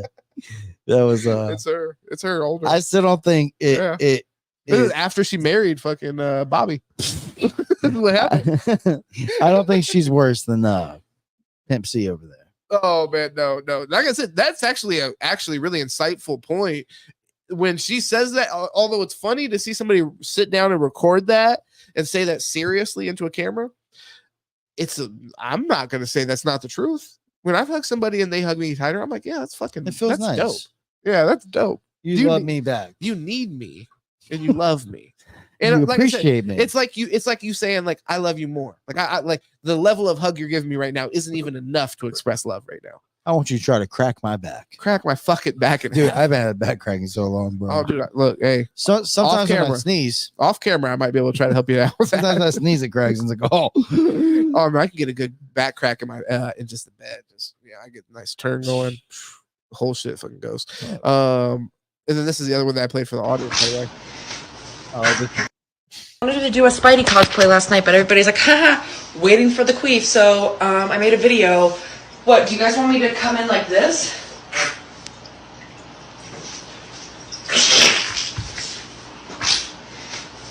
And by the way, I Bro, swear, what the fuck? I swear I hear her off camera queefing. Like she can't control that shit. I swear to Yes, bro. Why? When How she- much oxygen is getting sent? She has that shit just fucking stored up in her fucking vagina. It's powerful. It is powerful, I'll be Bro. honest. Yeah. Honestly, it's a party trick. Fucking She slid Pay in tuition. frame as Spider-Man. As pay Spider-Woman. tuition with that one, bro. Holy moly. Dude. Like, can I just post a thirst trap without being like, let one rip?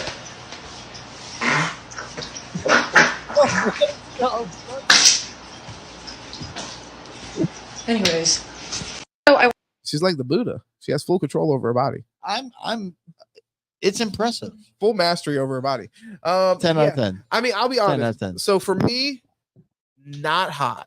Not hot at all. Not hot. It's okay if it is, Paul. So don't lie if it's hot. Don't- You just gave it a 10 don't- out of 10. You just gave it a 10 out of 10. I'm sorry. On a creep level. Okay, we're talking about creep level here. Your okay? creep level just went up to a fucking Okay. 100. I did not like it. Okay.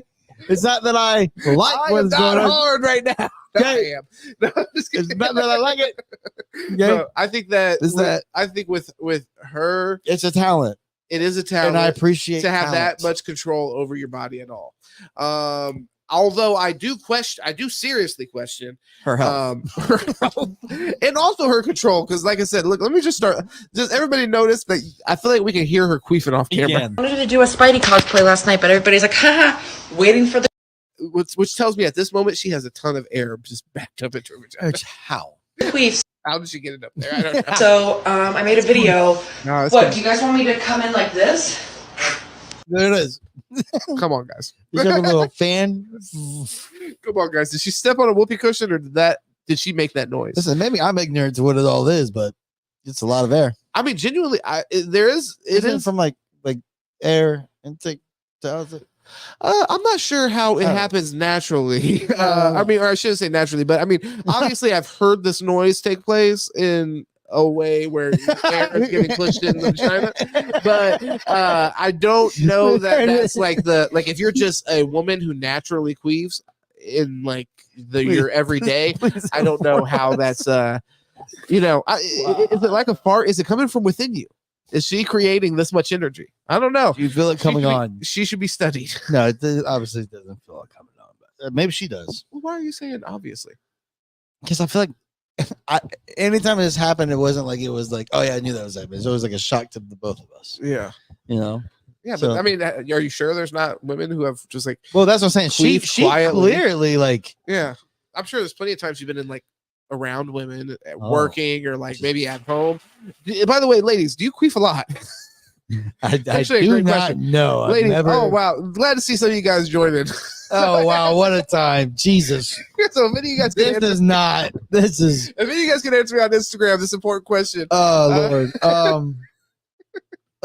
Yeah, I'm wondering how much is it happening throughout the day, just around me, and am I being violated? I mean, I've never done it. Farts happen all day. That's obviously the only comparison. Like the reason it's funny when she queefs is because it sounds like a fart. It sounds it sounds like us. It sounds like a fart. It sounds like one of us this is doing what we sound like throughout the day. And I was like, oh, cousin. And she was great at it. 10 out of 10. Phenomenal. She is good at her craft.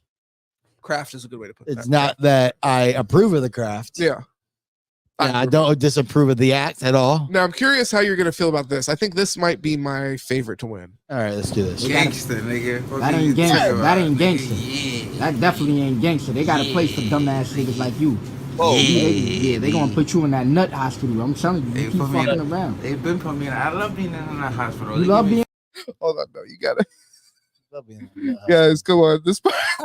Yeah, bro. I'm getting in the camera where the guy's like, "You are fucking disgusting. Stay the fuck away from you in that nut hospital." I'm telling you, you keep fucking around. They've been putting me in. I love being in that hospital. You love being in it? I jerk off a lot.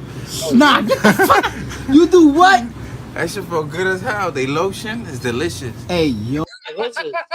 He's jerking and eating, boy. Like, yeah, I love going there. Hey, you gotta do it both. This guy's a demon. Time. No, this guy's again craft appreciation. He's a master of his craft. I'm sure. This is Avatar level. Golly, yeah, no, for sure. He's mastered all forms of Kung Fu Panda. They nurses. Nigga. You serious? I take pictures with my eyes, and I record that shit. Back up though. Why you going too close? Damn, you take pictures of the nurses with your eyes, and then you visualize about that shit, and then you just jerk off. Not all over my sheets and go to sleep right on top of that shit. Hey, yo, come on, you hear this shit? I just not all over myself, not on my hands, rub it all over my dick, let that shit dry out. Pause. Get the fuck out of here. What am I listening to right now? Like, yo. He's an unleashed demon. I've been telling y'all about my Instagram algorithm. It's fucked up. It's fucked up. Instagram shouldn't be showing me this shit. It's not right. Oh my god, yeah, no, he's a legend. This guy's a fucking legend. He's literally a different level of creep than I've ever seen. This guy, I mean, him and the fucking guy with the RC Cola last week. They are on my sheets and sleep in it. Well, the thing is, all over my hands and rubbing all over my dick. Let it dry. God, when you say it, Paul, it creeps me out, brother. No, it's not funny when it's in the room with you, bro. It's scary as fuck. Too much. No, it is too. It literally is too much. No, but he's a fucking. This guy's a fucking character in the bodega. Yo. Oh man. All right, brings tears to my eyes. Serious, and you laughing about this shit like it's okay. I'm dead ass, nigga. I know you dead ass, but I'm just saying you laughing like it's okay. Like that's not okay. That's not acceptable, right there. I be going in public bathrooms when I see like good looking ladies in the restaurants. I go in the bathroom and I whack off. Yeah, you gonna catch a case. I smell a case coming. I smell what the rock is I've been doing this for years. You been doing this shit for years? You're at Prime Steakhouse and you walk in and take a picture, bro. And you just hear. Bro, I just pray to God it never happens. Just some smacking, and then you just, oh gosh. No, I don't think that guy just goes, "Oh God." I think this guy does some other shit. Yeah, he's taking pictures with his eyes and shit. Oh my fucking God! I don't even know if I should post this shit or not. Like, you go in public bathrooms and you need to post it to the police, motherfucker. You need to notify them. What? Thank God he gave. We them. need asylums back, bro. It's crazy that that's crazy. It's crazy that this guy. I'm glad that he like gave him genuine pushback. He's like, this is fucked up. Yeah, bro, you're not right. But it did not slow this guy. Nah, he enjoyed it. He loved it. He's like, yeah, I'm creeping you out. jerk off. I'm gonna tell you something right now. I got nieces and shit out here. So if I ever see you doing that to them, know what I mean? Like, I don't know. Oh my God, bro, that's unbelievable. That's it. That's that was one of the other best parts when he starts out. He's like, gangster good night. shit. Yeah, guys. Wow. I mean, I'm not sure. I'm not sure how much we can top that. God. I think obviously that guy gets the creep of the week, right? Yeah. And if you stay this far, thank you. That guy. Yeah. Congrats, bro. Hey, unanimous. You got it, brother. Of the creeps. Holy shit. Straight genius level creepage. What do you know what this is? Oh shit, this was her again. Okay, all right. Her queefing all over He's herself. just disturbed. She needs a father. Yeah. Okay. Well, I mean, the thing is, you might actually get that while having a father as well. I don't know. I'm not saying the queefage. Okay. Yeah. I'm saying the posting it. This fucking even then, I don't know. Doing a queef Spider-Man routine. That was pretty wild. Yeah. Take it to Broadway. She's looking for something out there. I'm not sure if she found it yet. I'm telling you, bro, there are some bachelor parties where she could probably make some money. She never has to even take a coach. She just does that routine. Yeah, no, she can make some serious money. She just do a pop-up shop with something with the talent like that. Pop-up shop. Talent like that. Just stand on the side of the street. Sunseeker Hotel. Yeah, here we go. A fucking crowd will gather. Okay, if she builds it, they will come. Hey, Las Vegas, you can do whatever street show you want, I guess, right? Yeah, God bless her. So this is the I guess this is the last thing. I have some other shit, but we just been vibing for a while. I want to let you go ahead and get out of here. I want to make sure to do this though before we get out of here this week. This is the newest Star Wars series, Acolyte. Going to be out on Disney Plus. I'm not exactly sure when. It'll probably tell us in the trailer. But this is a new trailer that dropped. I wanted to share it with you guys, get your guys' opinion, and also share our opinion, obviously, with how we feel about it. So let's get into it. Make sure we're at the beginning. All right, there you go. Yeah. Close your eyes. Your eyes can deceive you. We must not trust them.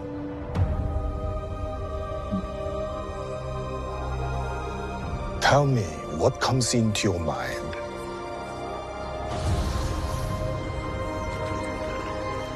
Life. Balance. I see fire. No.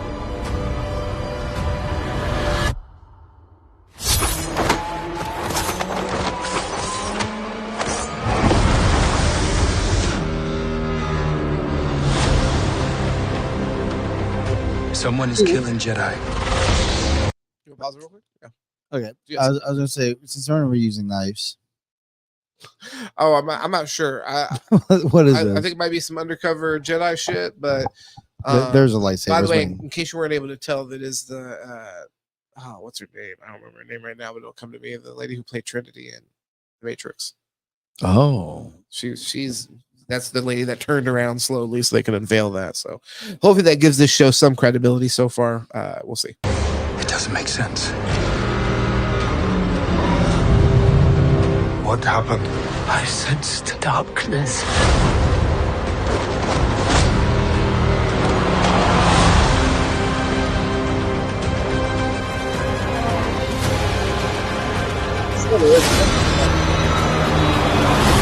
This isn't about good or bad. This is about power and who is allowed to use it. What is that?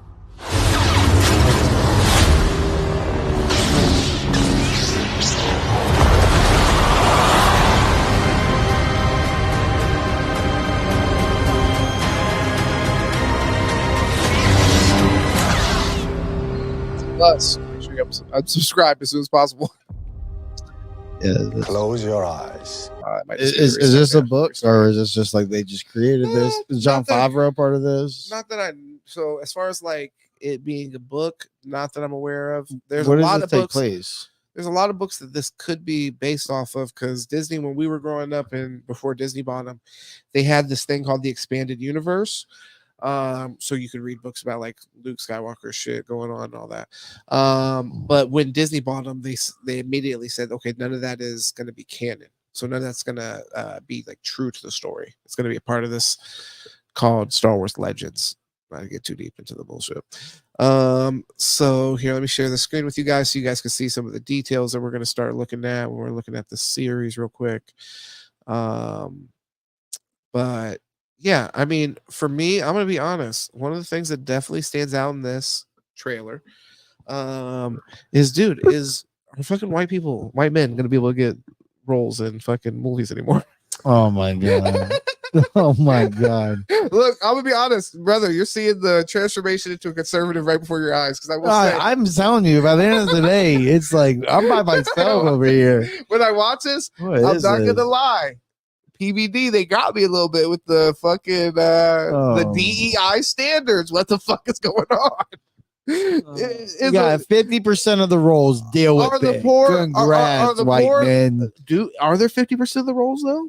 Hold on, time out. What the fuck are you talking about right now, brother? 50%. Look, there's two right there. All right, this guy right here and this guy. Yeah, white and white. Would you say that's 50%? And I'm not saying that they need to get 50%, but I don't even know who these people were. What is it? It was like 50% have I didn't to see be. these motherfuckers. It's in the like trailer. 50% have to be a minority group, No, well, and then the that's 50% don't have to be. That's with their hiring practices generally, and it did include films It with that. included films But I and mean, TV. I don't know that means that they don't. Also, does that like include like extras and shit I like have that? no idea. As far as these That's a main good question. actors, this isn't 50%. Well, If you're listen. unless you're conflating like whites, Does it as have to women, be a white story?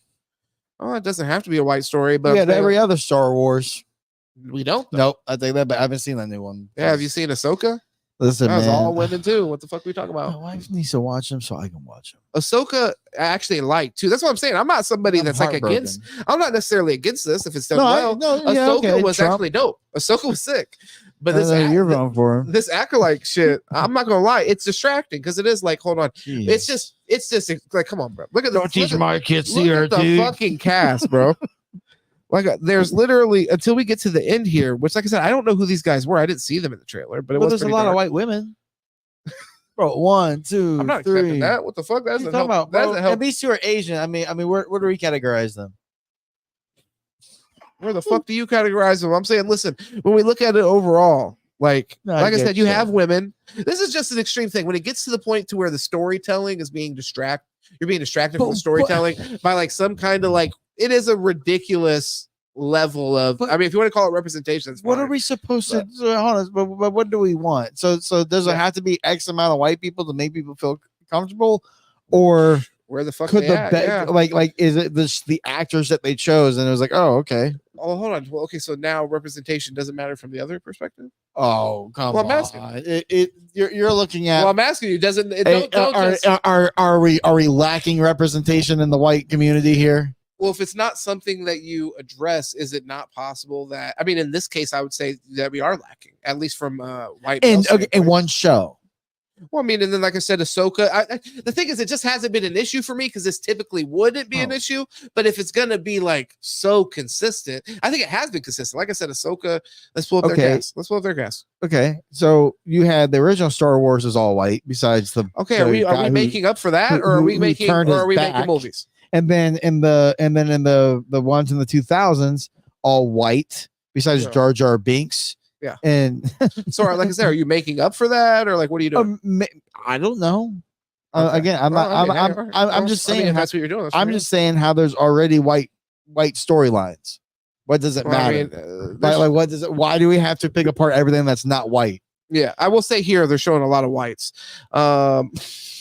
but just to keep it 1,000. I mean, I knew there was a lot of It whites just in it. feels as if like. Go ahead. Yeah. Well, no, I was gonna say I knew there was a lot of whites in this, but this cast specifically was like heavy on like females for main characters, which once again is fine. I think in this is actually a case, one of the few cases I think they've actually done this really well. Which actually the Rotten Tomatoes spells that out. Like here. But to be honest, it's not just with races, even with gender, right? So like we've always had superhero movies where the fucking superhero leads who are all male have their lineup moment and have their moment, right? Oh, their lineup moment where they line up and the camera pans and then they go in charge. Okay, Ahsoka was good though. I'm talking to the comments. No, looks derivative. Probably a dumb story that doesn't make any sense. And by the way, just from what we just saw, it seems like somebody's hunting down the Jedis, probably after Order 66, I'm assuming. Agreed, people are kind of sick of the girl boss, and I like girl bosses. This will flop. And the guys are probably weak. Yeah, probably make the guys total pussies, so you can make the women look stronger than them. But like when Ahsoka bombed. When Marvel did their whole that was a question. My bad, I didn't realize it was a question. In Infinity War, whatever.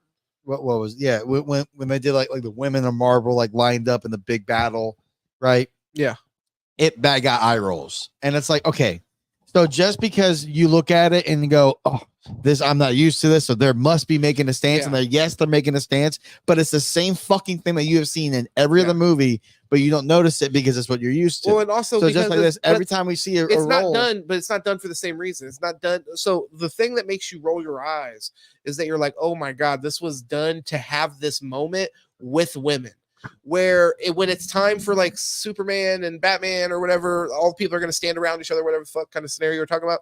It's like that has nothing to do with them being men. It just has to do with like all these characters. So their characters have nothing to do with being strong, powerful men. I'm not saying that. But I'm saying like though. No, but I'm saying I'm not. But that's not what I'm saying. Okay. I'm saying that the comparison that you just made that makes people like cringe is like when the Ghostbusters were all put together. They weren't put together. I'm assuming, anyways. I guess maybe you'll have some kind of issue with this, but I imagine they weren't put together as, hey, these need to be men fighting ghosts. But then later on, when you have a movie made with what seems to be main point being, let's have a bunch of ladies fighting ghosts because ladies can fight it too. Yeah, that was a reach. Even in that case, you're going to have Chris Hemsworth then play into this kind of like thing that you're trying to do, the statement you're trying to make. So now it separates yourself from, let's make the most funny possible movie possible, is now you're like, we want to make some kind of like weird statement about now Chris Hemsworth is a fucking idiot.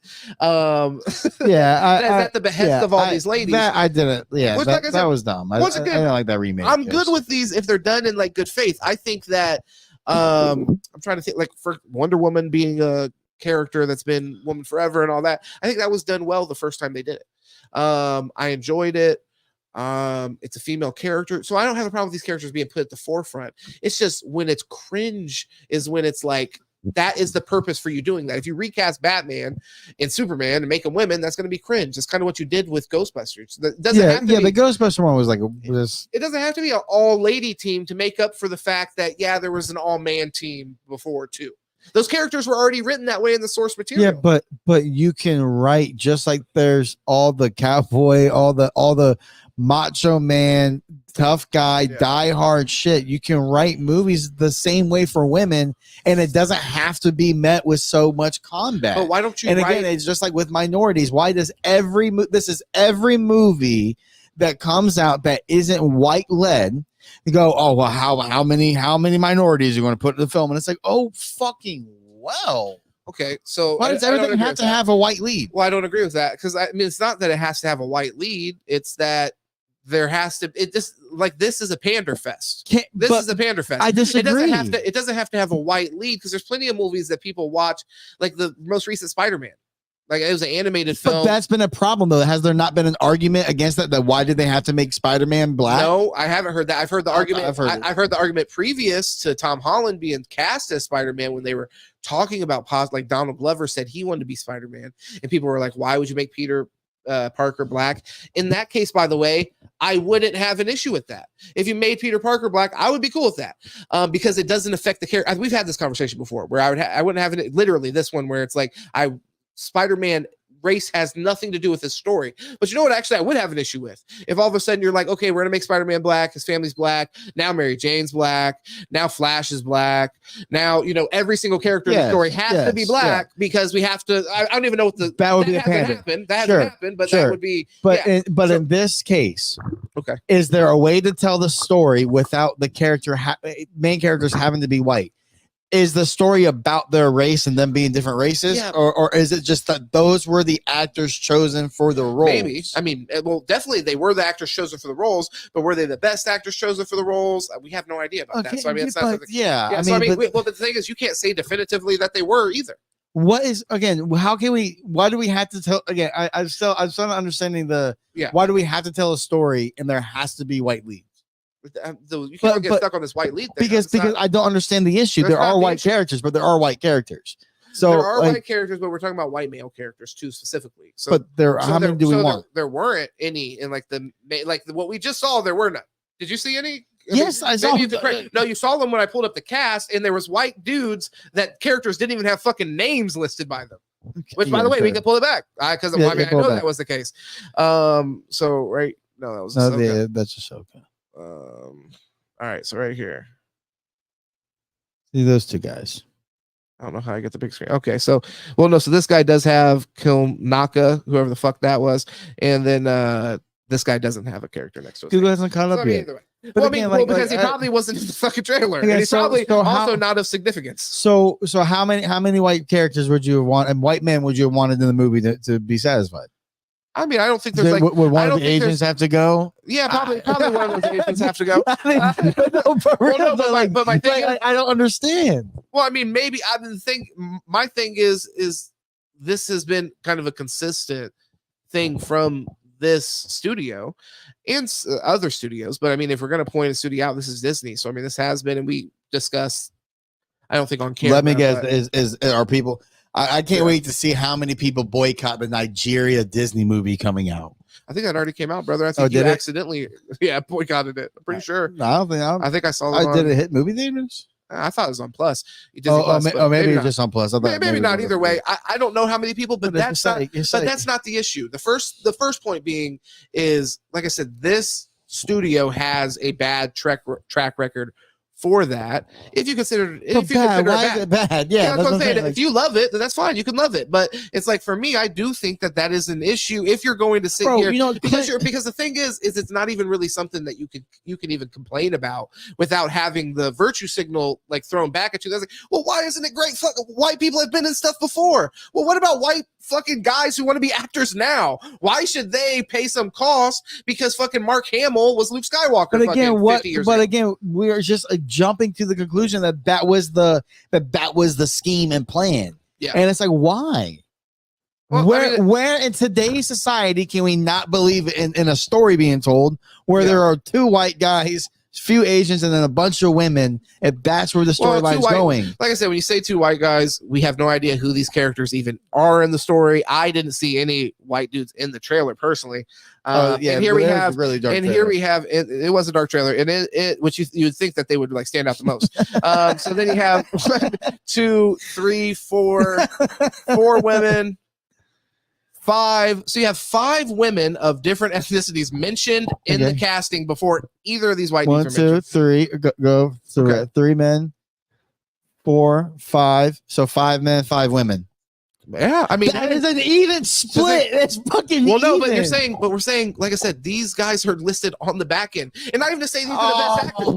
Well, I mean, now white people gotta be mentioned first. Well, no, it's not that they have to be mentioned first. It just is indicative of the casting. You know what I mean? Like, this lady's probably mentioned first because she's the main fucking character. Yeah, sure. So there and so forth. Sure. So just to say, I'm not saying like, oh, they just have to be mentioned.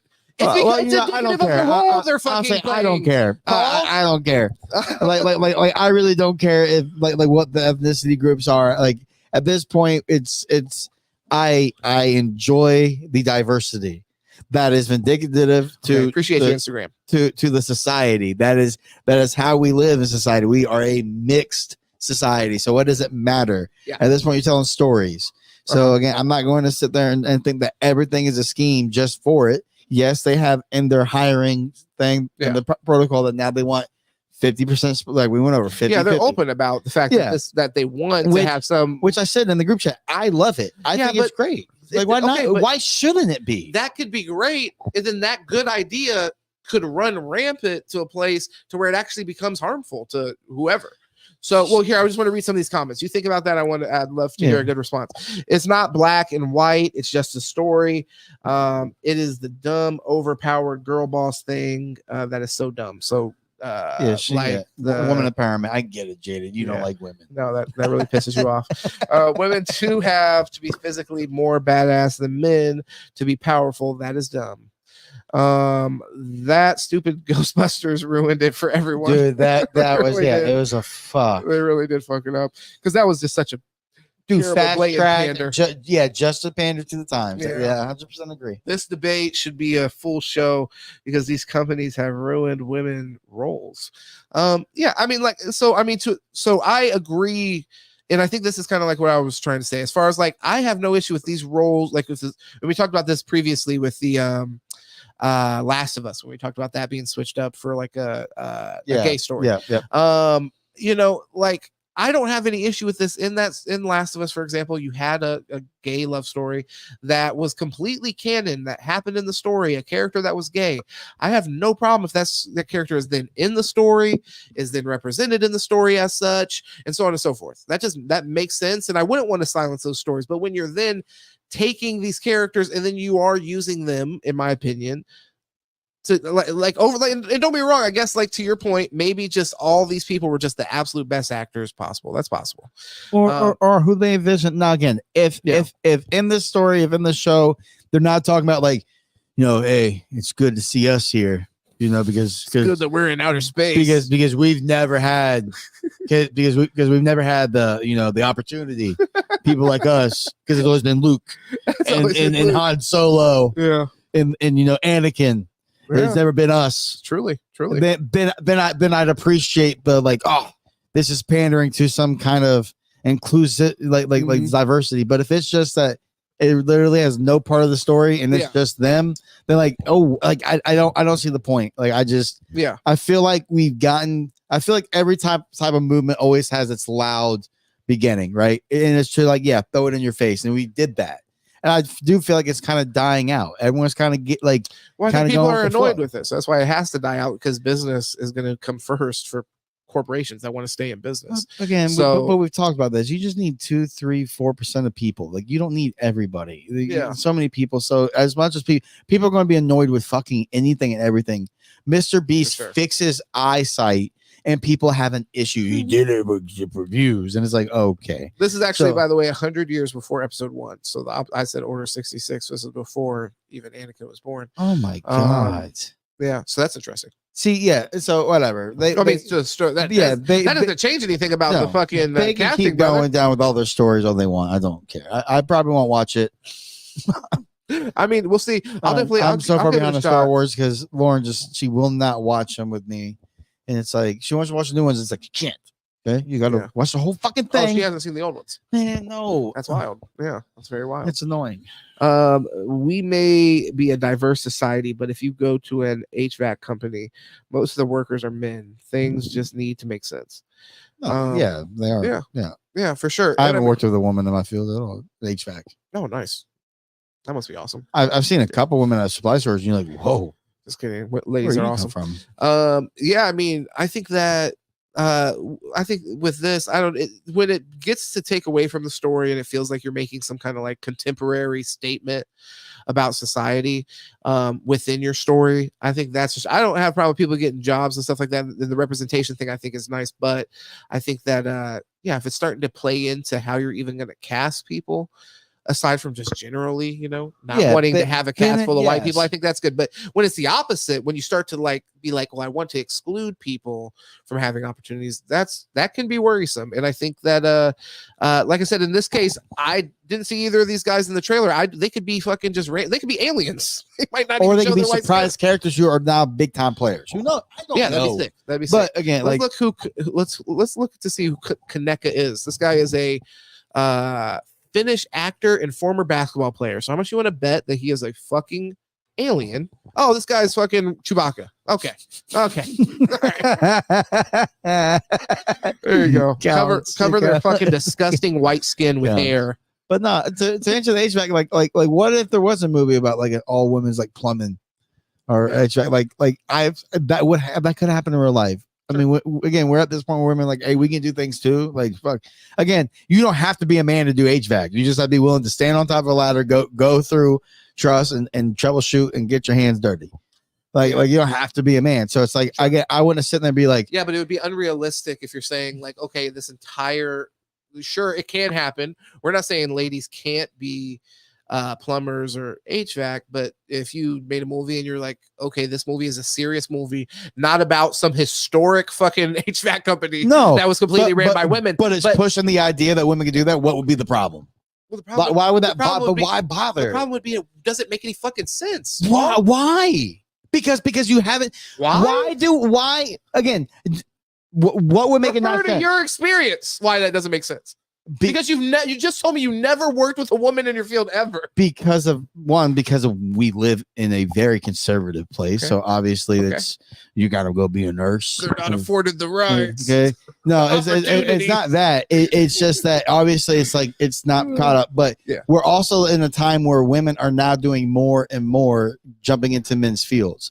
So at the end of the day, I don't see where it would be possible for somewhere around in this fucking country there to be a group of 4 women who have been doing HVAC, because I have seen HVAC women do the job in supply stores to then say, hey, we can form our own company. And then, then make a movie just to say, hey, listen, you can do it. It's not impossible. So now refer to my initial argument was, unless this movie is about an amazing tale about a fucking women's only HVAC company that exists somewhere, then it wouldn't make any sense because it's it's counter to what is. So it's like so everything has to be a factual story. Things can't be just a fucking story. If you are making a story about an HVAC team, it is kind of important that it's if it's a serious movie, that it somewhat depicts reality. Like that isn't that what movies are typically trying to do? Yeah, some. They're trying to, even if they're making a fantastic thing, they want you to believe it. Why was Charlie Angels a fucking thing? Women can't fight. Nobody's saying women can't fight. No. How many women have you seen beat a man's ass? Women could be spies. How many times have you seen it? I mean, how many times have you seen it in your personal life? How many times? Or is it something that was just pandering? At the end of the day, it's not impossible. I'm saying it's not impossible. Not the same. I'm trying to think of a fucking movie that's in a man's field that they had a group of women do. League of Their Own. Okay. Like again, it was a great movie that again pushed, the narrative that women can play baseball too and softball too. Sure. What the fuck women can do? How did League of Your Own end? I don't recall. Oh man, I haven't watched the movie in a long time. Okay, I don't recall. I don't. Honestly, I don't remember. Yeah, but I know Tom Hanks was alcoholic during it. There you go. Nice. Rose O'Donnell's perfect in it. Yeah. But again, it's not impossible for it to be again. If you want to say that the whole town is a bunch of fucking blue collar women, then fine. Like whatever. That call bullshit. But at the end of the day, what makes it so believable? Again, we have men do everything that women can do. Women can do what men can do. What would make it unbelievable? What you're saying? But why would it be unbelievable? It's not what would make tell me why it would be unbelievable. Well, let me respond then. So it's not what will make it unbelievable. It's about what makes it just not generally believable. So sure, that could happen. All that is possible in the world, but in 99% of our experiences out there, people that have experienced dealing with a real life fucking HVAC person, it's been a guy that you've dealt with. So of course, and the reason is, by the way, isn't just out of fucking happenstance. It's because they're mostly fucking guys. Yes. Okay.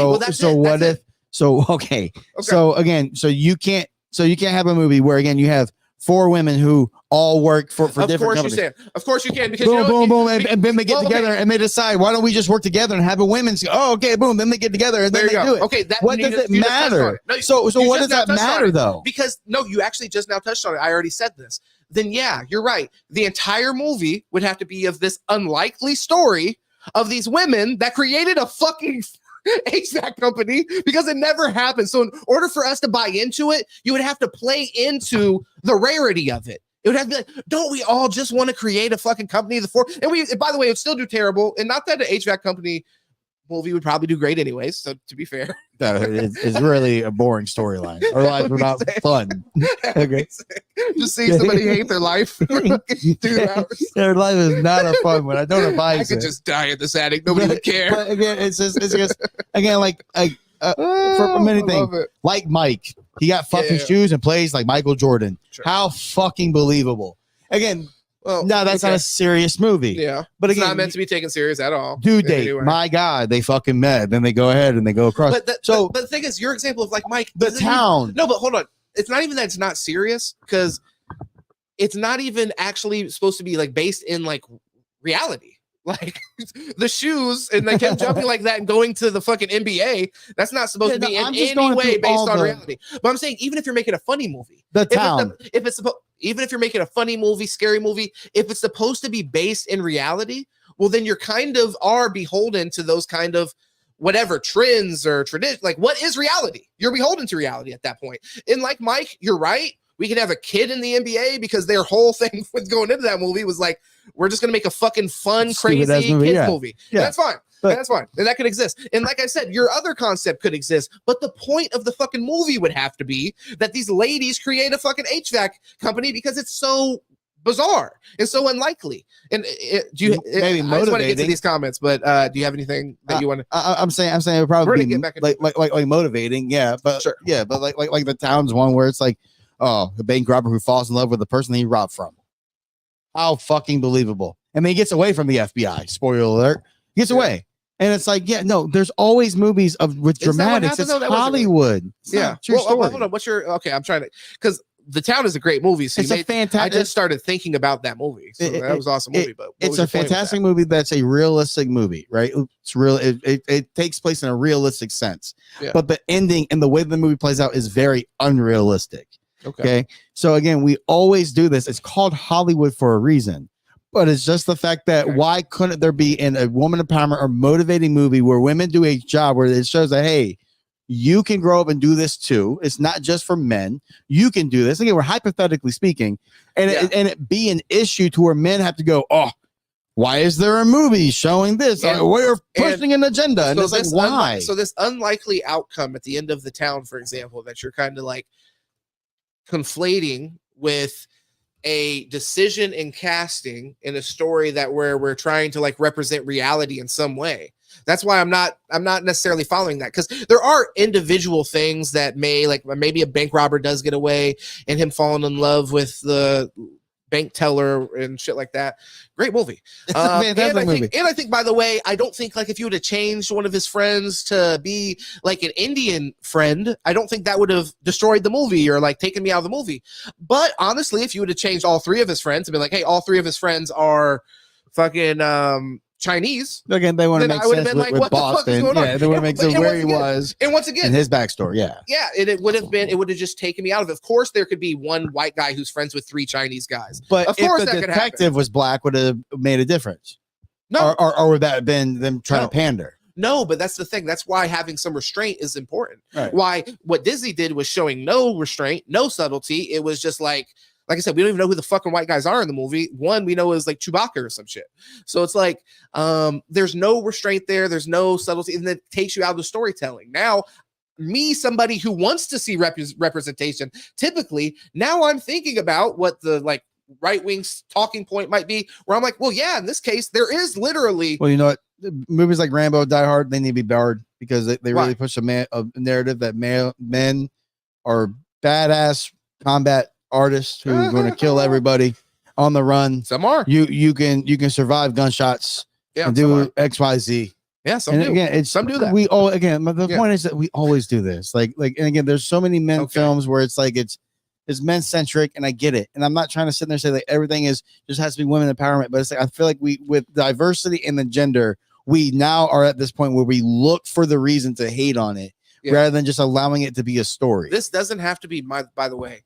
I'm not asking for this to be man-centric. I'm saying like we're coming off of the last Star Wars trilogy, by the way, was based around Rey's story. That was great. That was one fucking straw in the hat. Your last Star Wars trilogy was all about this and I think this is what Jaded was talking about, this Mary Sue character who there's no build up. It's just she's stronger than everybody for no reason. Yeah, that's dumb. Okay, it was dumb as fuck. So that's one strike. This is the same people. That's my thing. This is the same people that have taken this same intellectual property and have just fucked it off consistently. So you have that strike on you, and like I said, Ahsoka. I'm trying to think Mandalorian. I mean, I'm trying to really think there. Maybe just be Star Wars. I don't know, but I don't know who's writing it. But like, because like, I mean, shit, Loki wasn't like that. Loki was Mandalorian. I love, by the way. Mandalorian has a guy who is Hispanic as the lead. That's fine. I don't give a fuck about that. It's cool. But just have other representation. You don't have to have a white person in the lead or even name first or anything like that. It's just, like I said, the reality is there are still white men who want to be actors that this does take away from, and they're unfair. I don't want Sorry, Chris Pratt. I don't. Well, but there's unknown broke motherfuckers that are trying to be Chris Pratt. Yeah, I was being an asshole. I'm being an asshole. No, I see them as, and I mean, this is like something you wanted. I don't want to be hyperbolic and call people victims, but they are in a way where it's like, they say they have to deal with consequences.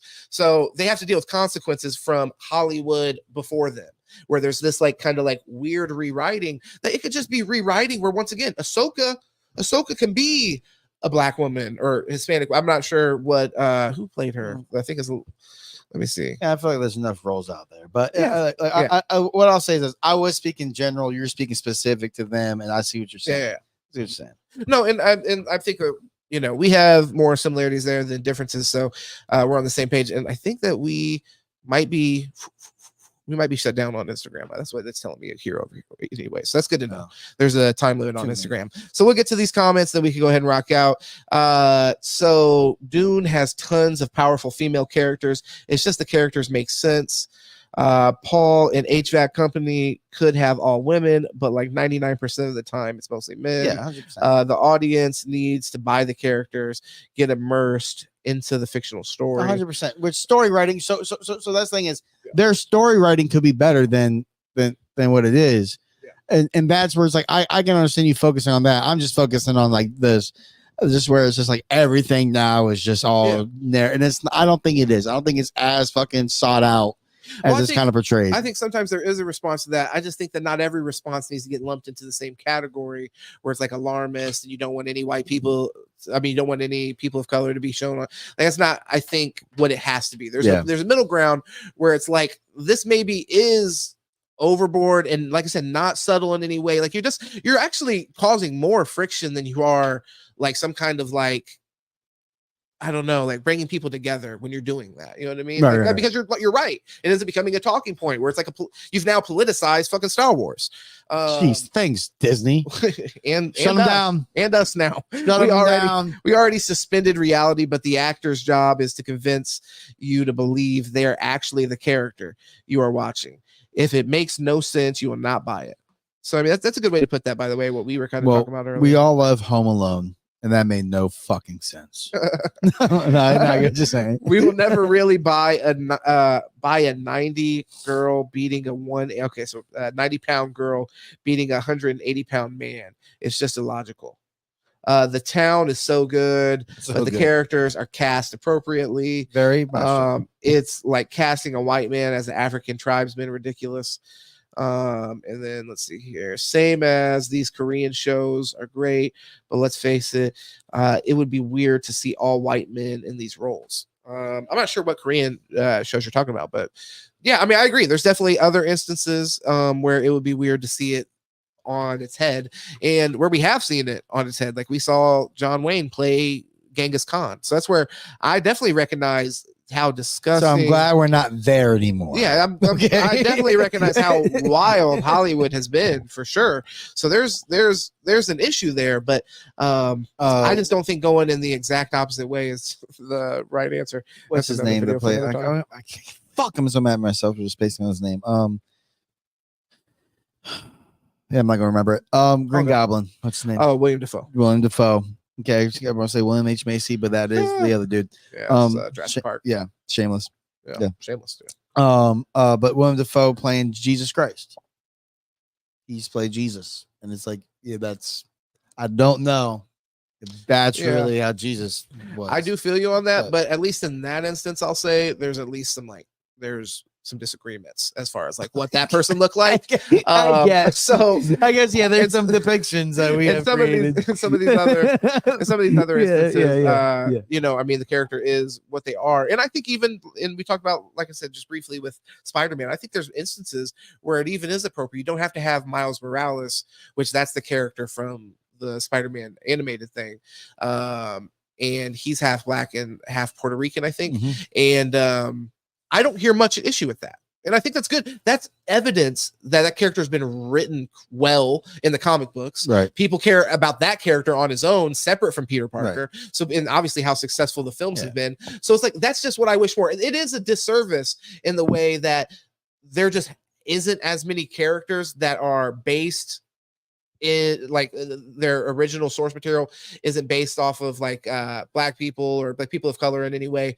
So that's a disservice based off our history for sure. So I mean, I acknowledge that that's there, and that's why there's not a wealth of those characters. So then people have this, I think, urge to then change characters. But and like I said, as long as it doesn't affect the character, I honestly don't have an issue with it. But then again, you still have to be mindful of the other characters. If you're gonna, like, I'd use the example of, like, they did change Mary Jane's race in Spider-Man. I honestly didn't give a fuck about that. It was whatever. It wasn't distracting because they changed it to Zendaya. So so it's like that. I didn't give a fuck about that personally. It's not distracting. That one kind of did about. I was like, but I let it go. But then if you would have changed her and you would have changed Spider-Man, and then it would have just felt like you were doing the opposite of whitewashing. It's like, okay, now all these characters are black. For why? Why? Literally, it's a question. I understand that. Yeah. Either way, well, we've been cooking. This motherfucker's already going to be long as shit to edit. Oh, sorry.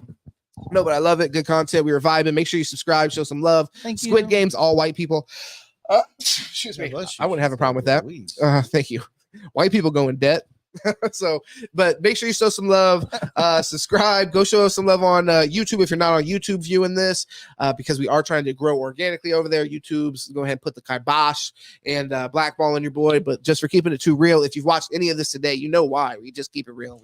We say what's real. We say what's on our mind. And then we got Paul here. Go check Paul out. Paul B. Balcom, Balcom B. Paul. Yeah. That's on Twitter and Instagram. I think it is Balcom B. Paul on Twitter, and I'm gonna have that right next week for sure. If I'm not already right on that. But Sin Politic everywhere, all platforms, Apple, Spotify. Y'all get this tomorrow. Much love for everybody showing love over there. By the way, that's been really cool to see people watching them over there. And then, like I said, YouTube, Twitter, everything is Sin Politic. Go find us Sin Politic, and that is it. We love y'all. Thank you for